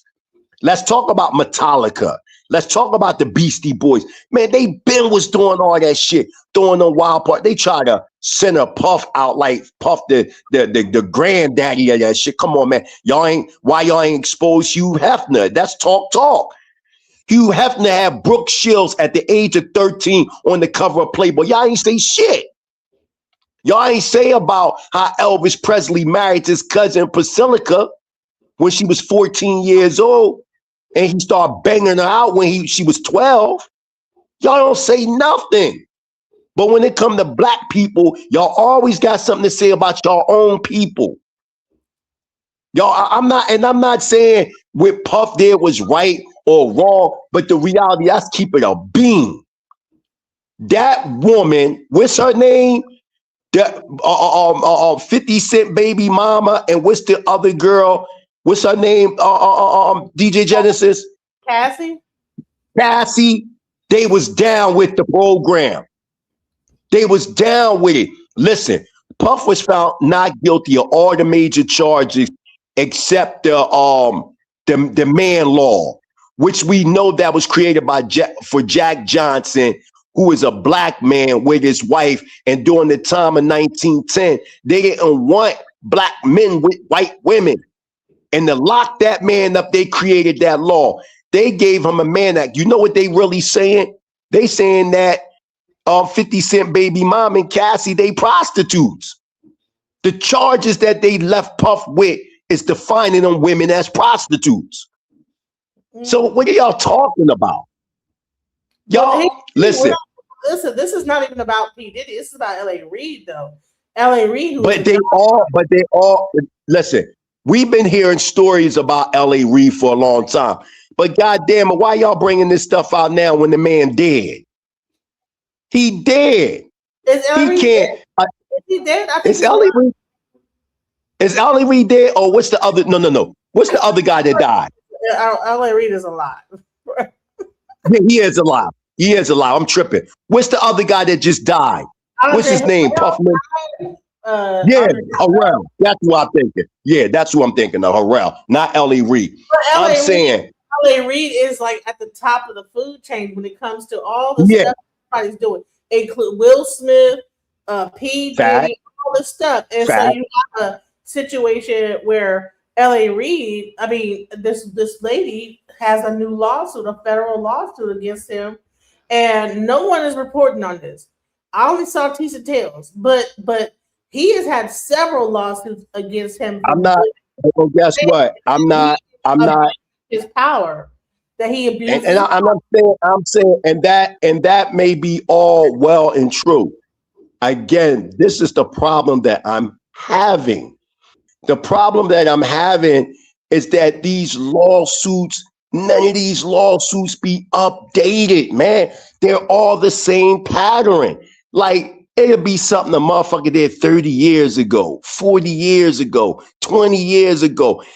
Create a lawsuit that something happened to you yesterday, nigga. Not, you know what I'm saying? Like, that's what I'm talking about. Crazy that they just made. You know what I'm saying? But hold on, they just. That's what I'm saying. That's what I'm saying, DJ Genesis. Things can change. Look at the situation with Bill Cosby. Bill Cosby is 90 years old. Some white women or some people, whoever said he was date raping them. And we know during the time what was going on, a lot of that crazy stuff during that hippie era, and they was taking them pills, and a lot of them women, they was with that stuff, man. And then out of nowhere, you come up 40 years later, 40, you want us to believe something from 40 years ago that we don't have no physical evidence. We don't have nothing. When it comes to them white celebs, you gotta have evidence. But when it comes to black people, it's just all circumstantial. And we supposed to fall. Social media, black podcasters are a bunch of snitches. This is what they do. They create a narrative that somebody did something. And what happens, now you got the federal government or the federal police, whether the FBI, the CIA, whoever, they're watching these outlets. And remember, we know, if you don't know, YouTube is controlled by the FBI. So when these people are watching, listen, most of these cases are packed in based on social media. Look at the recent thing with Tariq Nasheed and what's my brother's name, Taharka Bay. And with the Tariq Nasheed, what did they put up there in that courtroom? They mentioned Sa-Neter's name, right? Shout out to Elder Sa-Neter. And they used video footage from Sa-Neter.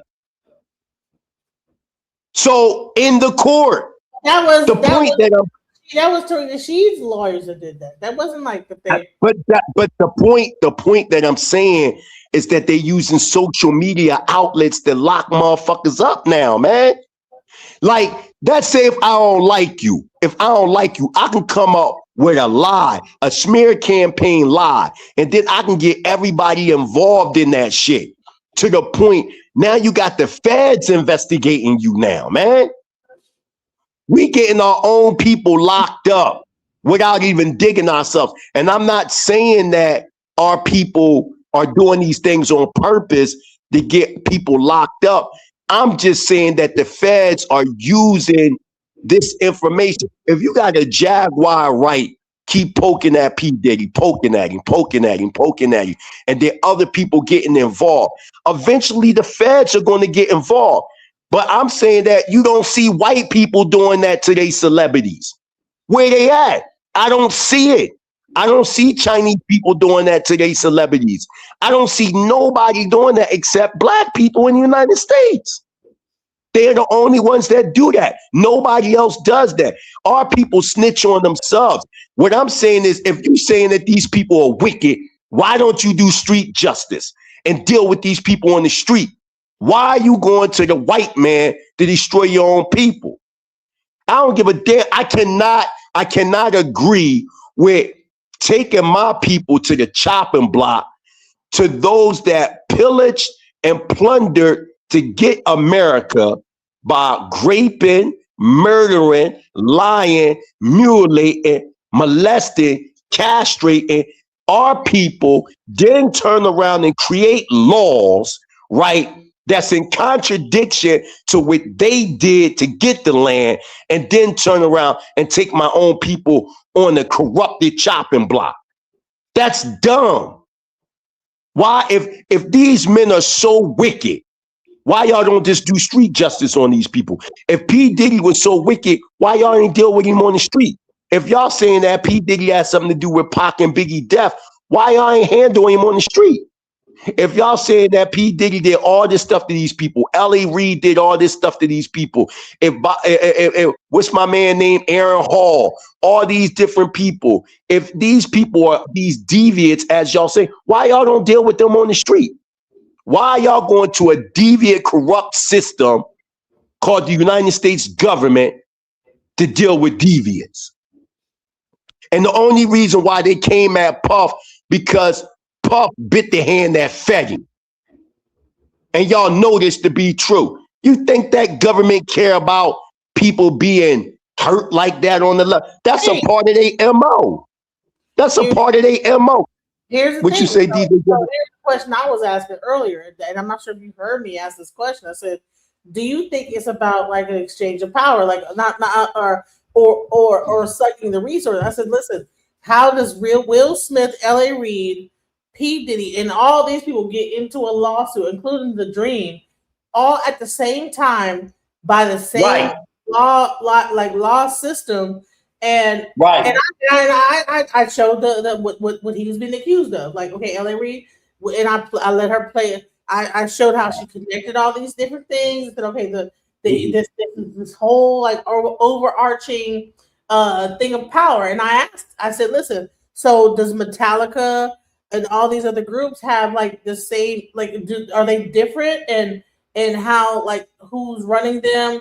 That's billionaires or whatever. Like, and I asked, I said, like, do you think it's a matter of what happens if this person gets locked up? Like, P. Diddy's locked up right now.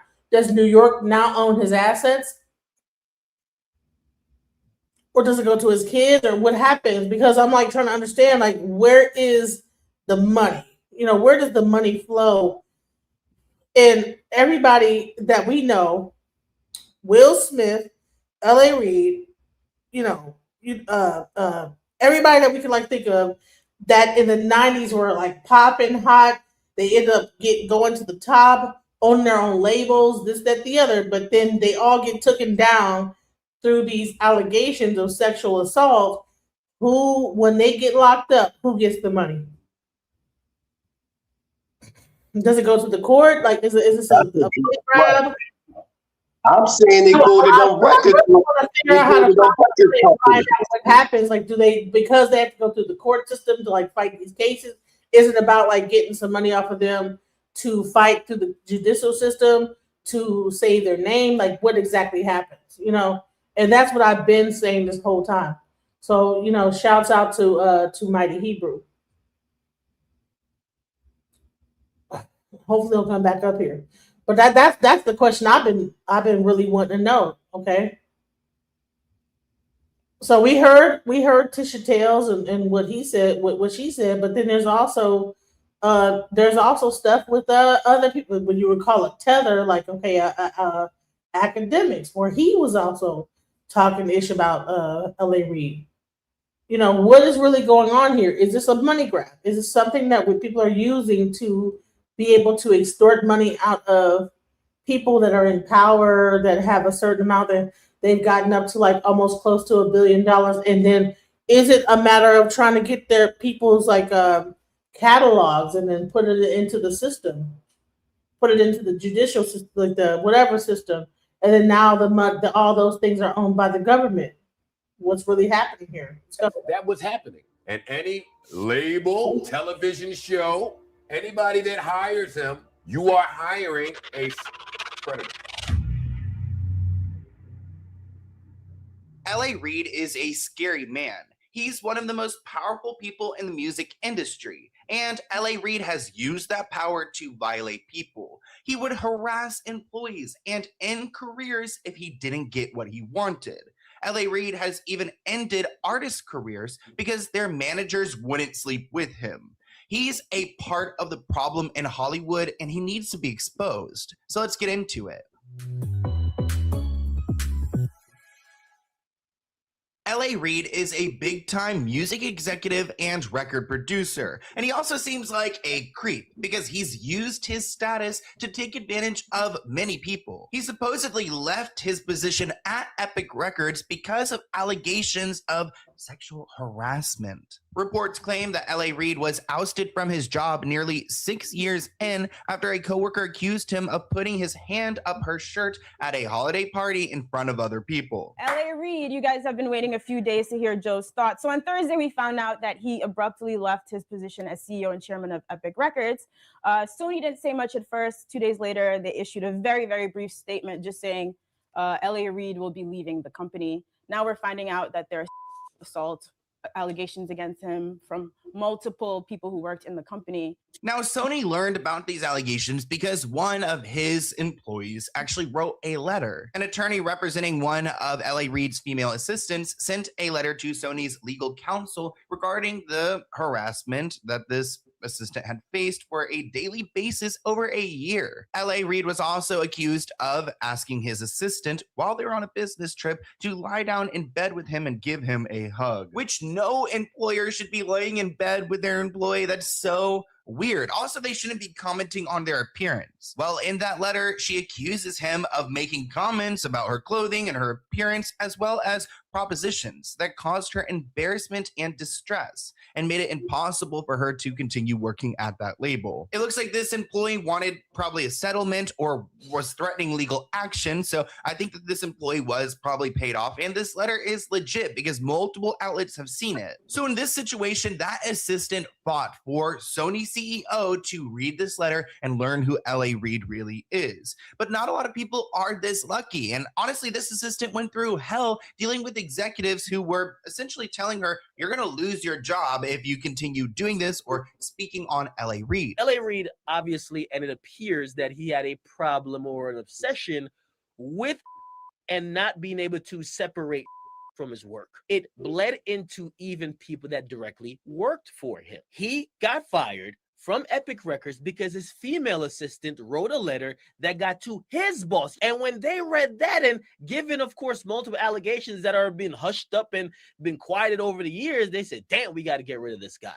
And he has a point, because once you leave your job, you can assume that you can get a job somewhere else. But L.A. Reid, he has this type of power to really blacklist you from entertainment, which is probably why she kept herself anonymous and probably handled this privately, because she doesn't want to miss out from other job opportunities. But Sony put out a statement saying that they are not allowing culture like this in the company, and that's part of L.A. Reid leaving the business. And it's not just assistants who are dealing with this, artists are dealing with this as well. LaToya Rodriguez, known as Toya, found some success on the charts in 2001 with her single I Do. And that's all about what we heard from her, because her career fell off quickly. As of 2022, Toya hasn't put out anything new, and some interesting information has come out on why her career stalled. Well, it wasn't Toya who was actually preyed on, it was her representation. And because her representative didn't, I guess, comply with what he wanted,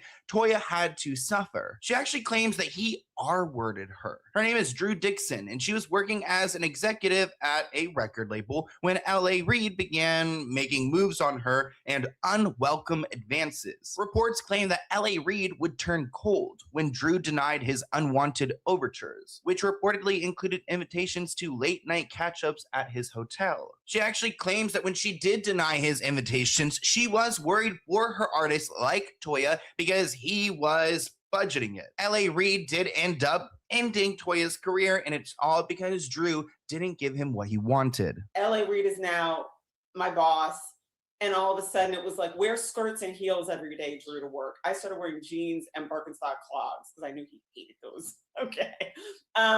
You know, there's even like, it's not even in the movie. I signed this artist, Toya, from St. Louis. She had this record called I Do. It was the #1 Churban record in the country. Churban, okay. I heard that language right? a long time. Crossover We made urban. an album that was dope.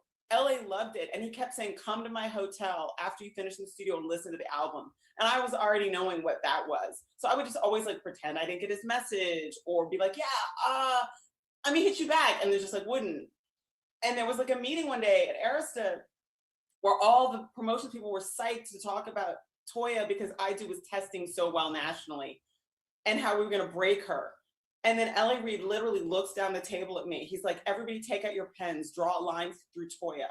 I listened to her album last night in my hotel room. And he like looked at me and I hated it. Honestly, kudos to Drew for standing true for herself and standing up for herself. But it sucks that All right, welcome back, Mighty Hebrew. What do you think about what she's saying? She's saying that she was trying to push artists through. L.A. Reid just she wouldn't do what he wanted her to do. He's like, nah, bumper. You know, what do you think about that? You think she's telling the truth? Okay. I mean, we know that there's truth to that. We know that there's truth to that because even when I was in the music industry, I was in a group called Poetic Alliance, and y'all might have heard of my old rap partner, Big Shell. Now he known as Shelliano, and we was working with Rough House Records out in Philly, and you know, I've seen people get blackballed. You know what I'm saying? If you didn't do with a executive producer, somebody that was in power, and we know L.A. Reid, like he's one, if not the major, one of the most powerful men in the music industry. The same with what's that other dude name? What's that white guy name? Clive Davis. And I mean, we know that Clive groomed all these cats. You know what I mean? He's the godfather, all that. So we know that They're trying to be disrespectful to other black artists. Like he everybody learned from him on how to be. I mean, that's the case. We see that even in the movie. Is it the movie The Temptations of 5 Heartbeats with Big Red? So we've always seen that house nigga, you know, in the midst of our people, you know, and that's just the reality when you dealing with dark forces. You got to remember the music industry was built on evil and corruption from the rip. It was never, when you talk about Walt Disney, all these movie industries, these music industries, none of this stuff was none of it was founded on truth. None of it. If it was all founded on a lie, we're just going to come from out of a lie, more lies. So for anybody, and then you got to understand the ritualism behind it. Ask yourself this question. Why is everything predicated on deviant behavior? Just ask yourself that. Everything is all sexual allegations. Whether you're talking about Mike Tyson, even though years later, it was found out that that was a lie about Mike Tyson.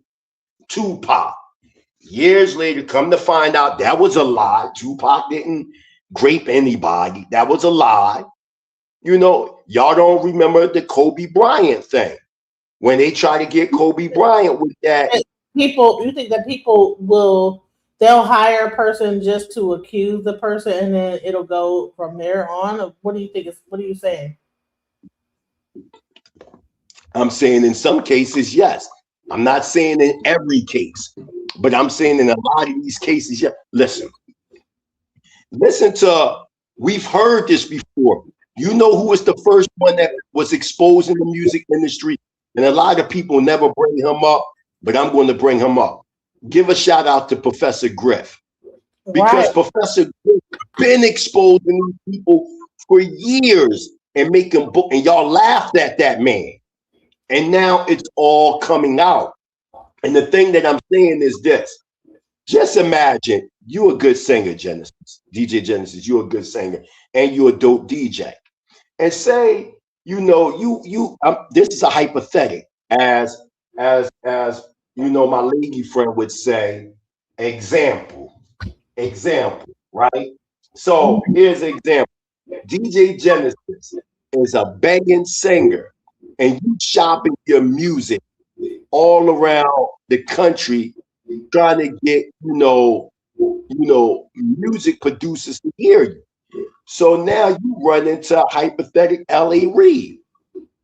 And L.A. Reid come to you with a deal. He come to you with a 360 deal. And you deny that deal.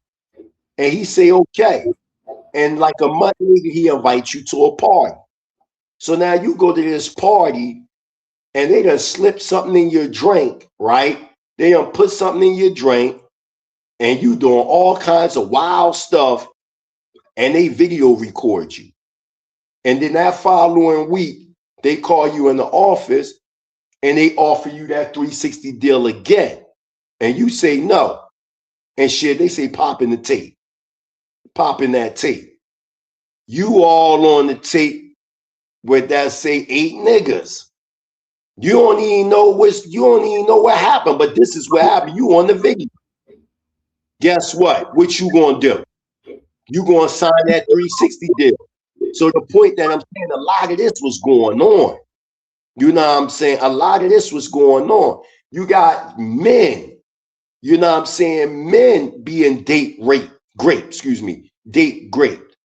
Why y'all ain't locked up Cardi B when Cardi B openly admitted that she had participation in date rape and slipping drugs in men's drinks and then turning around and having transgender women strap up and grape them men? Did she not say that? I didn't know she said that. She said that she would like have transgender. Like, yes, she did. Yes, she did. Yes, she did. Why? That's a fact. She said when she used to strip, she used to be a stripper. She told the whole story and how she was recording these men having these intercourses and they don't even know because she would drug them men. She would drug them, rob them, do all kinds of stuff. And she said this. Ain't nobody lock Cardi B up. Ain't nobody lock her up. So is it like a thing in the industry, like to do this, to extort people, to like make them do what you want them to do? Say what? Do you think that how Bob said she did say something like that? And then the Sinner Phoenix said, yes, it's common. She said it's common out here in New York City for these street strippers to do exactly what Cardi B mentioned. She was telling the truth. It's true. Why they ain't lock up? All I'm saying to the family, and I'm going to make this clear, I do not agree with anything that these celebrities are doing. It's wicked, it's demonic, and Yahweh is going to have a field day with them. My whole thing is, don't try to use the black man of the United States as the face of deviancy when the whole entire country was built on deviancy. The whole United States governmental structure was built off the backs of foundational Black Americans and natives, man. So that's not sit up here and lie like this ain't been going on. This been going on. Look at them Nickelodeon kids.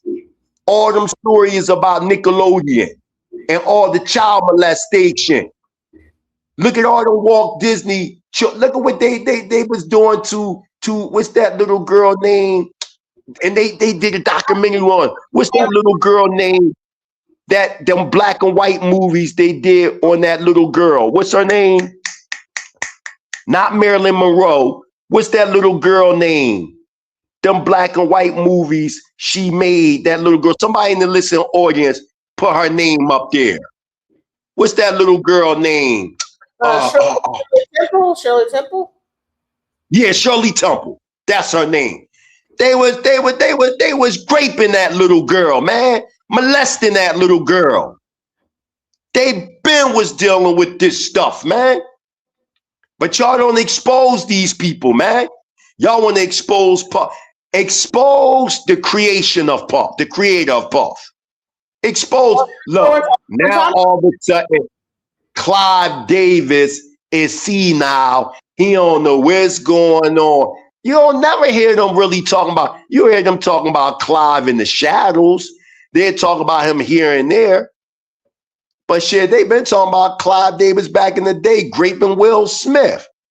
When they said that he had to do that movie, what is it, 60 Seconds or whatever, and how they made that boy, because he was a boy, man, he was a young man, and how they had him watching them porno movies, them gay porno movies, to play that role.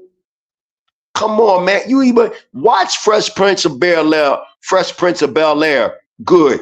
And you see Will acting like a Blade Runner all throughout the show. A Cole Gipper. The father was a Gipper. The damn butler was a Gipper. Family Matters, he was a Gipper. We can go back to Sherman Hensley in the Jeffersons. He was a Gipper.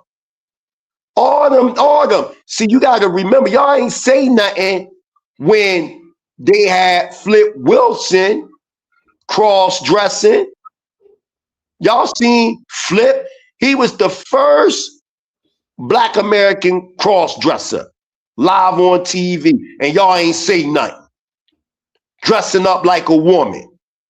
They always had the black man as a part of their ritual. You gotta understand, that's all spell magic. They always try to break the black man to make him dress up like a woman. They couldn't get Denzel, but you got to remember, didn't they recently, not too long ago, they tried to expose Denzel on some crap. Yeah, they did. They tried to expose Morgan Freeman on some crap. They tried to expose Judge Joe Brown on some crap. Every black, like this is a pattern, man. Y'all can't tell me that. Every black man everyone that, especially the ones in high positions, they are right down. And I'm like, okay, what is really going on? Y'all forgot about the judge, the Supreme Court judge, Clarence Thomas, talking about he's a womanizer and committing adultery on his wife with all these white women. Remember that? Remember the belly guy from DC, the mayor, got caught in a hotel smoking crack with prostitutes. Yeah, Marion Barry, and they did Kwame Kilpatrick the same way. They tried to say he killed a stripper. The stripper got killed because of him. Yeah. Yeah. And talk about how he stole all the money when he was a mayor over there in Detroit. Yeah. That's what I'm saying. Every y'all can't believe that all this stuff is true, man. I know y'all not that dumb to believe that every single black man, everyone, Alvin Iverson, he just a corrupted basketball player. He don't listen to authority. He beat on women. What's the football player name? How they say he murdered his pregnant wife and all that. And that was true. That was true. But the whole point that I'm saying is Stefan is about to get his ass handed to him. Oh. Welcome to Stefan right now, the guy that's with hey, what's up? Welcome to the panel, Lenny Lewis. Welcome to the panel. Yeah, everyone, just everyone. They do not do that to their own people, man. You'll see the only time they do that to their look, they so wicked now. Y'all know Epstein had that damn island bringing them children on their floor. Now they trying to cover it up and say, oh, there's no evidence of that now. Now they trying to cover it up. This is what I'm saying. These people are so wicked. They'll cover up their own people. Y'all know that Epstein was a madman that was bringing women and children and whoever else on that island. Y'all been knew about. Even Donald Trump said it. Even Donald Trump said it out of his own mouth. And now y'all trying to cover up. Oh, we investigated the whole thing and there's no evidence of such and such and such and such. But when they come to the black man, y'all got all the evidence in the world that we did this, we did that, and we did this. We are the face. And when I say we, I don't mean as individuals. I'm talking about as a collective body politic. There is something going on. And it's not in the interest of black people. And we need to stop jumping on the bandwagon to every single story that we hear. We're not doing no ground footwork research. We only regurgitating what we heard, not what we know. We don't have no investigative reporters. We ain't got nobody in our team that's dealing with forensics, no evidence, no nothing. We just going by what they say. And that ain't cool. And again, I'm not saying Puff is innocent.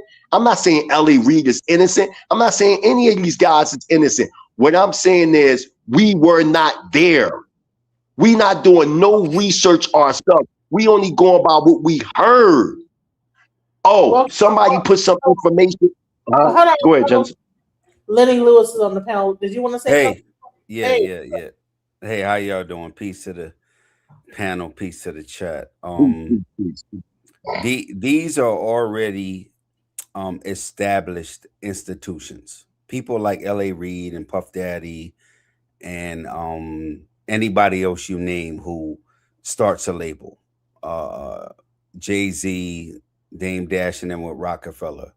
DMX and them had a label. Irv Gotti and all them had a label on Def Jam. Right? These are already established industries. You don't go in there and start nothing new. You agree to the terms of the industry.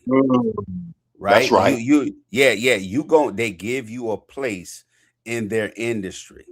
And that's always been the case. If you look at black radio, right? Black television, we have to go off the medium or the media that they use, their networks.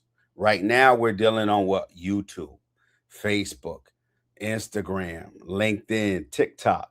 These are already set up networks. It's the same thing. And you go by their rules.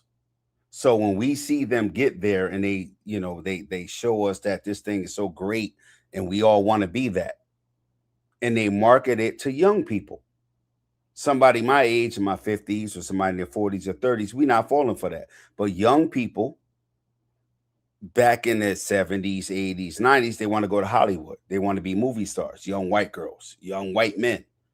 It's not just for us. That's just what the industry markets to young people. And they sell them that dream. The same with us. But when we see our people in higher places, we think, oh, it's one of us. Oh, yeah. Yo, he came from the hood. He came from the projects. He came from food stamps. And then we looking at them like, hold on, how they on a jet plane? How they dealing with a whole different politic that I would deal with? A whole different, different group of people that I would deal with. Like, I wouldn't, no, we ain't going to do this. If Colin Kaepernick said fucking kneel on some shit because somebody got killed, you can't have Jay-Z going, well, we're going to run the halftime show. That's a die. It's they're or say, hey, y'all need to stop kneeling. That's what he did. And sit there with the head of, and I ain't even in sports like that, but that's the head of the NFL, Goodall, Roger Goodall, whatever his name is, sit in a boardroom and go, we beyond kneeling. Kneeling was a show of respect on the field. They didn't kneel on the street corner. They didn't kneel at work in the lunchroom. They kneeled on primetime television on Sunday in the NFL where the world could see it. That's a different type of kneeling than we beyond kneeling. So Jay-Z and them took it one level up. We gonna run the halftime shows from here on out. And we're beyond that. And we're gonna sit next to the same people that despise us and use us and abuse us. But again, that's a part of that industry that's already set up. If you want to get into the music business, you're going into a system that's already set up. Every generation has a new chance to change that shit. Right now with social media, ABC, CBS, MTV is gone now. Record labels are gone now. All that shit is gone now. They tried to push it to streaming, but young people all over got their own pages, their own channels. Older people got their own channels, got their own subscribers, got their own followers, and y'all pushing against the system. They hate that. They hate that. But that's what has to happen every generation. You have to push back against that. We thought black record labels was the pushback against white record labels.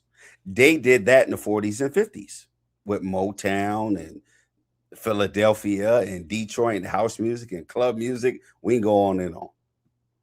So now the young people have to keep pushing against this shit with the technology that's available now. Even though they own it, YouTube, Instagram, TikTok, Facebook, all that shit, we are the superstars all the time. All the time. We're the creators. We're the influencers. We are the reality TV before that shit was reality TV. We was. Black people. We just have to learn, okay, we ain't going to get caught up in it this time. You know, we ain't gonna let them catch us off guard this time with the okie doke. But it's a constant fight. But here's the thing is that when I first started this thing, I said, listen, we have this. Is the black music industry over? Why do I ask this? It's because all of the major players are being taken down, like Will Smith, L.A. Reid, now Jay-Z. If you like watch all the information that's coming out, they are taking these ones down, and they are the head of all this stuff. Right. Yo, go ahead. You got it. Go. No, I just wanted to read just a quotation real quick to build on with the brother's saying. He's absolutely correct. One of the things that you just said, brother, that stood out correctly, I must say, is you said that these institutions were already established before these key players were even involved.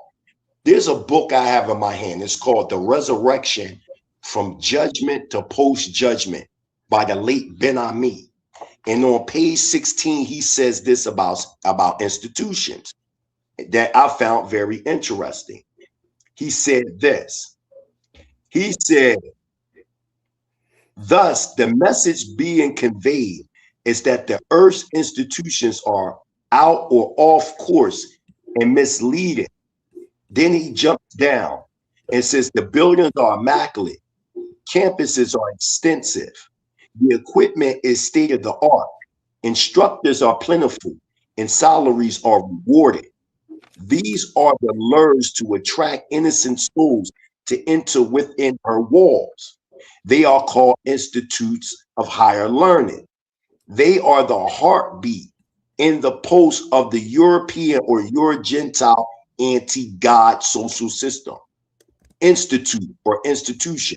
1, an elementary principle recognized as authoritative. 2, a collection of such principles, a significant practice, behavior, relationship in a society or culture.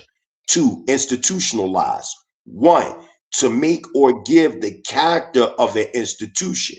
Now, when this brother said that these institutions were already established, and these men like Puff Daddy, L.A. Reid, whoever, They get into these institutions, they become 100% in excellence participants with the degree of wickedness. Because you only can reflect what you involved in within that institutional structure. So if you're talking deviant behavior, then this is what's going to proceed from the souls of these people. You see what I'm saying? So we once the brother basically, without saying many words, destroyed the whole argument by saying these institutions were already established before these players even got involved. Put their picture back up on the screen. I didn't mean to interrupt. I just wanted their picture back up on the screen. There you go. Go ahead, bro. Yeah. So and that's a dope. And whoever did that picture, it's dope. So what I'm saying again, y'all, get the book, The Resurrection from Judgment to Post Judgment. I mean, Ben Ami, he really hits it, and the whole joint is breaking down how institutions were well established to create a corrupt government. You need institutions to create functional illiterates. So if we you okay, baby? Okay. If we talking institutions of higher learning, then where is coming out of that? Even the movie, y'all should rewatch Higher Learning. It showed you with Ice Cube, Busta Rhymes, all them in that movie. It showed you the behavior that is brought out dealing with these institutions of higher learning. So it was already well established that before P. Diddy even got involved in that situation, he was going to be a deviant. Will was going to be a deviant. These guys was going to be deviants because of the people that they were dealing with. Quincy Jones Ben was labeled as a deviant. Barry Gordy Ben was labeled as a deviant. You even when it come to Michael Jackson's father, you see LaToya writing about the deviancy of Joe. The Jacksons, the Jacksons were the Kardashians before the Kardashians. That's a fact. Crazy, right? That's a fact. Crazy, right? Now, hold on. Just looking at the picture. Because, and it's not no in-depth analysis. It's just how history works. If you like a certain thing, you study the history.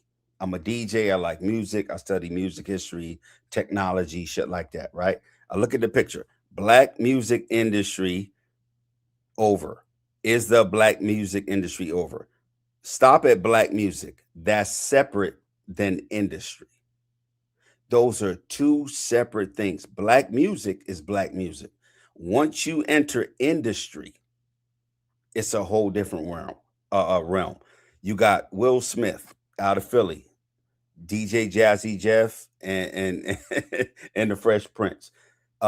They had records before they had a TV show. Jazzy Jeff was a 86 DJ world champion in New York, a new music seminar in New York. Girls of the World Ain't Nothing But Trouble. Parents Just Don't Understand. Out of Philly. Before that, you had the Philly sound. Go over to L.A. Reid and them. Those people are under Clive Davis, who are under any major record label, MCA, RCA. Go over to Jay-Z, Rockefeller, under Def Jam, Russell Simmons, and what's the white Rick Rubin? That's who started Def Jam. Rick Rubin. They went to Arista Records, and they all got bought out, but they all under certain industries that are already. The Puff Daddy documentary, the one thing I noticed about every hardship he had, he got more money thrown at him after. His first event, 9 people died. Him and Heavy D over there in Mount Vernon, they had that. You talking about when he had that concert? When he had that concert, I thought 3 people died. I'm like 60 miles north of New York, but 9 people died. He ended up with L.A. Reid and them over there, Uptown Records. From that, when that died, he went to Bad Boy. They kept throwing money at him. Ciroc, MTV, and then with his little TV show. Every downfall he had, he ended up coming out of there with more money. They throwing money at him to show people die. People got raped. People got murdered, just assaulted, and you get more and more. Jay-Z had to leave his whole crew 3 times. Rockefeller with Dame Dash and them, the whole state property and all that shit. Every connection Jay-Z had with people in the music industry, he had to get rid of to keep going further up. In L.A. Reid, I think he's part of Dr. Jekyll, Mr. Hyde. That was 80s. These people been in the music industry. And how my brother says they're demonic, I say it's monetary. It's the same thing. They chasing money. What will you do for the money? Will you promote negative shit to your people? So here's the thing. Okay, so these 3 people, do you think that the reason why they are having a downfall is because they did the sacrifice to get to the top, but it's like there's only a limited time you could be at the top, and once that time is over, then guess what? Now you get accusations and this and that. Because I'm like trying to figure out how is it? On my channel, I have a saying: low key genius. That's my channel. The industry giveth, and it taketh away. Yes, and Period. I said that earlier. I said, listen. I said it giveth and it take. I said the exact same thing. There you go. I was like, my bad, I wasn't here earlier, but yeah, that's it. It's simple. It's not complicated. People get up to the top. It's like, I don't know when they sign their contract, if they know that, okay, you're going to get to the top, but either you get out early or you stay in there and you risk the chance of just being ridiculed and then demonized. But it's not up to you. It's not. The only part that's up to you is when they kick you out, you try to fight it. You could take somebody like Kevin Hart or The Rock. Yeah, because you can't stop. You can't be like, oh, just like a drug dealer. Once you get to the top of drug dealing, you can't just stop drug dealing. I quit. Because that's all you know, right? No, because once you have set them things up and you have people relying on you, you got to keep on doing it. Right? But hold on. Say right there.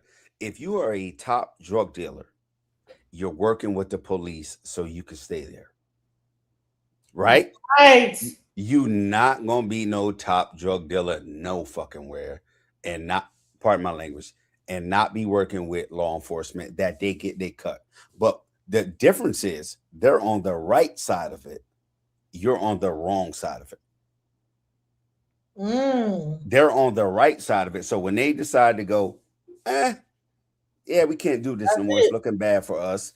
You got to go, or you got to chill. You like, no. I can tell you a story. Listen, I used to be a raver. I used to be in the house music scene, right?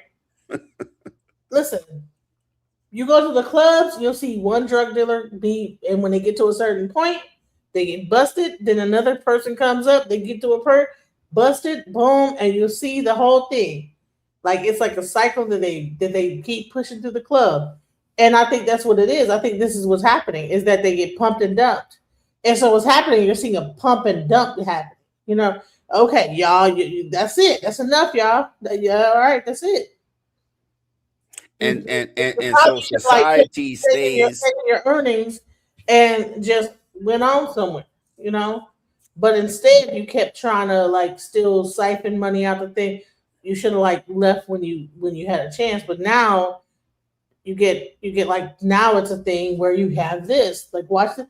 And this guy is a gay dude talking about L.A. Reid. Watch this. But it sucks that artists like Toya, who had so much potential, had to suffer as well. And I think it's important that she keeps mentioning Toya and the fact that her album never made it because L.A. Reid killed it because she did not want to go to his hotel room, which probably a great choice. She wrote on Twitter, "I'm calling L.A. Reid a predator because he pressured me to become intimate with him when I was VP of another label. When I refused, he wouldn't let me sign Kanye West or John Legend. He buried the album that I executive produced on with an artist named Toya. She was quoted saying that his mentality was that he has the power. If you want access, then you have to sleep with him, or I'll be really mean to you the next day and there will be consequences. What's terrible about this industry is that it happens so often. Drew also has a story about Russell Simmons, who we've spoken about before. At 24, she just landed her dream job at Def Jam Records when he started harassing her, and he would constantly show his erect you-know-what to her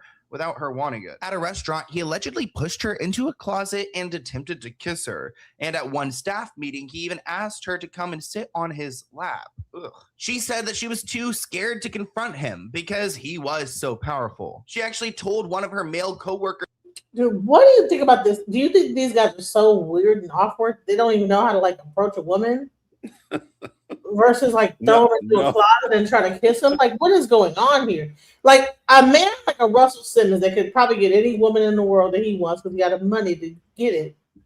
He gonna throw a woman into the closet and try to kiss her?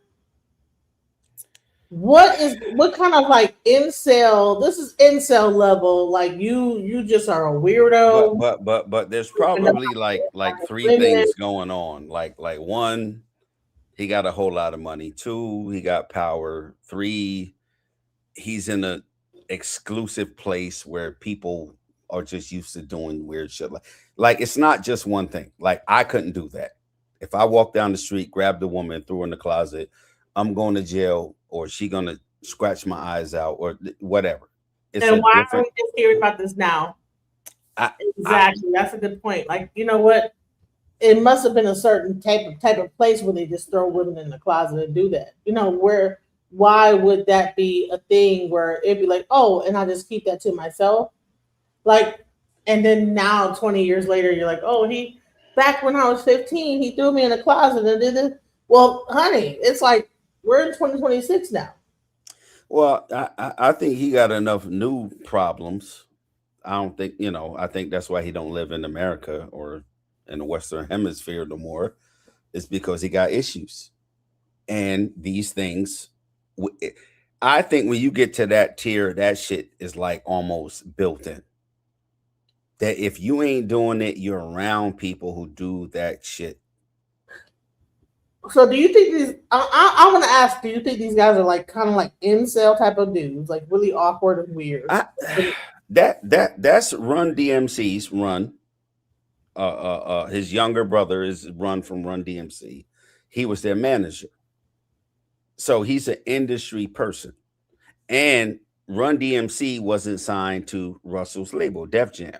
He was just their manager. He was a manager for a lot of rap groups in the but 80s. when you hear him talk, he's not like the average, like, oh yeah, like I would get but I don't know. They just different people. Right, you know what I'm saying? Like, to me, to throw someone into a closet and be like, kiss me. Yeah, there's something wrong with you. You're a weirdo, like, bro. What? I can't never say I threw nobody nowhere, especially in a room and like closet. It's like these guys don't even have like the regular. And this is what I really think is that when you get into the music industry, you have people on the spectrum, not like the autism. Nope. Say that again. Say that again. Please say that again. I think that you have a lot of people on the spectrum, like on like either autism spectrum or like retardation, some kind of level spectrum that where they don't even know, like they're weird, like they're just. Have you been around people in the music? They're not like when you around them, you're like, this person's kind of strange. You know what I'm saying? Like if you be around, because I've been in like different places with people, musicians, and they are not. They're kind of weird. But weird, standoffish, introvert is not the same as abusive, right? But APISD or I would say this. Imagine if you are a kind of a person that normally might have went to school and was in like the short yellow bus. You know what I'm saying? The class that was like had like a what's it called? You must be old. You must be old as me. You talking about Might some have, 80s. it might have had ERP. Might have had a Special education. Go ahead and say it. Special education. Might have had a special education, right? There you go. And so when you encounter a beautiful woman, you don't even know how to. Because normally a person growing up in regular high school, they know how to deal with a beautiful woman. They're not going to throw her into a closet like kiss me and think that's normal. So that seemed like a person that's like kind of mentally like not even on the level. And then this is who who the white people will say, hey, I'm gonna give you $1 million because I can get it back. You give it to a person that's really smart, you probably either you'll get it back, but you'll get it back when I'm done with it, you know. But a person like this, like kind of like not as intelligent, you might be able to give them $1 billion, and they're like, oh, okay, well, you know, and they're partying with it, they're doing this, they're doing that with it. They're not like, oh, okay, I'm gonna throw this into some stocks and you know. But that sounds like that saying, right? If a person got rich, it doesn't make you different. It just makes you more of what you already are. Like right? a person with a special needs. Yeah. So if you got an issue with your hands and you like to hit people and you get somehow some money or you get popular or fame off of that, it just makes you more of that person. You're gonna hit people. I honestly think these guys are people with special needs that people gave a lot of money to. And the reason why they did it is because they knew they could get it back at some point. Now, I sound really like biased and really crazy about what I'm saying, but when hold on. You're saying they took advantage of special needs people, or that these people who were what we would consider quote unquote special needs, maybe an introvert, standoffish, got an opportunity, and they both took advantage of each other. The person that was an introvert took advantage of the industry took advantage of that person. Probably I think that maybe both. One was able to like get money where they probably would normally in the real world would probably be working at 7-Eleven. Mm-hmm. But they just gave a whole bunch of money. And two, I think it has a lot to do with what you are willing to do for what you want.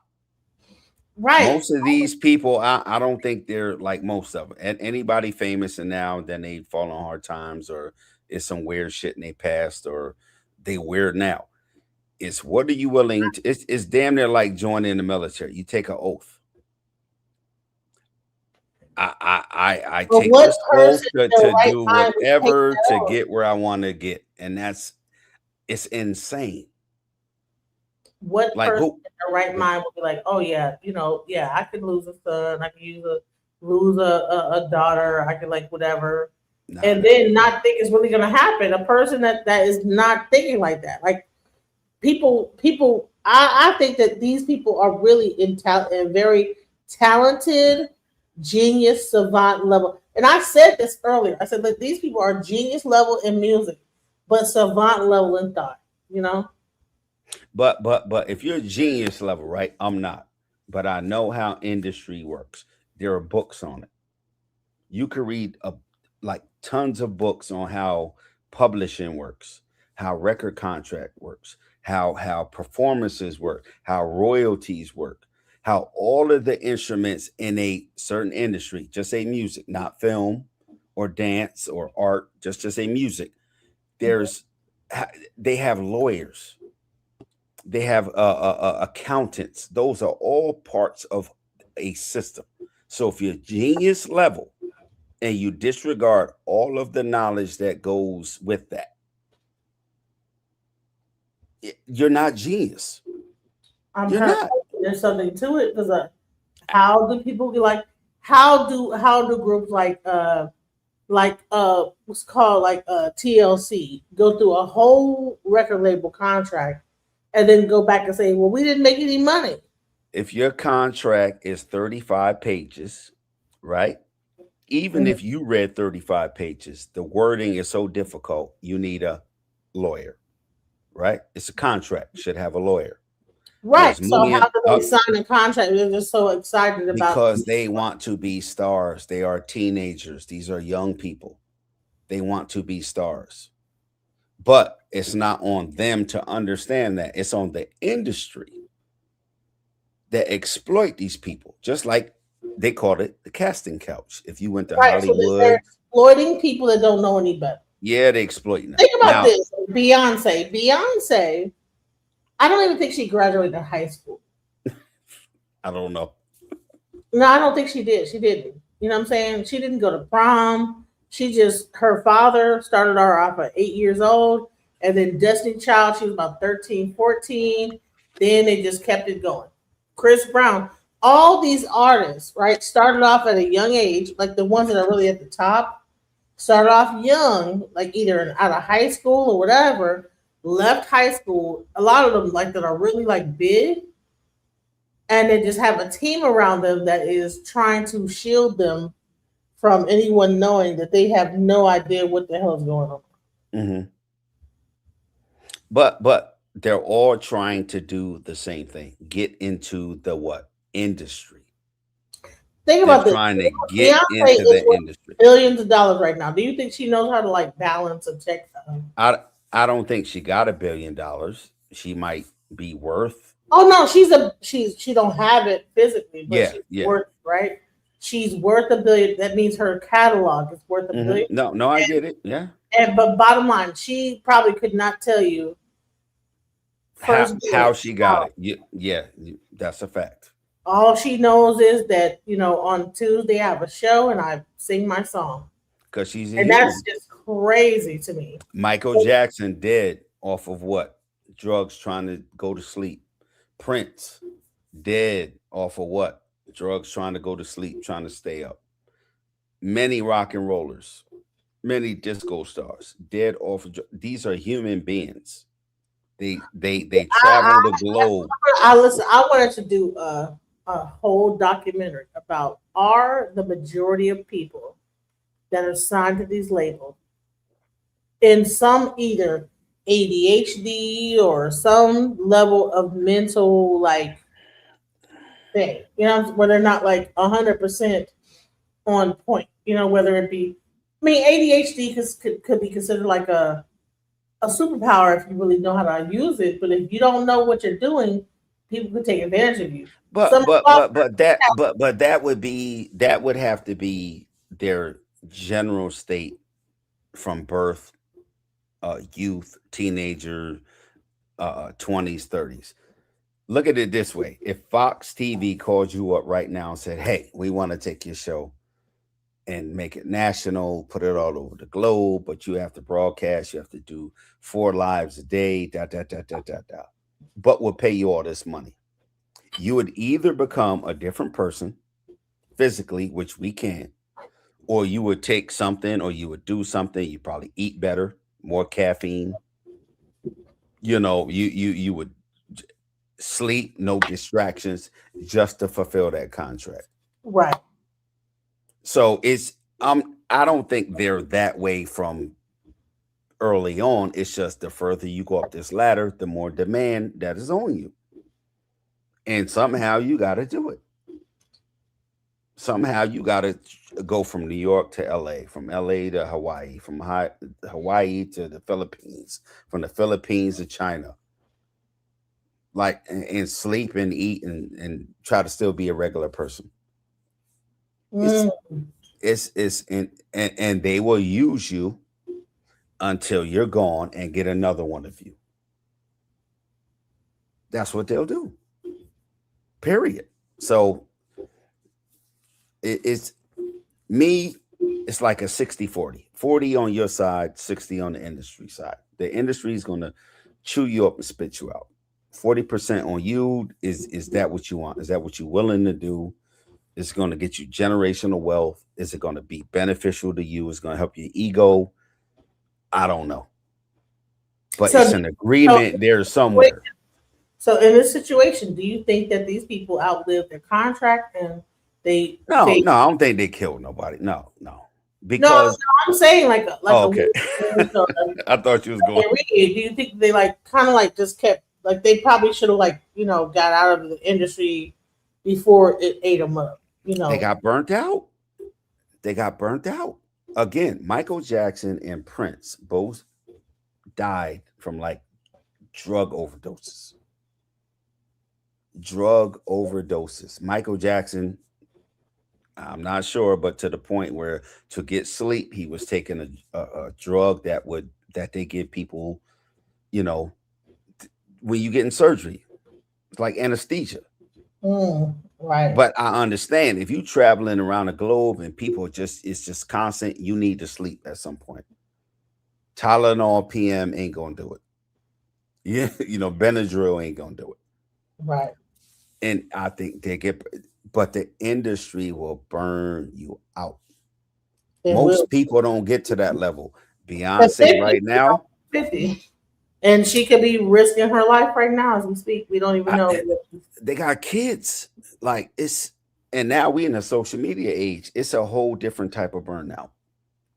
She's got to keep up with who? Taylor Swift, Bruno Mars, whoever the next big star is. Like there's only one number one position.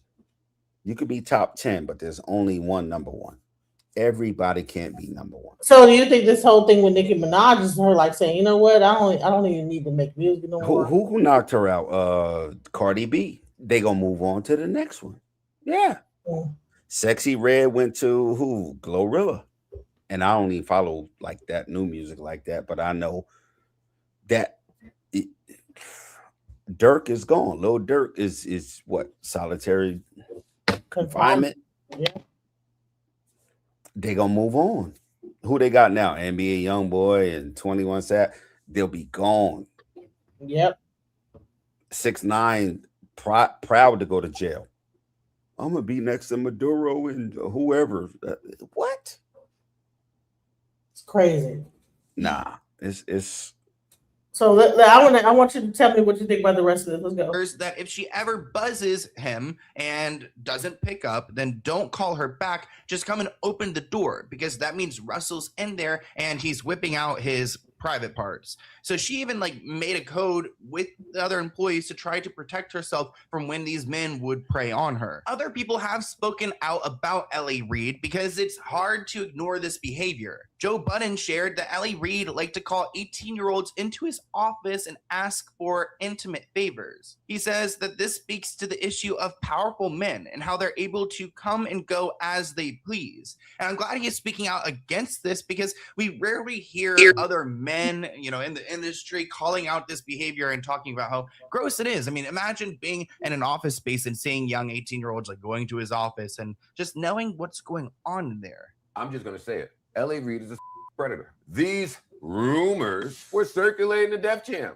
There was an multiple assistants at Def Jam that said L.A. Reid liked to call underage girls in his office. Underage? Well, 18. Okay. I mean, that's of age. That's legal.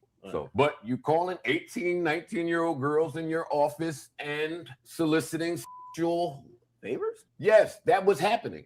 That was happening. I don't think this is a secret to people in the music business. He's absolutely right. Thoughts? What are your thoughts on that? I think they're playing people faces, right? Joe Budden stood behind a mental illness or disorder, right? Through the years, he's been open about that. Him and Kanye, I go through depression, I go through anxiety. They stand behind that. You got academics there. The single most detrimental person to drill rap. I'm from New York. Wouldn't have known about it if it wasn't for academics. Wouldn't have known about how bad it was. Could be looked at as news or just information, but to glorify it, no. So the two people on the screen, probably not the best spokespersons for what goes on in the industry, when both of them will and have sold their whole life for that shit.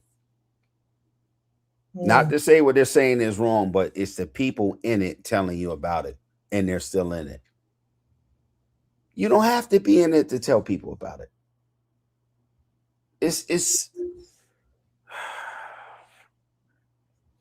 Nah. So, so I want to show this real thing about, let's go into the Rock Nation. So I talked enough about L.A. Reid. Let's go into Rock Nation now. Let's go. And their bad record contracts. Yeah, I don't even know. Like, I can't even tell you that. Like, See, the internet keep treating it like random drama, but nah, this feel calculated.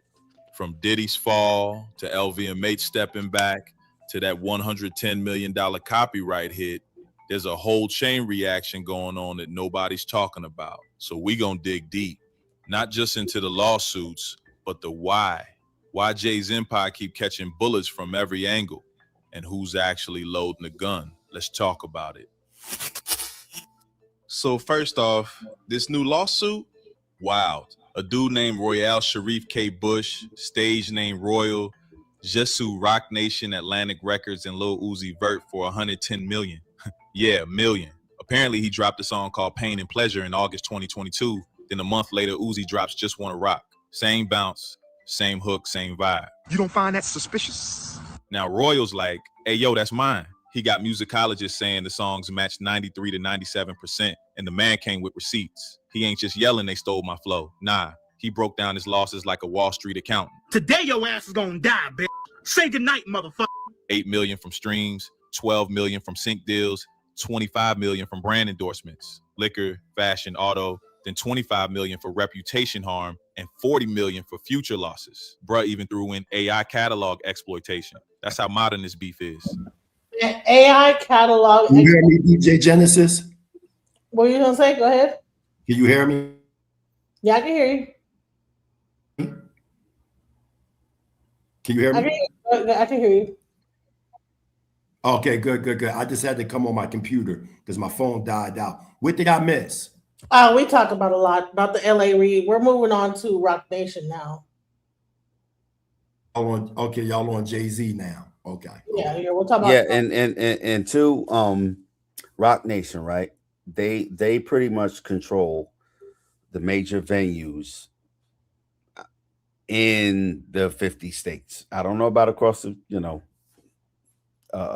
ocean, but they control most of the venues, right? So if you want to go do a show somewhere, you go through Rock Nation. It's like Ticketmaster if you want to get a ticket. Before that, Jay-Z was with Tidal, the music streaming service, which was a bunch of European, Swedish people, whatever the hell they were. And before that, it was the NFL. Before that, it was the Samsung phone or something. Now he owns a portion of a Cash App. So the Brooklyn Nets and getting the stadium built and all of these little all these lawsuits just back to back. Yeah, that's all these little steps. Jay-Z own a part of Cash App now? Yeah. Damn. Yes. Jay-Z is not playing. That's why Cash App is ghetto. No, I'm just I'm joking.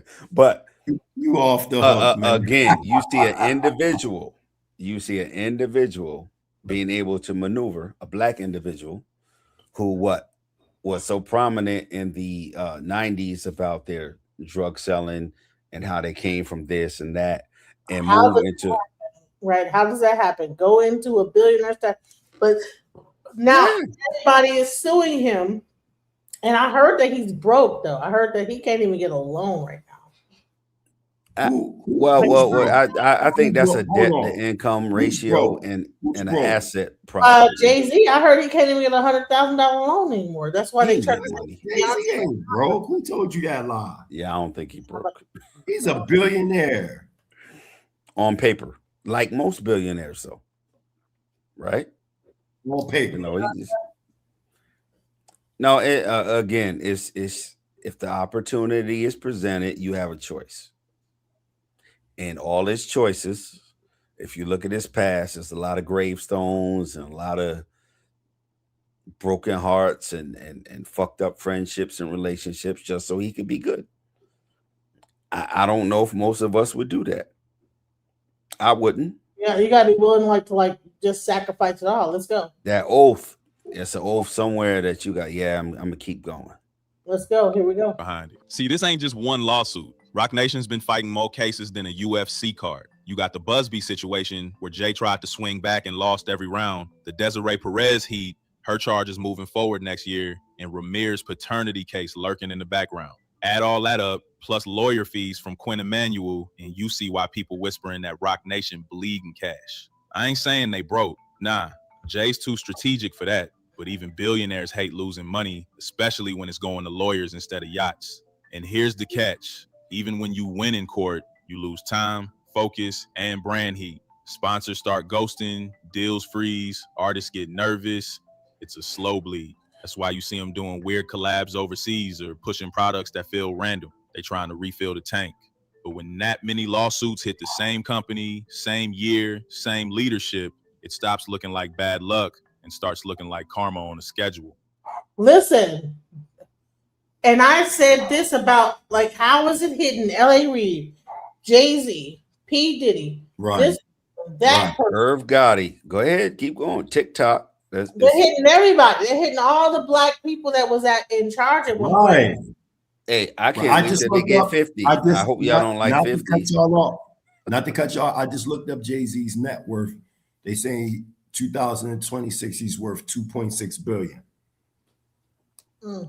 But we all know that don't mean nothing That's if what it they say. don't want you to have Right that. now, I just looked it Kanye up. went I'm through that looking at little it. headache. Kyrie Irving went Right. through that. Yeah, you seen. That's Yeah. a fact. That's a fact. When Kanye West exposed that the black people in America was the true Hebrews, what did they do? They turned around in front of everybody and took billions from him. Like that. Now, you've never seen that in history. How they just openly in front of everybody in a matter of days took billions of dollars from him in front of everybody. That was. So you when couldn't we even saw- hear his side of the story on the news. They would not That's even a let his fact. side of the story out. That's a fact. So no one is untouchable. 50 Cent and Jay-Z, those are the top two right now. Which one gonna fall first? He's I don't next. Because if you know. notice, he next 50 Cent. Because if you peep, they slowly exposing him now. They exposing him. You see what I'm saying? It's crazy. 50 think he exposing Puff, but in turn, they turn around now and they exposing 50. Yup. Yeah, they gonna use talking about he again. gay. You gotta all kinds of stuff. you have to wake up and go, I'm gonna do whatever it takes to keep all this money. And I don't know. They understand one day it's gonna go away. I think somebody wrote, what did Jay-Z do for the black community? Nothing. Lied to y'all, gave people a false prophet that you could do this too. You can come from the projects and be a billionaire and sit next to the head of NFL and marry Beyonce's. Nope. Yeah, you could do that if you willing, but you Bend over. But hold on. You're amongst 10 million other people who are willing to just give up everything. I'm not. Who is this? I'm sure y'all not. Who is this woman Jay-Z with in this picture right here, y'all? That's his partner. She was a informant. Perez. Yeah. Oh, yeah. That's that Spanish chick that was an FBI informant. That's like Rick Ross. This nigga was a cop. Yeah. She was an informant. Guard. For like I heard this. A part of like the cartel. I praise these people. I heard this woman right here was literally an FBI informant. She is. The Spanish Google one. it. Yeah. She's an I heard informant. about She gave him up. Like that's fact. So yeah, they still rich. But if this pace keeps up, they gonna need a GoFundMe before the Grammys. Let's be real, bro. None of this chaos started And by just like- accident. just like you Everything got that changed the minute informant. Diddy got Just arrested like in you got- 2024. The feds ain't just cuffed one man. They shook the whole food chain. Executives, investors, brand partners, everybody started looking around like, wait, who else was close to him? And who's been Diddy's dinner table buddy for 2 decades? Jay-Z. What were you saying? And it's funny, and that's a fact about the relationship between P. Diddy and Jay. And you see how Jay tried to make it seem like he didn't even really know the man like that. It's Which all we right know- though. Right, which we know is a lot. And you remember even with the situation with the BMF story and 50, and Yep. you know,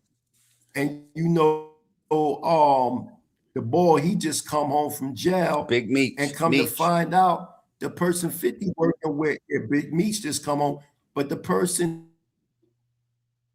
that 50 Cent working with is a FBI informant. The one that he brought the rights to the BMF, she was an FBI informant, which is a fact. I read the file. You don't I have read the no paper. choice, bro. You have no choice. You're not gonna have all that. Come from the hood and be clean.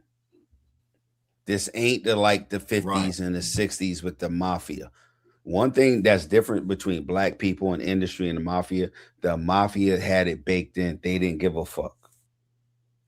Even though every time they got caught, they snitched on each other, but they had some bullshit code where we don't do this, we do that. This is how we stand. You can't touch this person. If you do that, they had some bullshit code because they all end up telling on each other or killing each other.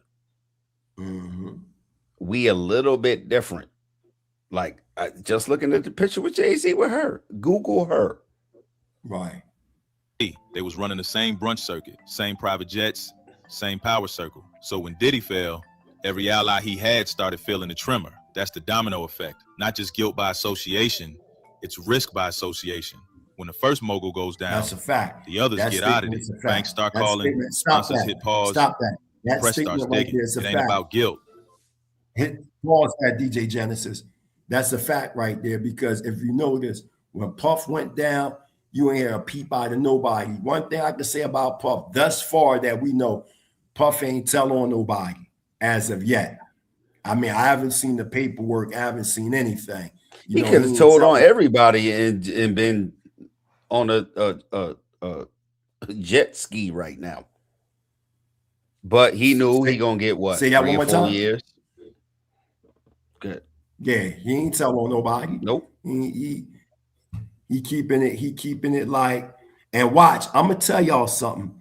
And this is from the Mighty Hebrew. When Puff get out, watch how he blow up. Every Just watch. incident he had, that's what I'm saying. Every when Biggie passed, he did his own album after that. More money, Right. more money. When his career started dying, he got the Ciroc deal. He got the MTV show. More money, more money. It's just constant. So this is like a bigger fall, a bigger payday, and they're gonna throw money at him.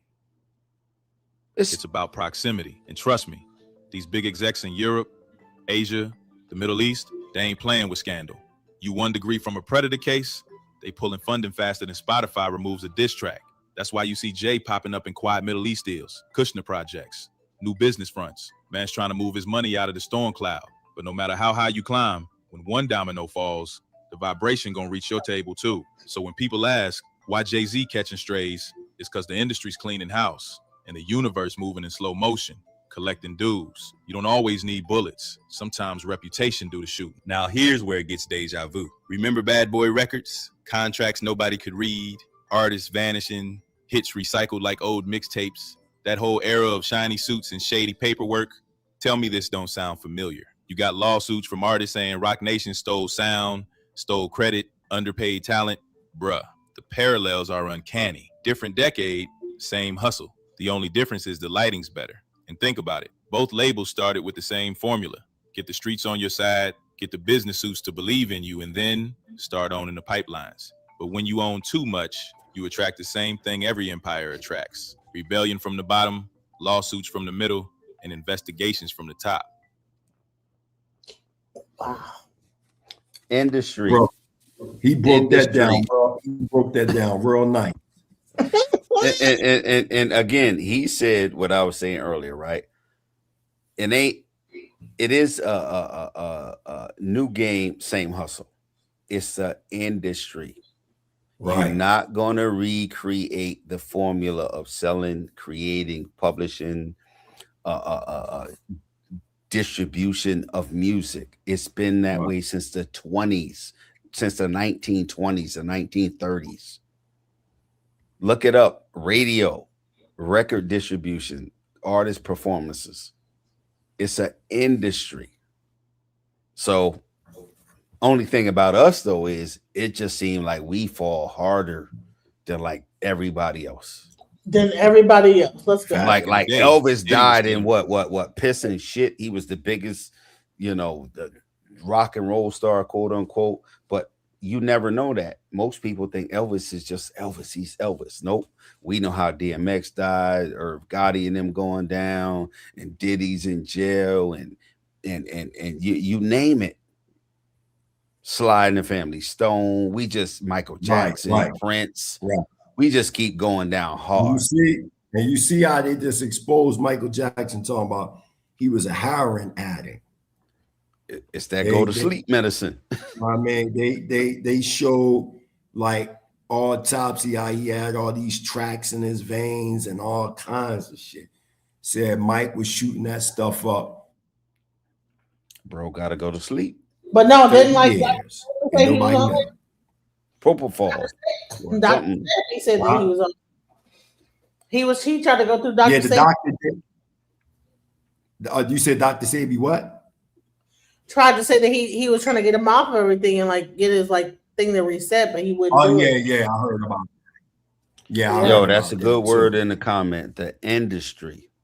END industry, not industry. That's crazy. They said, Sam and Cooke. that's true about Sam Cooke. I remember that. They got rid of him. They said no So one any even young buys person that records. want to get involved, right? If they don't, I have to get up in a little while. all right, just like any other industry, if you don't do your research, if you don't understand, if you don't look into it, you're gonna fall victim to it. Facts. You want to be a star, it don't work that way. It don't. Right. Beats right out of studios. Now it's AI catalogs, publishing splits, and sync rights. The game changed, but the greed stayed fluent. That's why people call Rock Nation Bad Boy 2.0. Not out of hate, but out of pattern recognition. Every label that grows too powerful starts eating its own until the artists start biting back. And bruh, the lawsuit stacking now, that's the sound of history repeating itself, just with better lawyers and cleaner fonts. All right, let's talk ego for a second, because that's where the internet really lost its mind. A clip just resurfaced. Jay-Z on Twitter Spaces back in 2021 talking big. No disrespect. No one can stand on that stage with me. You are dumb, unattractive, overweight, unworthy, untalented. Bruh, nobody? You mean Drake, Wayne, Kendrick, not even Nas? I get it, Hov's a legend, but that clip sounds different now when you play it next to all these lawsuits, right? Back then it was the godfather of rap. Now it's giving CEO under pressure. And here's the wild part. Fans started doing versus fantasy battles online like, okay, if Drake dropped headlines, what Jay playing? Lil Wayne go a milli, what Jay got? And half the comments was like, wait, name 5 Jay songs without features. See it expose something. Jay's catalog is elite, but his ego marketing might be his biggest hit of all. Hov's always been that quiet power type. He don't yell like Diddy, he don't melt down like Ye, but make no mistake, he got the same ego energy just in a tux. He just learned how to hide it behind business meetings and Basquiat paintings. But when old clips pop up while the court cases stack up, that confidence don't sound legendary anymore. It sound ironic. The same bar that once sounded like a flex now sound like foreshadowing. See, the thing about ego is currency in music, but it's a liability in court. You can't swagger past a subpoena, bruh. Judges don't care how many platinum plaques you got. You walk in there talking, I'm untouchable, they gonna touch everything you own. That's what's happening now. That old Hove bravado is being flipped against him. The media running side by sides of his quotes next to docket files. Every soundbite becomes an exhibit. Every flex turns into evidence of arrogance. That's how they dismantle power. Not with handcuffs, but headlines. And this is bigger than Jay. It's how America humbles every black mogul who reaches the top. They let you build, let you brag, then they hit replay on your own words when it's time to knock you down. Oh, this is, I don't know who this guy is that's saying this, man. They are, whoever wrote that is, whoever wrote that thing is hitting it. Like, He a regular person. He a regular person that if you just look at the history of anything and you see repetition, that's it. It don't matter the face or the name. It's just repetition. And we all go, every generation, oh, this person, they can't. Nah, this person ain't never going to die. That's always going to be number one. Basketball, football, music, movies, actors. We all do it. it's repetition. Chew you up, spit you out. Mm. Again, I just think when it's us, it just looks and feels different. Yeah, because I was like, is there like a thing against the black person? But seem like to me like there's something more going on. Let's go. And the wild part, they don't even need to fabricate nothing. You already said enough on camera. So when people ask why Jay-Z's empire keep catching strays, it's partly because his empire been built on ego energy. Once the ego cracks, the brand follows. In hip-hop, confidence sells. In corporate America, confidence is evidence. All right, let's follow the money, because it always tells the real story. Every empire that looks under attack usually just loses control of the cash flow. And bruh, Rock Nation's flow looking shaky right now. All these lawsuits, they don't just drain bank accounts. They freeze partnerships, delay deals, make sponsors nervous. Nobody want to collab with a label that's showing up in court more than in the charts. We already seen it. LVMH slowing down their Rihanna ties, brands whispering about distance, and investors doing quiet check-ins to see how deep the legal smoke is. You don't need to lose the case to lose the confidence. Once money stops moving, people start panicking. And Jay know that. That's why you see sudden global business headlines pop up. Middle East projects, equity talk, secret investments. Translation, let me stash the bag somewhere the lawsuits can't touch. But here's the bigger picture. When the system feels you built something too independent, too black, too powerful, they don't shut you down overnight. They slow you down with paperwork, lawyer by lawyer, case by case, week by week. It's not cancel culture. It's corporate constriction. They suffocate you with compliance. They turn your accountants into informants and your friends into consultants. That's what Jay fighting right now. Not haters, but high-level hesitation. The empire's still standing, but the money, it ain't sprinting like it used to. And when the money slows down, the wolves start circling. You can always tell when the streets smell blood, even if it's billionaire blood. Now here's where things get deep, the part most people miss. What if this whole wave of mogul meltdowns ain't random? What if it's ritual cleansing, industry style? Every few years, Hollywood and the music world go through what I call a power purge. They pick a few kings, tear them down in public, then reset the throne for the next generation they can control. It ain't. Oh my God, this is what I said. It's a purge, a power purge. Right. I didn't even, like, Right, it's a purge. They are Right. getting rid of people like L.A. Reid. They're getting rid of all of it, and they're gonna elevate some new people up and make them the new people. They need fresh meat. They need fresh meat.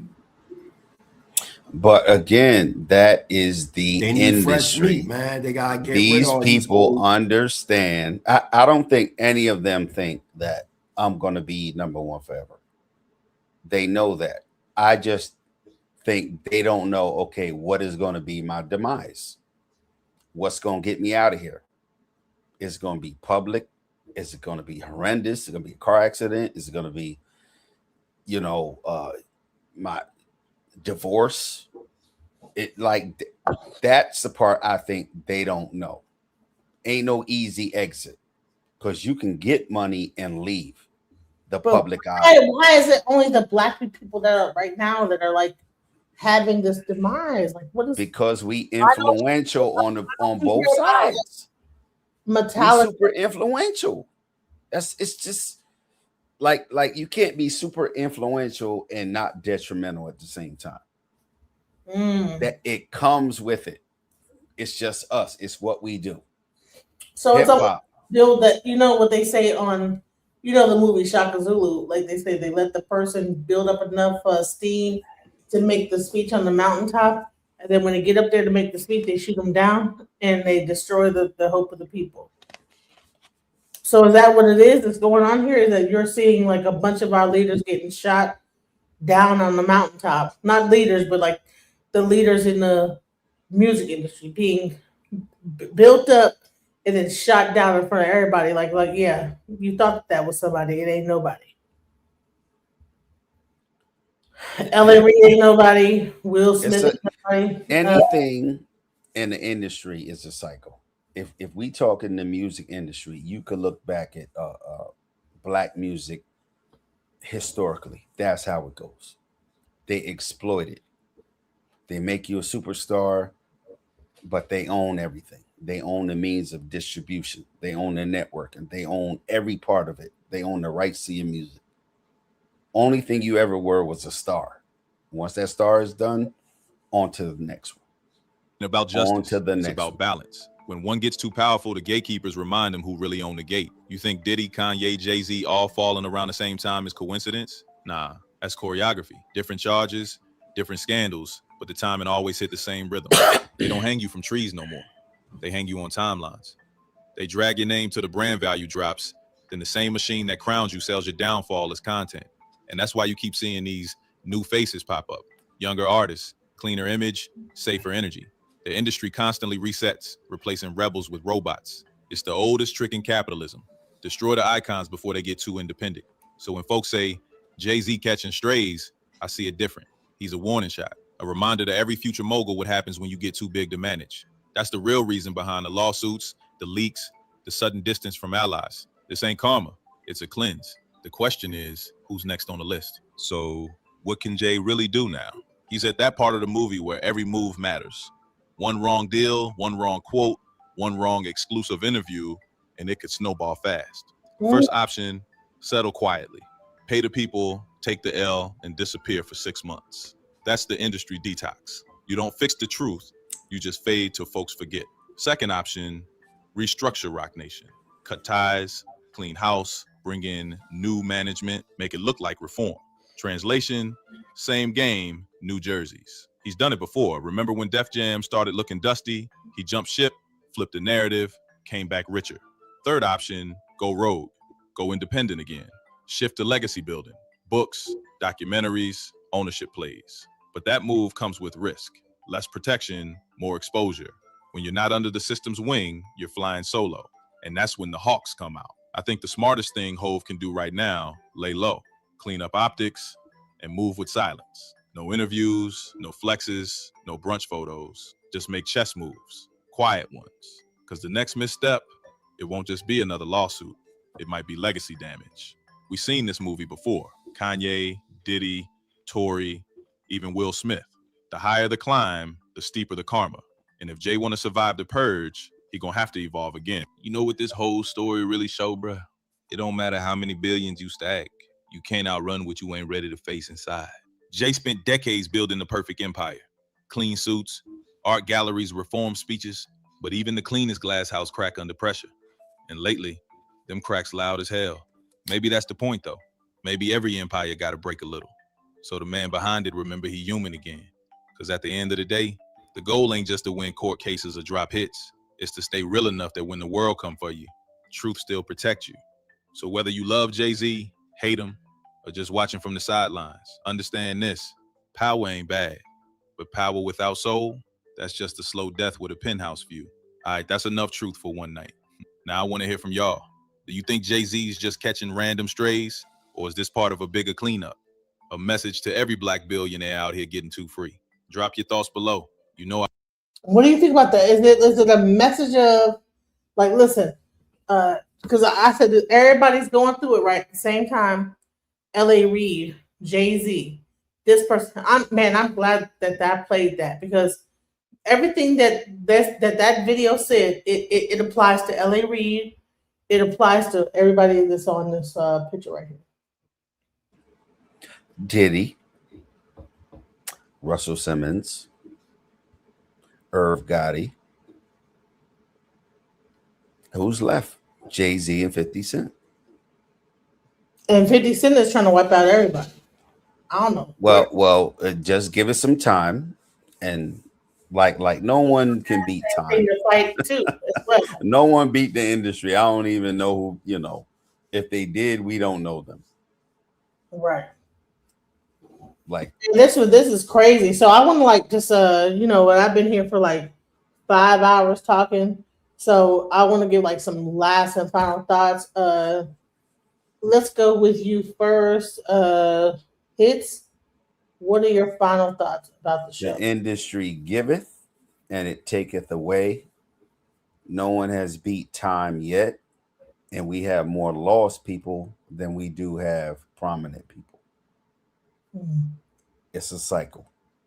So that's I hope that's not discouraging, but if you get involved in that system, that's you're more likely to fail than you are to succeed. So it's a failing system. That's what you're saying. Yes, for the Wow. majority of people, and we are not. Most people aren't that lucky or talented or will do anything to get to that point. So it's your chances are slim. Create a new system. All right. So Prince Charlene Dean, what is your thoughts? Final thoughts? You there? Shalom. Yeah, I'm here. Shalom, shalom. Like I've been saying, and as I'll quote it from the book, The Resurrection from Judgment to Post Judgment, from the late Ben Ami, you if you talk at institutions, then you talk about institutionalized behavior. As the brother was saying, these institutions of higher learning were already established before you even get your L.A. Reids, your Will Smiths, your Puff Daddies, your Jay-Z's, whatever the case may be. They were already there. So it was never for the best interest of our people. It has never been in the best interest of our people to gear ourselves in the ways of the Gentile. You know what I'm saying? So that's why I stand. I stand like it's always been a failure for us. You know what I mean? To try to incorporate ourselves with these people. And at the end of the day, they're going to always use, the black male image as the face to the most negative, diabolical, ways of living. And that's what they do with these people here.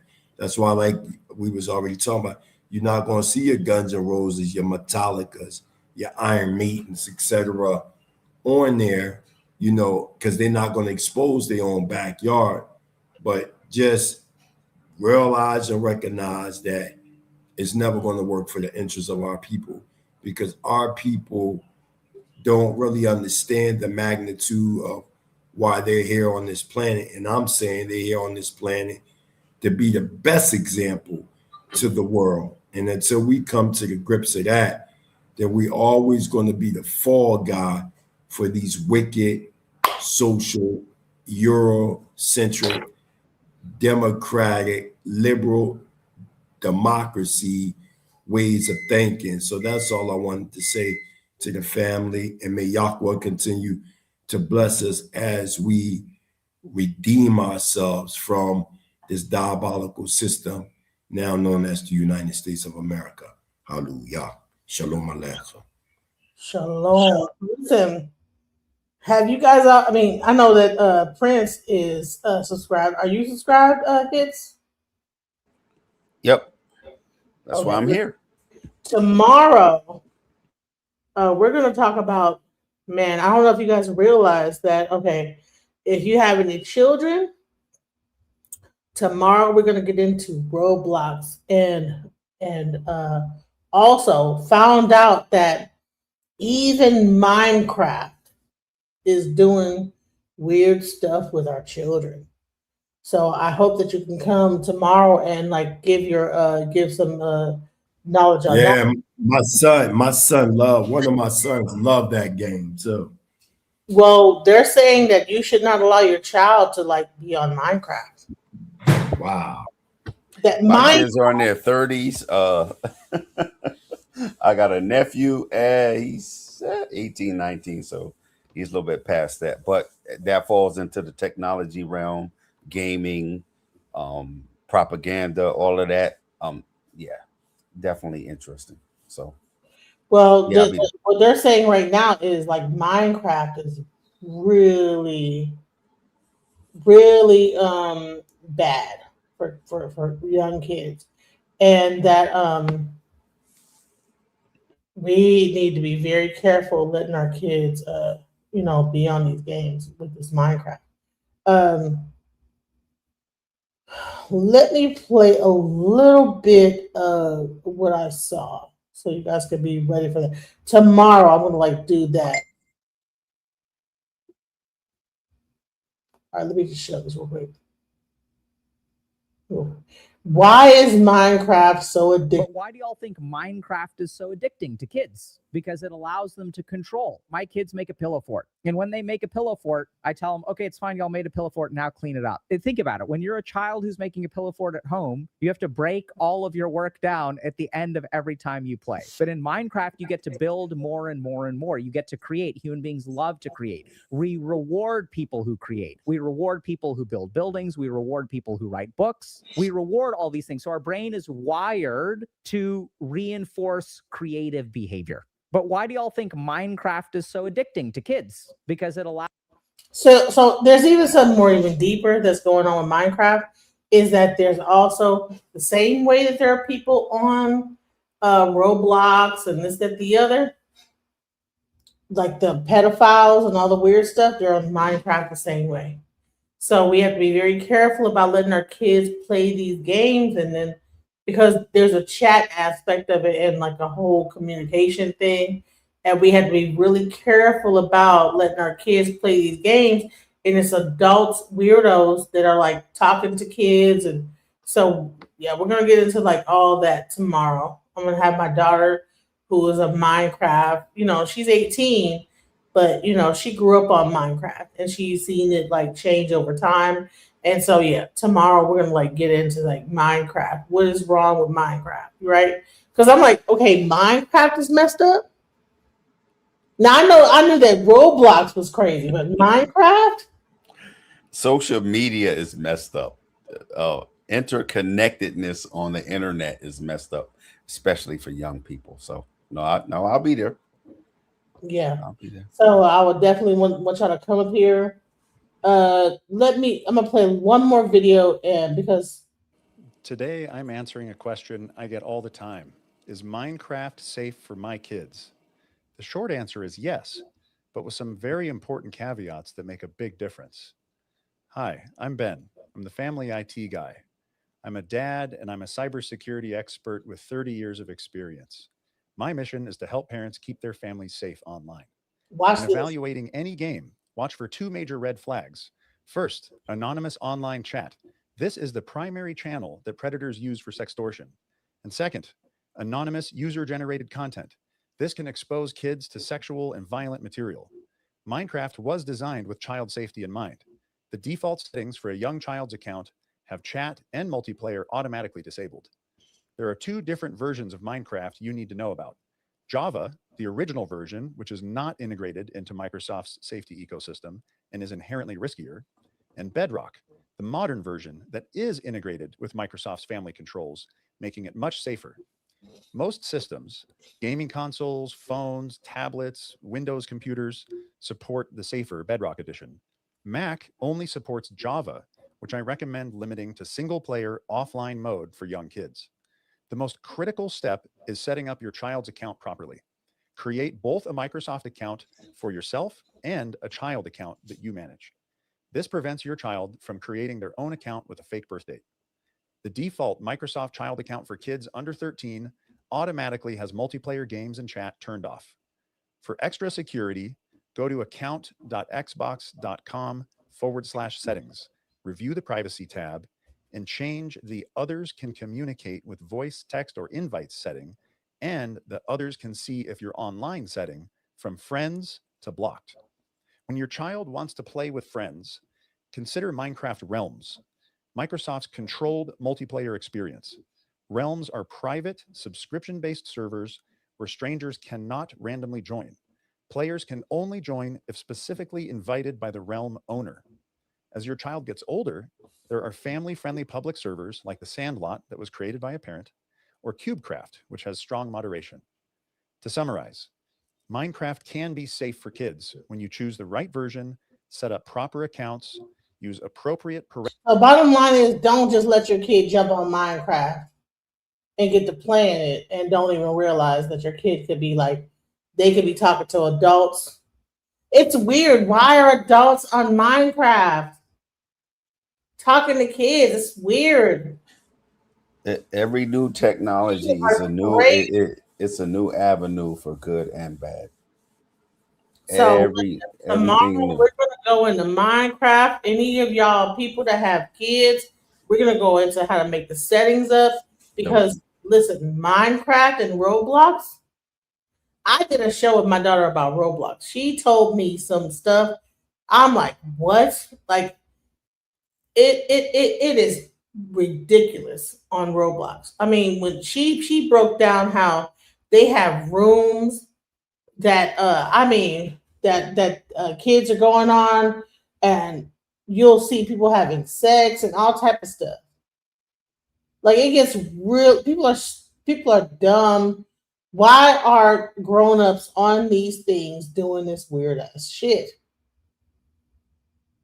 It's weird, and I don't know why they're doing that for kids, but I mean I know why, because they're weirdos and they just are pedophiles and they just want to expose our kids to bull stuff.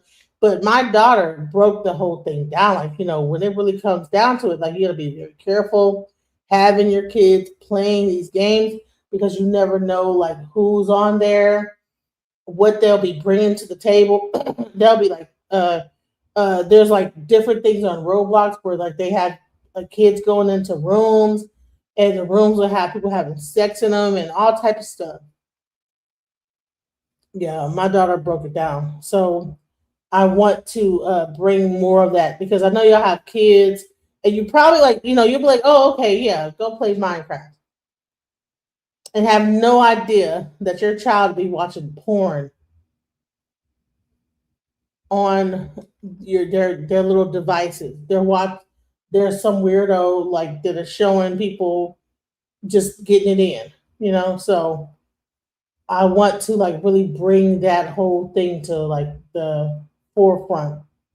I'm trying to find the one where I talked to my daughter so you get like an idea, because my oldest daughter is really, I mean, she's, when it comes down to like computers and everything, she's really she knows all the information. But we have to like be very careful about our kids and make sure that we protect them. Trying to find it. Let me see if I can find it real quick. Just a little bit of it, so you'll see like that when she comes on there. I mean, you'll be surprised at how informed my daughter is when it comes down to some of this stuff. I'll find it. How's everything? How's everybody going? How's everybody doing like tonight? Trying to find it real quick. Give me 1 second. Okay, can't find it there.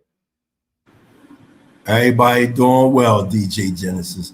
Everybody doing well. Can you dig it, War Machine? You reign supreme with a team pointed like Red Beam?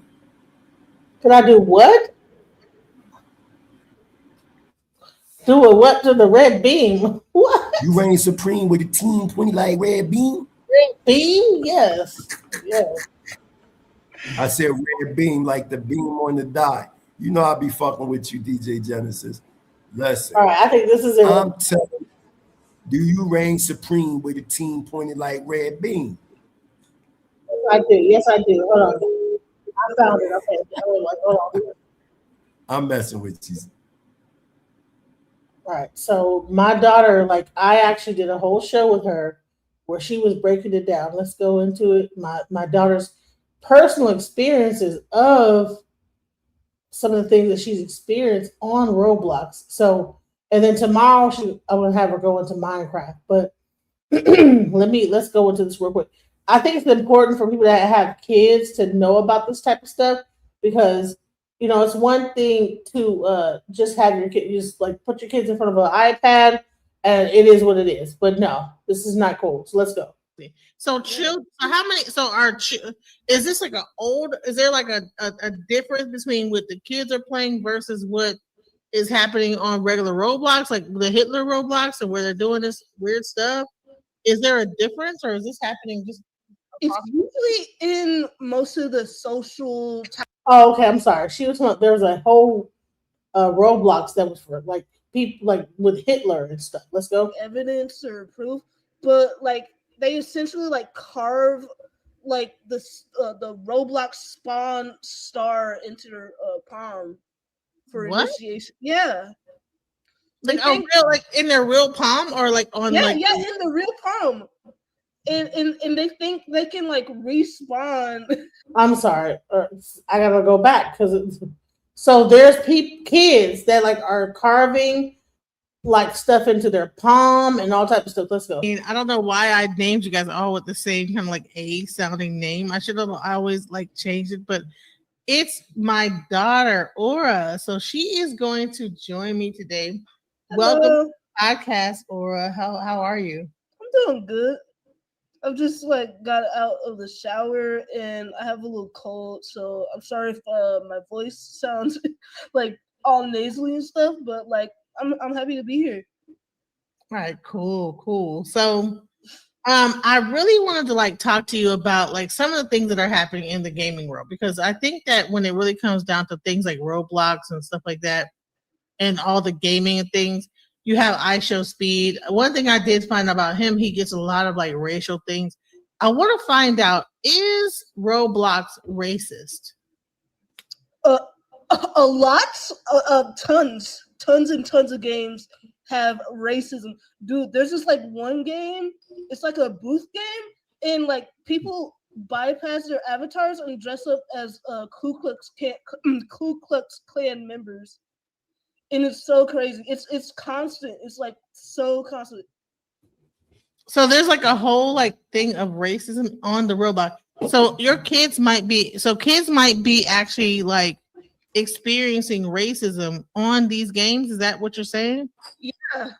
If you have a black children, like actual children?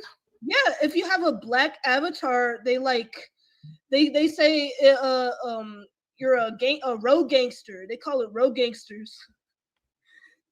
Like it's an actual real thing. If you look up road gangster, it's like a, I think it shows up images. Wait, road gangster. I don't know.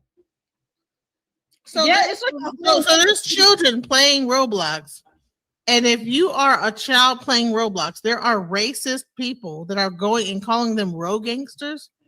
Yeah, and there's also like weird cults like Spawnism. They have like a whole Discord group chat, and I don't really know if there's any like evidence or proof, but like they essentially like carve like the Roblox Spawn star into their palm for initiation. Yeah. Like a real, like in their real palm, or like on in like the real palm. And they think they can like respawn from their hand after doing that. What? Like so a friend like said that to me. I don't know. So you mean to tell me that they have a whole cult of Roblox? Yeah, they have that someone is getting people to like take their hand and like carve things into their hand, and they think that they can like do some kind of Roblox thing in real life. Yeah. What? It's kind of like the blue whale challenge.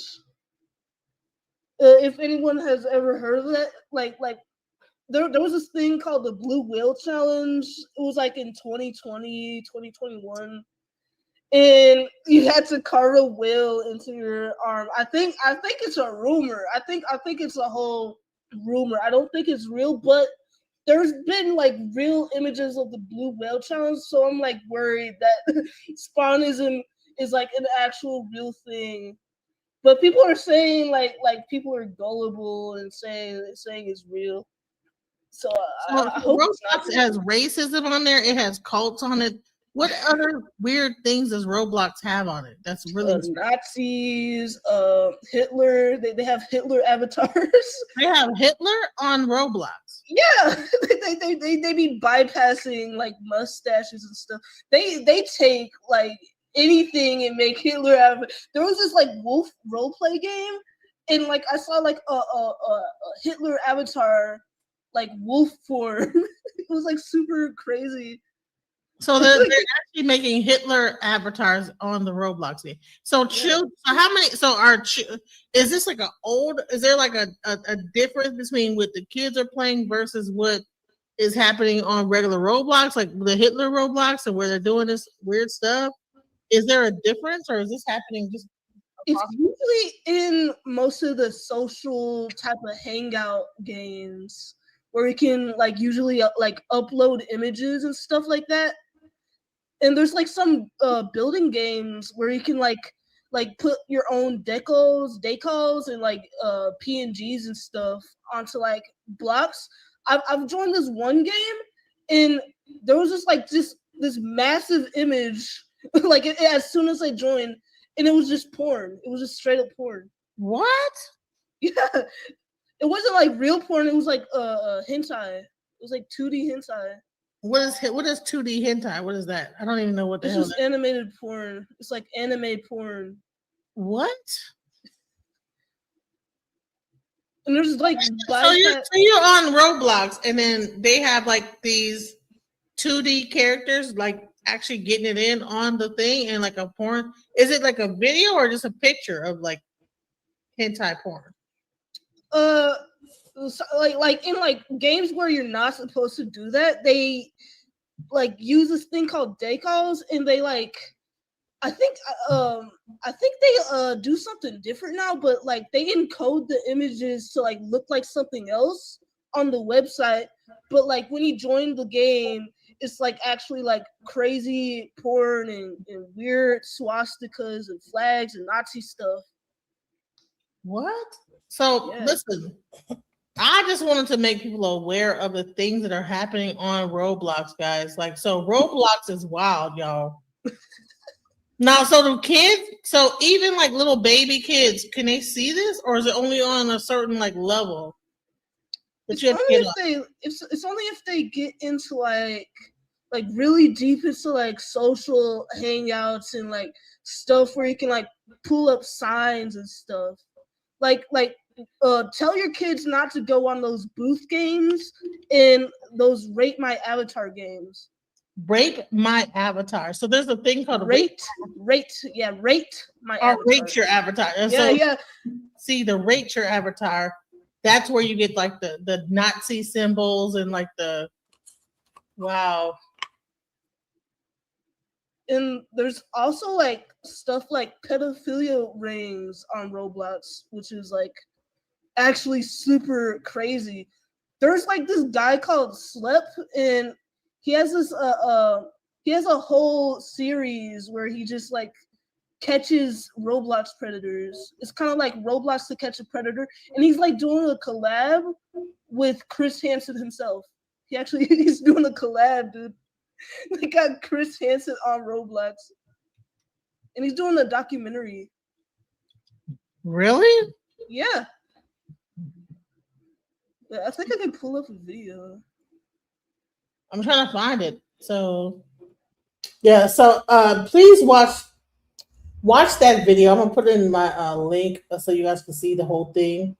But she goes really in depth into all the crazy stuff on Roblox, guys. And so tomorrow I'm gonna have her talk about Minecraft, because Minecraft is equally as creepy with philia going on. So all right, much love, guys. Thank you, Hits, for sticking with me today. Yeah, we have a lot to cover. So we're gonna wrap the show up today. But thank you for being here. But yeah, Roblox tomorrow, Minecraft, and everything. We're gonna cover all that stuff. Shouts out. No doubt. Thank you. All right, peace, guys. Just when I thought I couldn't find my way out, yeah, I searched the God in me to find my way out. I know it can seem way out, but the Creator flows to and through me from way out. I'm talking way out, yeah, yeah, yeah. See, if you believe in the God in you,